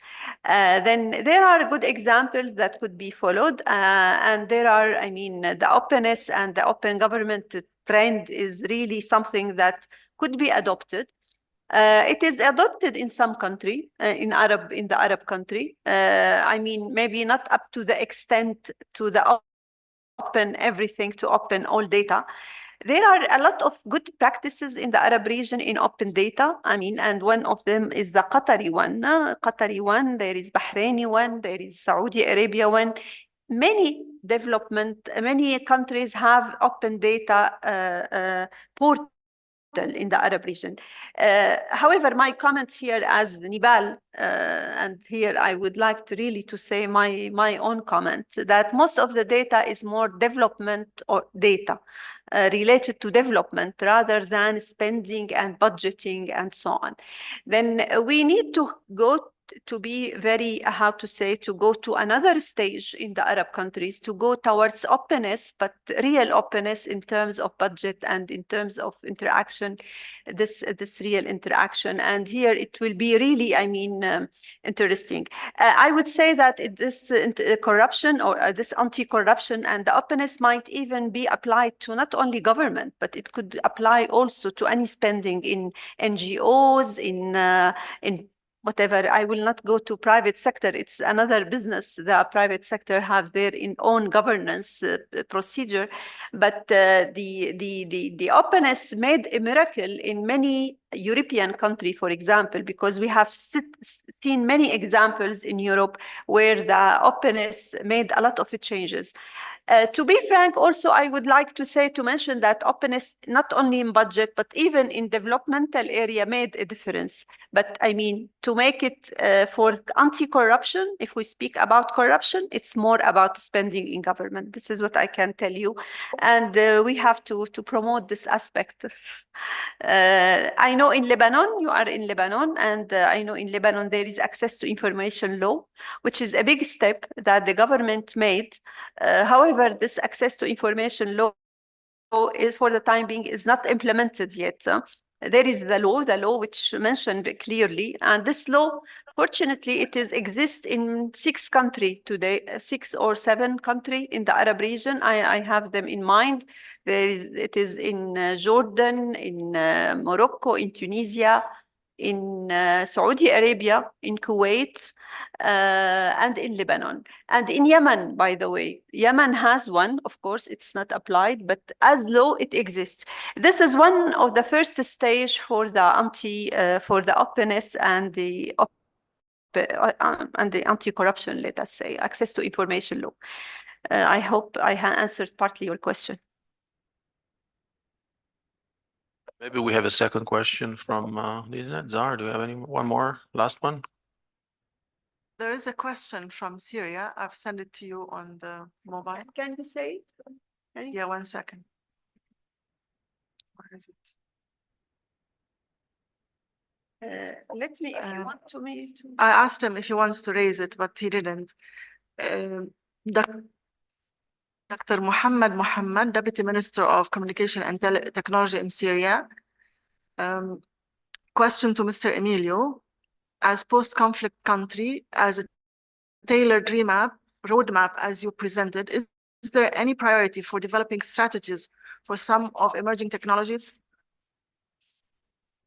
Yeah.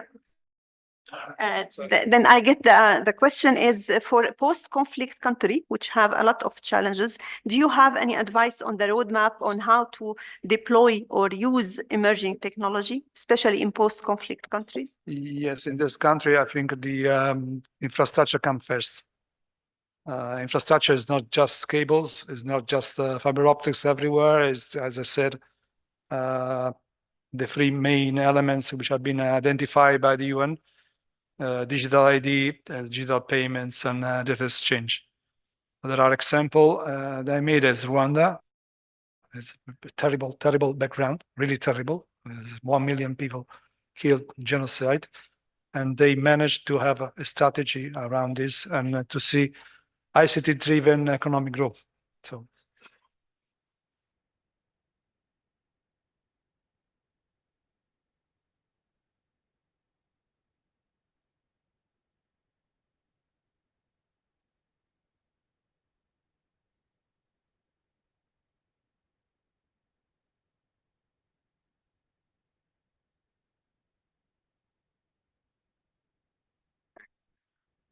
Thank you very much. Well, just I'll try to state it briefly. Listening to the very nice work that was presented today in the 2 reports, for me, one key message from the work presented in the first report is the importance of those right principles. And I understand that for the time being, we are thinking in terms of responsiveness, inclusiveness, trustworthiness, and effectiveness for the services. Now, from the second presentation, I get the key message that it's not only the services, it is the infrastructure as well. So it's digital payments, digital identity, data exchange. My question is, could we imagine applying the right principles to the infrastructure as well? Could we imagine making a right assessment on the state of play of the digital payments or of the data exchange or of the digital identity? And could we imagine making a right assessment on the soft infrastructure as well? I mean, new laws, new regulations about digital payments, let's say, or about existing laws. In that case, we would come across question, what does how can we assess the responsiveness of a new policy or the trustworthiness of a new policy, etc.? So what would you think about it? Can we link the right principles to the infrastructure as well? Yes, I think when it comes to infrastructure, it's not just what you deploy, but how. So that's why government should be concerned with coming up with a strategy that is coordinating the proper development in the right way along the proper lines of what is being developed. When it comes to policy impact, yes, that's more challenging, but I would like Amelia to answer those questions. Difference between infrastructure and services, you know, a question, a chicken and egg question, no? Because they influence each other. So I don't see the difference in it can be infrastructure can be judged and evaluated. For example, infrastructure is not coming in people where in area which are difficult areas for telecom. So there must be for sure a public intervention for this PPP, whatever. There's not coming even in Europe in rural areas. So there must be something for to favor the investment, whatever the need is. So it cannot be left to private investment. That's for example. So there's always a judgment on digital divide or whatever. Of course, infrastructure is important. The important factor on these UN ideas is that not just cables. It's not just things like okay, let's put fiber optics everywhere. Then suddenly we have an ICT-driven economy growth. It's about these fundamental things like digital ID is really part of the infrastructure. You can see as a service or not. Is it considered infrastructure as well? That's why is either a service or infrastructure. I don't know, but it's a basic pillar for building this policy. That's it.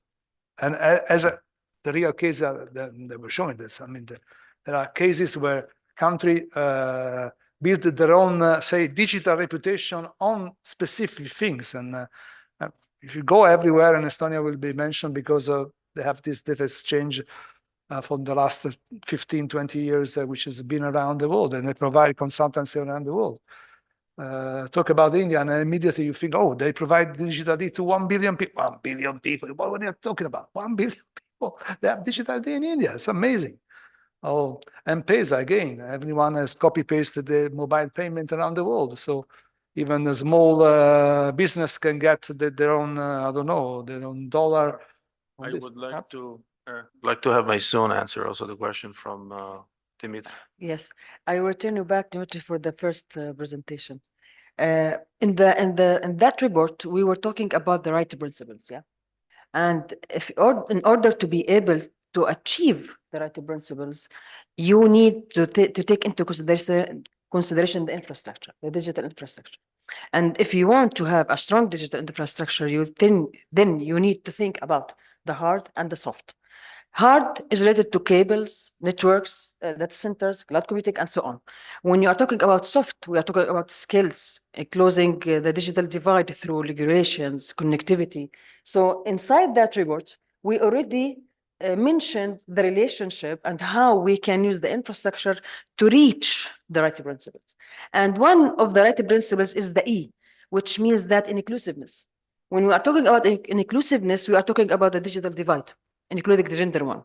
We are talking about elderly. We are talking about vulnerable groups.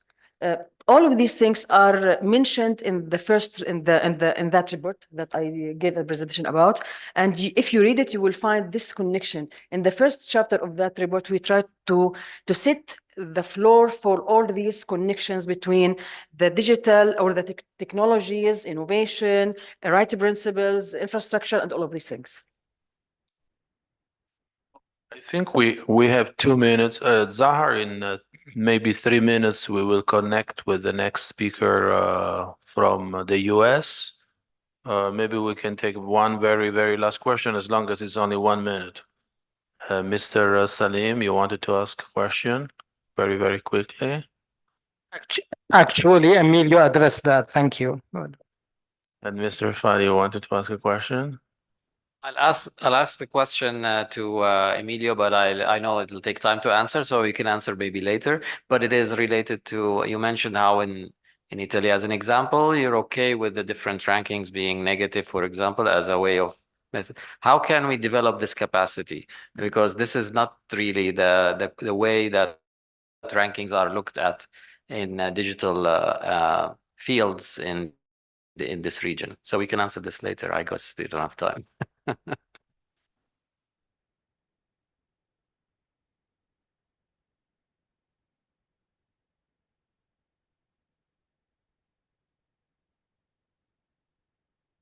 So we close it here. I think we can have coffee quickly and then maybe like 5 minutes. Grab coffee and bring it back. Just to respect the fact that the next speaker. Yeah, in 5 minutes we will take a coffee and come back. Just not to make our next speaker wait because she's connecting from home. In the meantime, I want to thank you all for participating. I am personally more interested in the difference of the role between the role of the public and the private sector. So because there are countries where the policy is to let the private sector develop take care of the digital transformation, and then this will grow in a way that is not ordered. And so the intervention of the government needs to be properly balanced in a way that things will grow in the right direction in a proper way. So anyway, we will continue reflecting on these points. Coffee time. Thank you very much.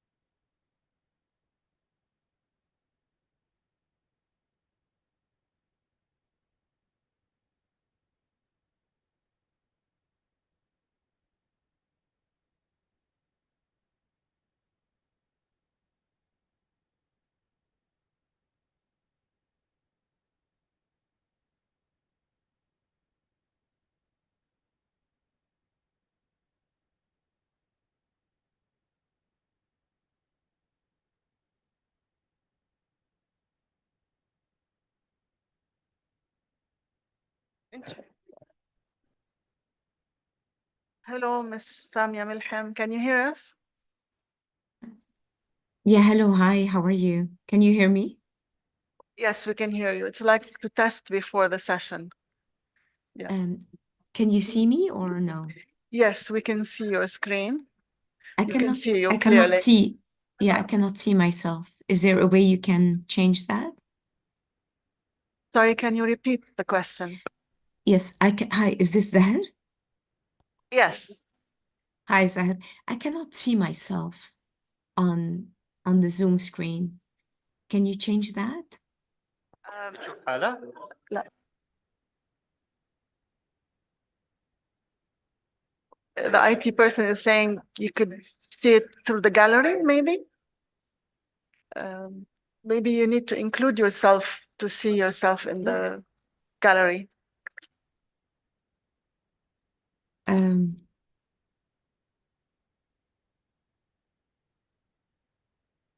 I don't see that. Samia, you need to unclick the hide self view. So maybe from view, maybe yours is clicked hide self view. This way, if you unclick it, then you will see it yourself in the gallery. Okay. Let me try.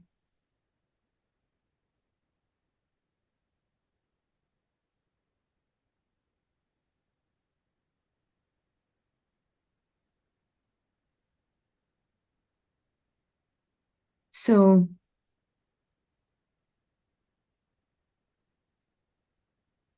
View. No, I don't have I don't have the hide self view.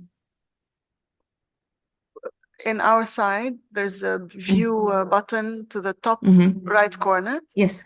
When we click it, and this is from our side, Yes. in the list under my view, there's hide self view. It might be Yes. clicked from your side. I'll do that. And maybe side by side gallery, you need to click it. Try to click on the upper right corner. Yeah. هيك راحت صورتنا. Yeah, so if you show self view, you would I see got it. yourself.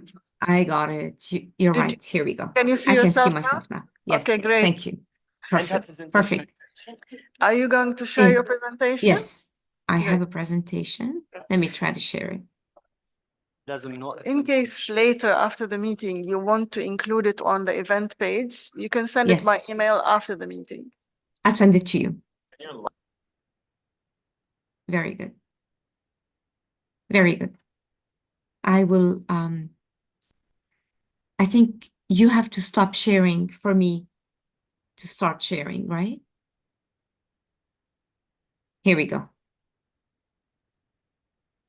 Here we go.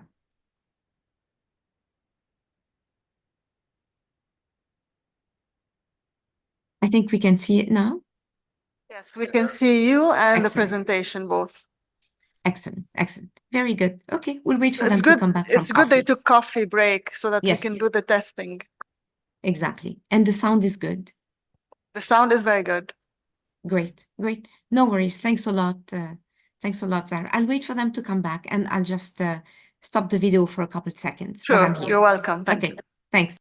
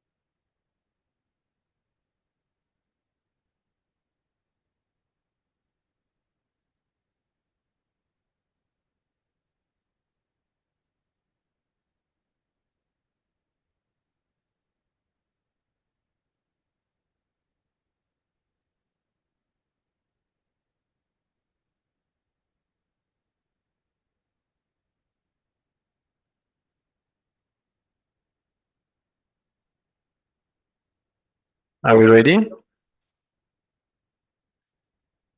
Should we are ready? She was. Yes, ready on my side. Okay. Okay. Okay, we are ready for the next speaker. We are very happy to host Ms. Samia Melhem, who's connected from Washington, D.C. remotely.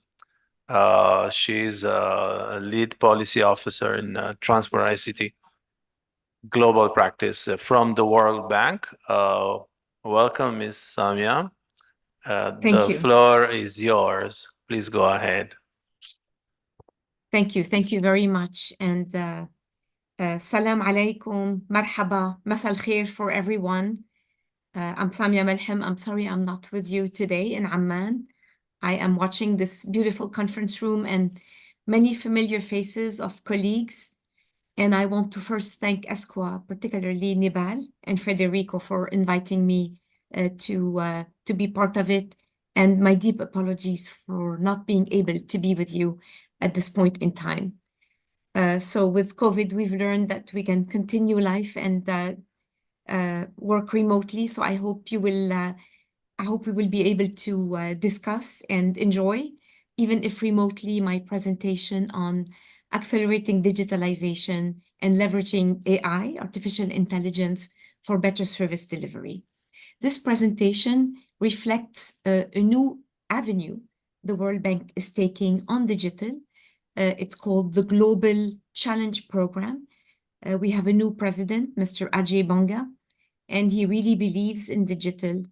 And he asked that we create the biggest global challenges that the world is facing today and the ways to mitigate these. And digital is seen as one of the ways to mitigate the global crisis we are seeing, from climate change to poverty to fragility and conflict, and help many of the countries that adopt digital to get to better results faster and cheaper. So I will, can you see the screen? Is it okay? Yes, we can. Okay, wonderful. It's a very short presentation, 10 slides, and I will go very quickly through it because I observed in the session before that was very well moderated by Federico and Nibal. I observed the questions were excellent. So I want to go very quickly and get your questions, and I will share the presentation with Nibal and team later. Feel free to share it. So digitalization, it's very clear today. If done well, it is the best accelerator to achieve the SDGs. And we know that we are quite late on the SDGs, and we've gotten a lot more delayed because of the COVID crisis, which stopped development and set many countries backward for the last 3 years. We've seen through COVID that countries with digitalization and strong digital capabilities have made 40% more progress towards achieving the SDGs. A couple numbers, which I apologize if you've seen already. Us in the UN system between the World Bank, ESCWA, ITU, UN, Islamic Development Bank, all the multilateral development banks, we use the same numbers. But 2.6 billion people were still offline in 2023. And in the lower income country, only 1 in 4 can use the internet.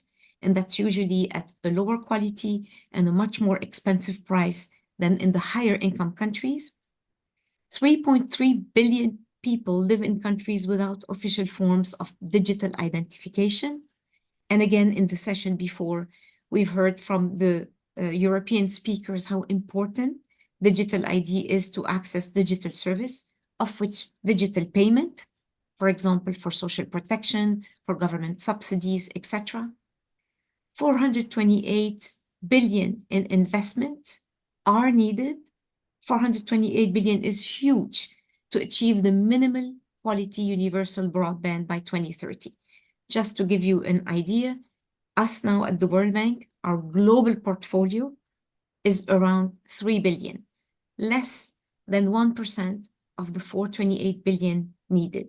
If you put us all together, all the multilateral development bank, UN, ITU, African, Asian, it's nothing compared to the 428 billion in submarine cable, in fiber connectivity, in satellite, just to make sure we are connected. And that's not even building the use cases that we talk about. So we really need strong mobilization, very efficient sequencing of infrastructure program, and really going where the return is big. So isolated rural areas with the maximum population where people can really realize quickly the benefits of connectivity. On the other hand, we see it's a development opportunity. We talk a lot about climate change, 20% reduction in emission of energy, mobility in manufacturing due to digital, by minimizing transport, by minimizing paper, and by minimizing exactly what we're doing right now, more efficient and immediate, instantaneous interaction as opposed to taking time. 3 times more people reach with cash transfer. We talked about that in countries that had digital during the COVID pandemic. There are huge gaps, and you yourselves being in MENA, you see the huge gap. I'm sure you've all seen the excellent GEMS report issued by ESCWA, and we have in the top some of the trailblazers in the Gulf, Saudi, UAE, Qatar.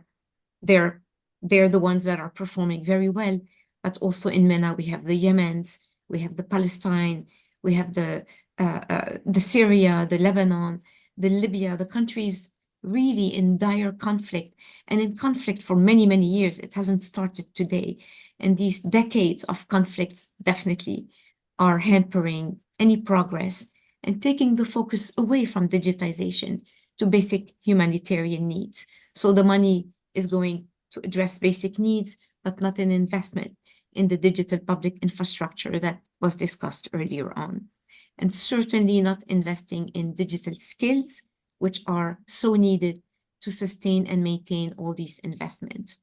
And here we also see the countries like Morocco, Tunisia, Egypt, relative peace, no big conflict, really starting to, as much as possible, invest in building their people's digital capabilities with help of donors and partners. And all these slides, you will see that for MENA, we still have big gaps in ID. We still have big gaps in affordability of service and devices in the countries that I discussed, and very clearly a gap in digital skills at all levels, whether it's like basic digital skills, more involved, like intermediate as we call it, but then advanced and specialized. And there is no way we can talk about AI if we don't have massive amounts of young, specialized kids in digital skills across the region that can support one another, united by Arabic language and a lot of the cultural interactions and a lot of the similarities in culture and language that we see, which brings us all together here. So digital skills must have, in addition to digital public infrastructure for the MENA countries, if we really want to talk seriously about leveraging AI and leveraging it locally. Truly, we can import a lot of these skills, but at some point you will want to have them locally to sustain and create and innovate more. So the focus area of our global challenge in digital is 3. We already talked earlier, the foundation, which is the digital public infrastructure, the quality broadband and data hosting, the enablers, which is how to catalyze these digital commons, inclusive and safe data platforms where you can safely exchange data safely and securely while keeping privacy.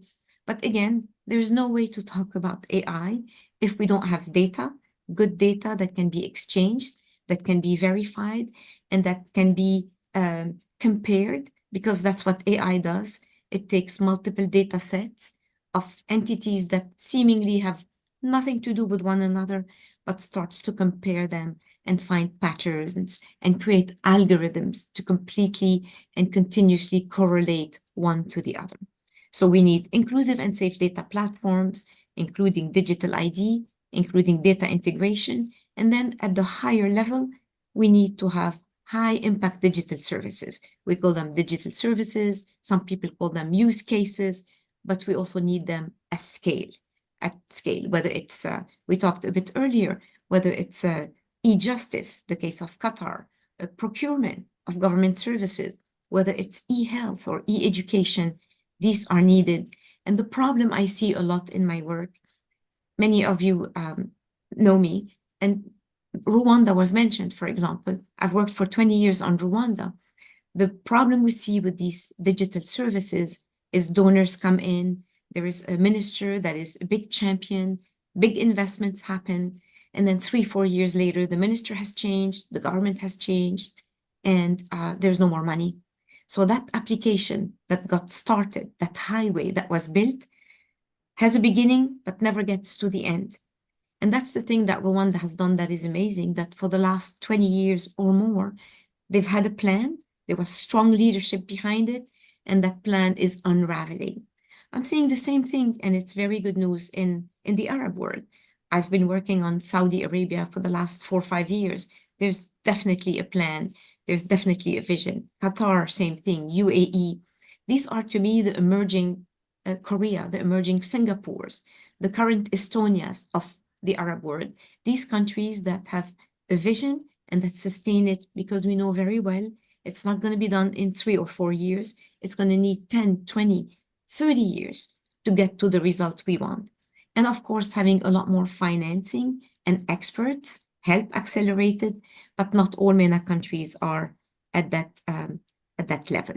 So, and we can learn from one another. We can copy paste a lot of things, especially in, for example, education, where the content in Arabic, good content, can be replicated. Same thing for health. And I hope that we can all together help our client countries not reinvent the wheel and really pick up success stories from other neighboring MENA countries or Arab countries. So we really see here for the 3 foundations that we said, millions of people using broadband, and we have ways to measure them. We all do. We all follow ITU in that. We also want to make sure women are connected. Women have their devices, so that's a way to also push for inclusion, which we all as donors are focusing on. We're focusing on youth, so we measure a lot also, for example, on our digital economy for Africa. We measure the number of students who are African, 15 and older, 15 years and older, who have access to a laptop or a device to follow e-education. We, of course, look at the retail price of internet, and we want the price of broadband connectivity to be less than 5% of household income. Right now, in many countries, it's 20-25%. It's way too unaffordable. So we are using these measures to see where we are doing in the case of acceleration. In the session before, trade was mentioned, very good indicators, trade, e-commerce, to measure the use and adoption of high impact digital services, of which e-trade. And the third element here, the services at scale, unfortunately, it's sequential because you do need the broadband and you need to have the data platform. But we are seeing, and this is what the governments ask, right? They come to us and they say, give us layer 3, digital services. But then we realize how much more digging has to be done for infrastructure, البنية التحتية, and then the data platform interchange, the digital ID. So that takes a lot of time. Luckily, and I say it with a lot of happiness and pride, you know, I started to work on this more than 25 years ago. And 25 years ago, you did not have any of the platforms nor the solutions you have today. You do not need to reinvent the wheel again. So many of these solutions are available out of the box, in the cloud, as a service, can be customized, can be translated into Arabic content. And I think we're in a much better place today in 2024 than in 1995, 1998 to offer ready-made, customized solution that fit government clients and does not need 5 to 6 years to be built. So what are we focusing right now? Other than the infrastructure, there are a lot of policies. So we have this policy matrix, and of course, the people behind policies. Importance of good leadership. You all know it better than I do on the ground. The good leadership, the good, very top. We heard it from Qatar. I see it in Saudi Arabia. We see it all the time. The top leadership helping and pushing and promoting, but also the bottom up implementation, where you need the project managers, the boots on the ground, to have a good understanding of the digital skills, the technical skills, the engineering, all behind it. So in terms of policy, we are looking at core policies for all focal areas. We are looking at also cross-border integration, digital trade, e-commerce, and digital taxation policies to enhance it, to ensure that countries are not isolated and they are applying their DPI to be better connected and integrated with the others. We see that very much in the GCCs. We don't see that at all in the rest of MENA. For example, we work on Morocco and Tunisia, very little integration, very little cross-border, very little exchange on e-health, on e-education. And that's something that we really can push.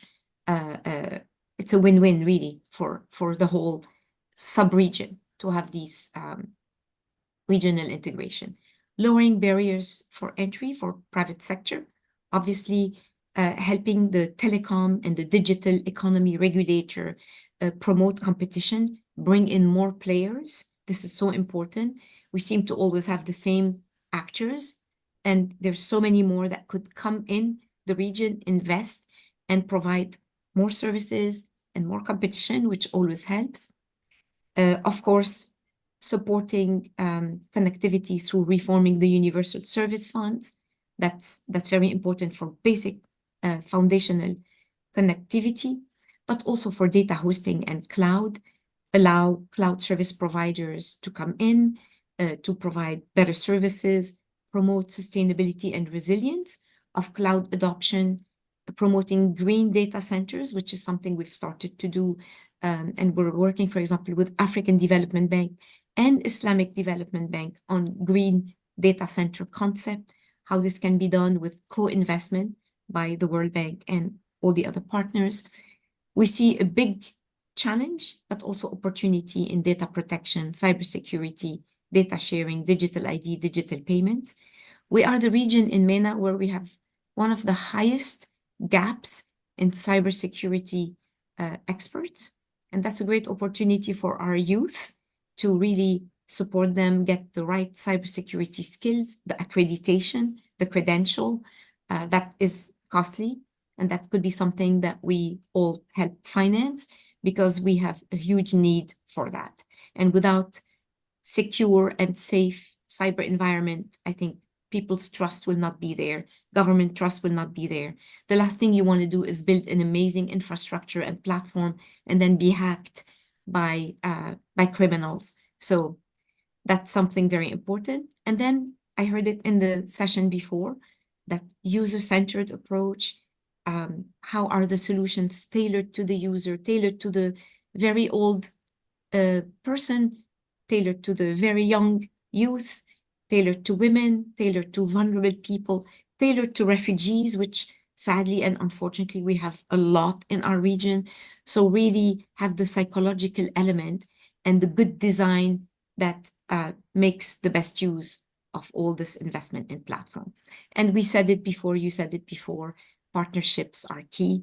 And really, I think here is also partnership with other donors, with the European donors, to make sure that we can sustain these investments. So having platforms for collective learning, for exchange, sharing the different applications that we are helping finance, pushing for open source. We are working, we have an AI innovation lab at the World Bank, and we are making that AI innovation lab available for our clients that are interested. The AI Innovation Lab has been working and advising the government of Lebanon, and I think the government of Jordan and Saudi Arabia is interested to see what they can do with that AI Innovation Lab. I'm sure you all have your own labs. I know Nibal has been working a lot on this, and we should partner between all these labs and share solutions that work and solutions that have the capability to be sustained with more funding. So if something is working at a scale of 10, we can bring the time 100, time 1,000, time million to bring it up. We have a very good experience in Lebanon, Jordan, and Iraq called Skilling Up Mashrek, SUM. It's based in the Lebanon office, but it's a platform for learning with LinkedIn, with Microsoft, with Google.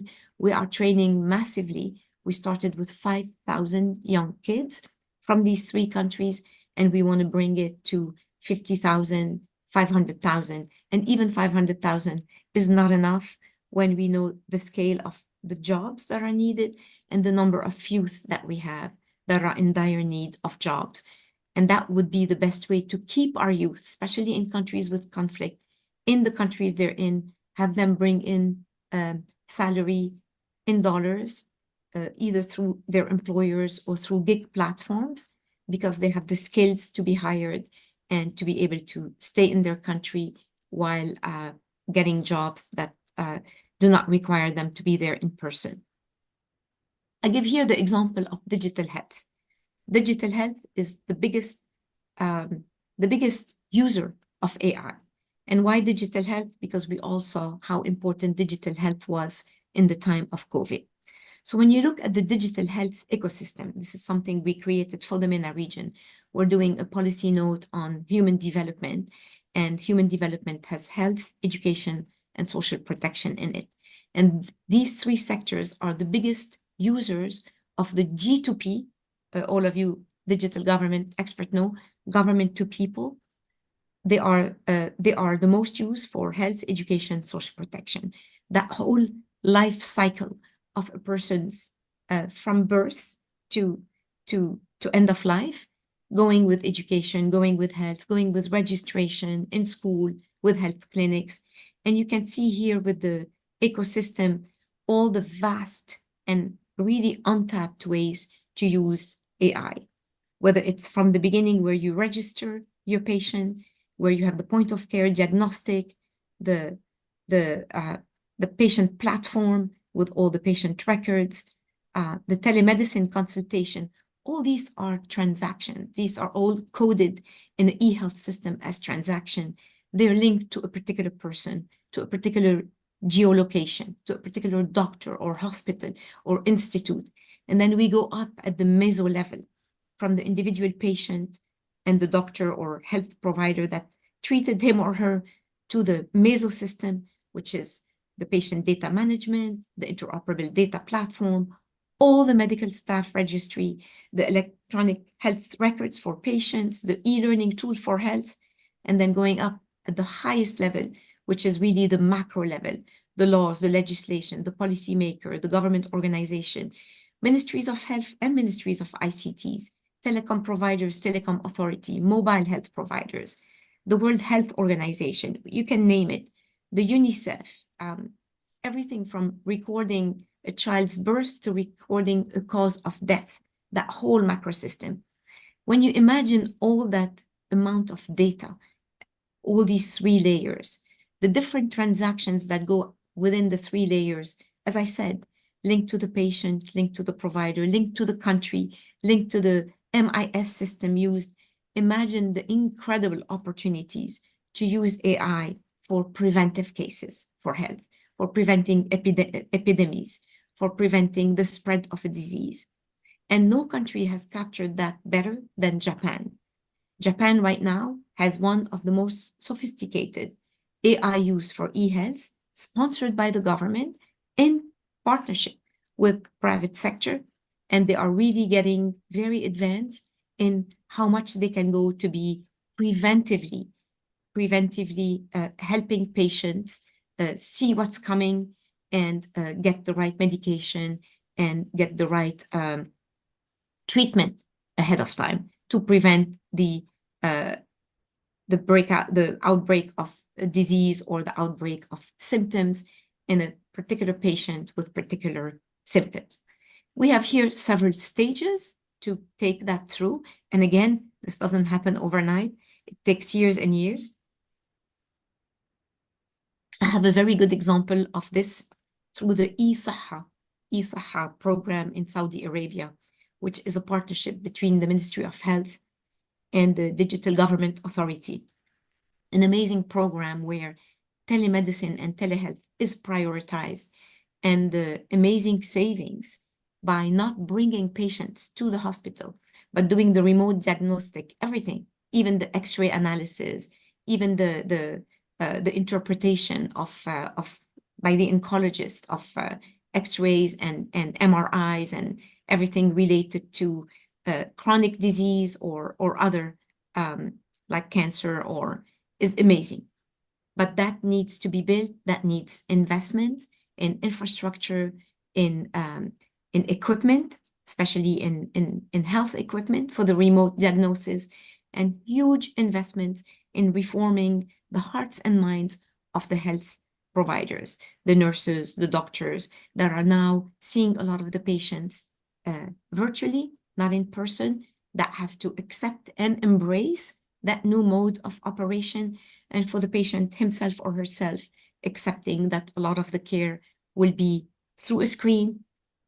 And at the end of the day, the levels of comfort for the patient who can be diagnosed at home, who doesn't have to go and take a car and wait in a waiting room and be exposed to more viruses in the hospital, are astounding. So e-health with AI is one of the biggest groundbreakers, if you will. And I'm seeing that firsthand in person in countries like in Saudi Arabia, Japan, Korea, Estonia, and the like. We still have to worry about cybersecurity. And with all this, with all that I just mentioned, all these transactions, all these platforms that contain so much precious data, we worry a lot about digital payments. I worry a lot about digital health privacy, but they're all equally very important. And we do need to bring cybersecurity to a much better level in all MENA countries. If you see the bottom left, really with Libya, Algeria, Lebanon, Djibouti, Iraq, Yemen, Syria, we're not doing very well. A little bit going above, much better, Jordan, Morocco, Tunisia, Egypt, and then going towards the right and the high income. Of course, high income helps to be able to invest in the capability and bring in the expert to teach your people. But you see clear dominance with Saudi, UAE, Qatar, and then Oman, Bahrain, and Kuwait trading. I'm going to stop here, and there's a lot more slides, but I would like to get more questions. Before I stop, I just want to reiterate one more time the importance of digital skills and strong digital capabilities at all levels. On our side, as donors, as project managers, we really need to understand what we are financing, how long it takes. We need to talk to vendors. We need to talk to the consultants that are implementing the solution. We need to have a say in the best solution and understand what's out there on the market. Need to understand the cost. I'm taking right now a lot of stepping back and trying to understand how much service cost on the cloud cost. Cloud as a service, how much does it cost a country? How do you get the licenses? How do you procure this? This is not easy. And I'm working with our procurement team, who are the ones who make decisions, to try to understand how that works in the world of cloud, in the world of data hosting, how much as hosting as a service cost.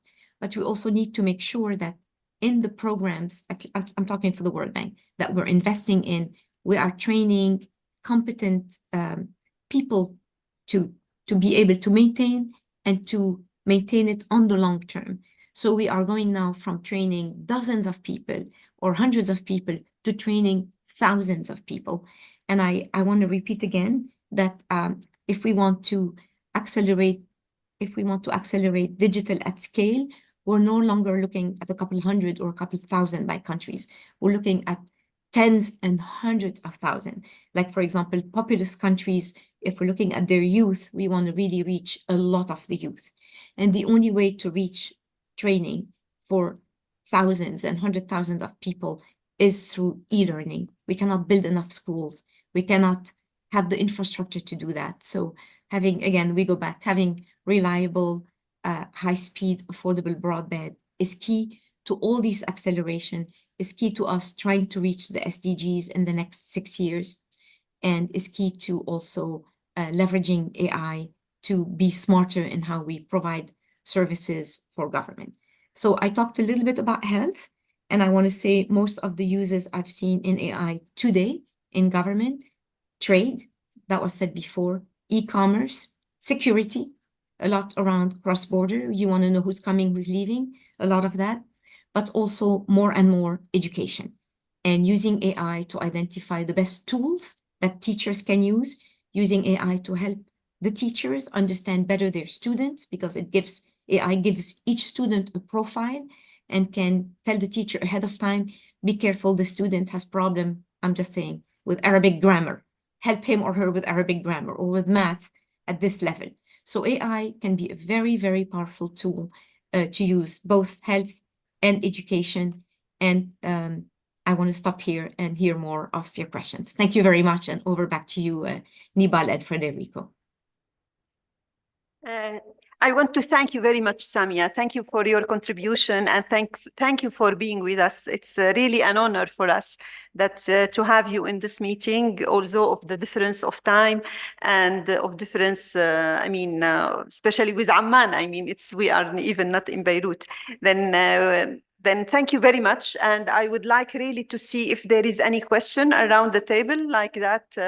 But the information that you provided, it is really very comprehensive, and you provided us with a very comprehensive framework, in fact, for the future. It includes everything, and it gives a kind of roadmap for the future. It includes all the important element of how to move ahead, but how to move ahead with the high level, not the normal level of technology use, but for the advanced use of technology.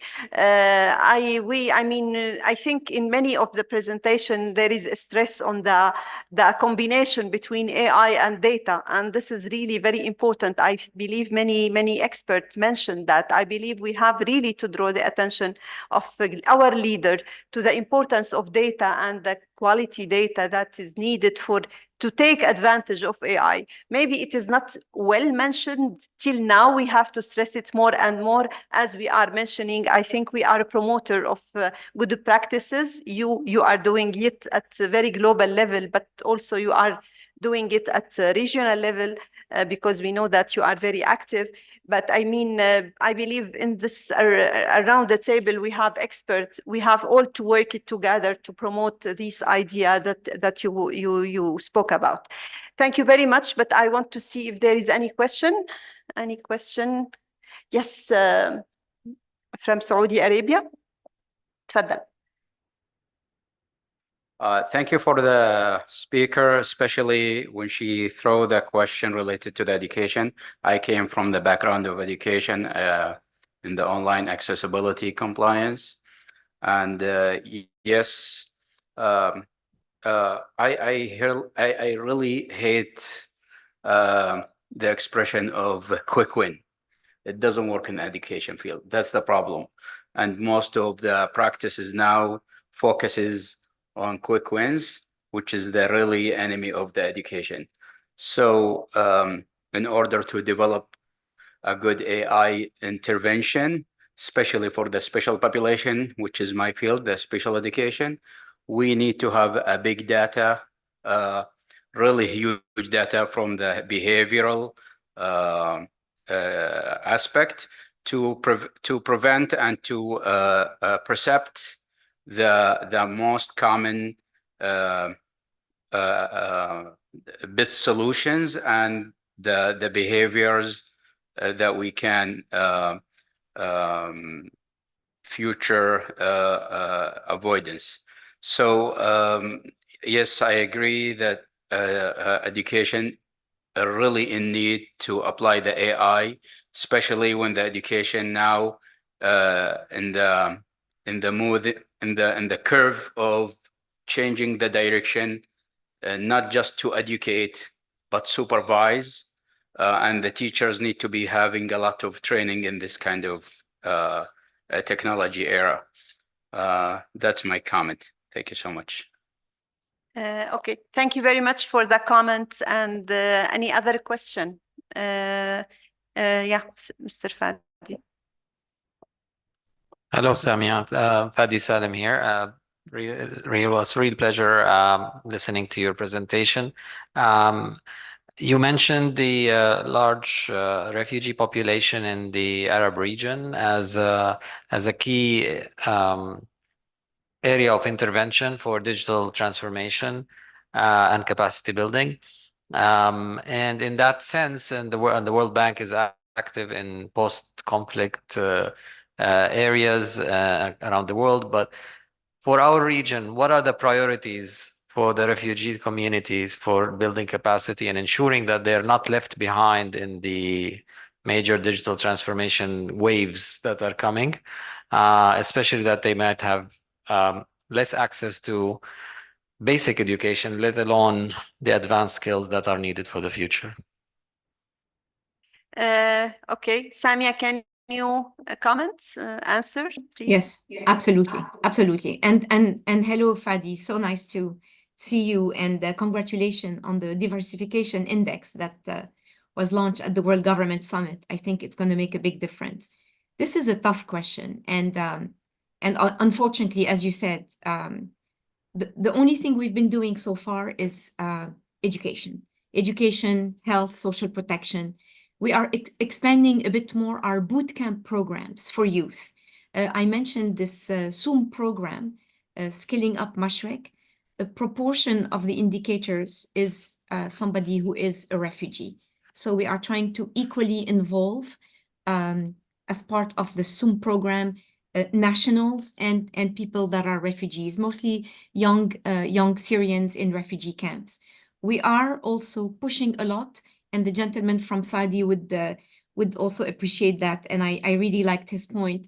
We are really pushing for online education and online provision of educative content for young refugees by giving them devices. So the device is very important, as you know, and many people cannot afford the data plan, cannot afford the device. So many of our support to vulnerable people, we have 2 programs like that that I know of in Lebanon, and one big one in Jordan, is to also help provide the device. So providing a laptop, providing a notebook.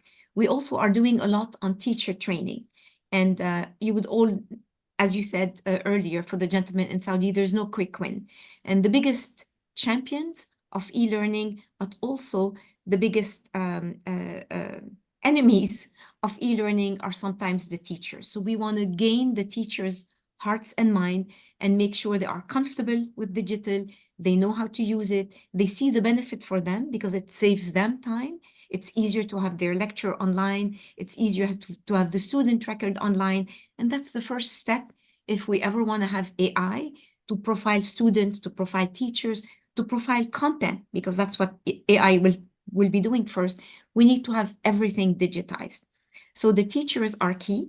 And for the programs that we have for refugee population, the biggest one is keeping the kids in school, making sure they don't miss out on school, making sure that they have the right teachers.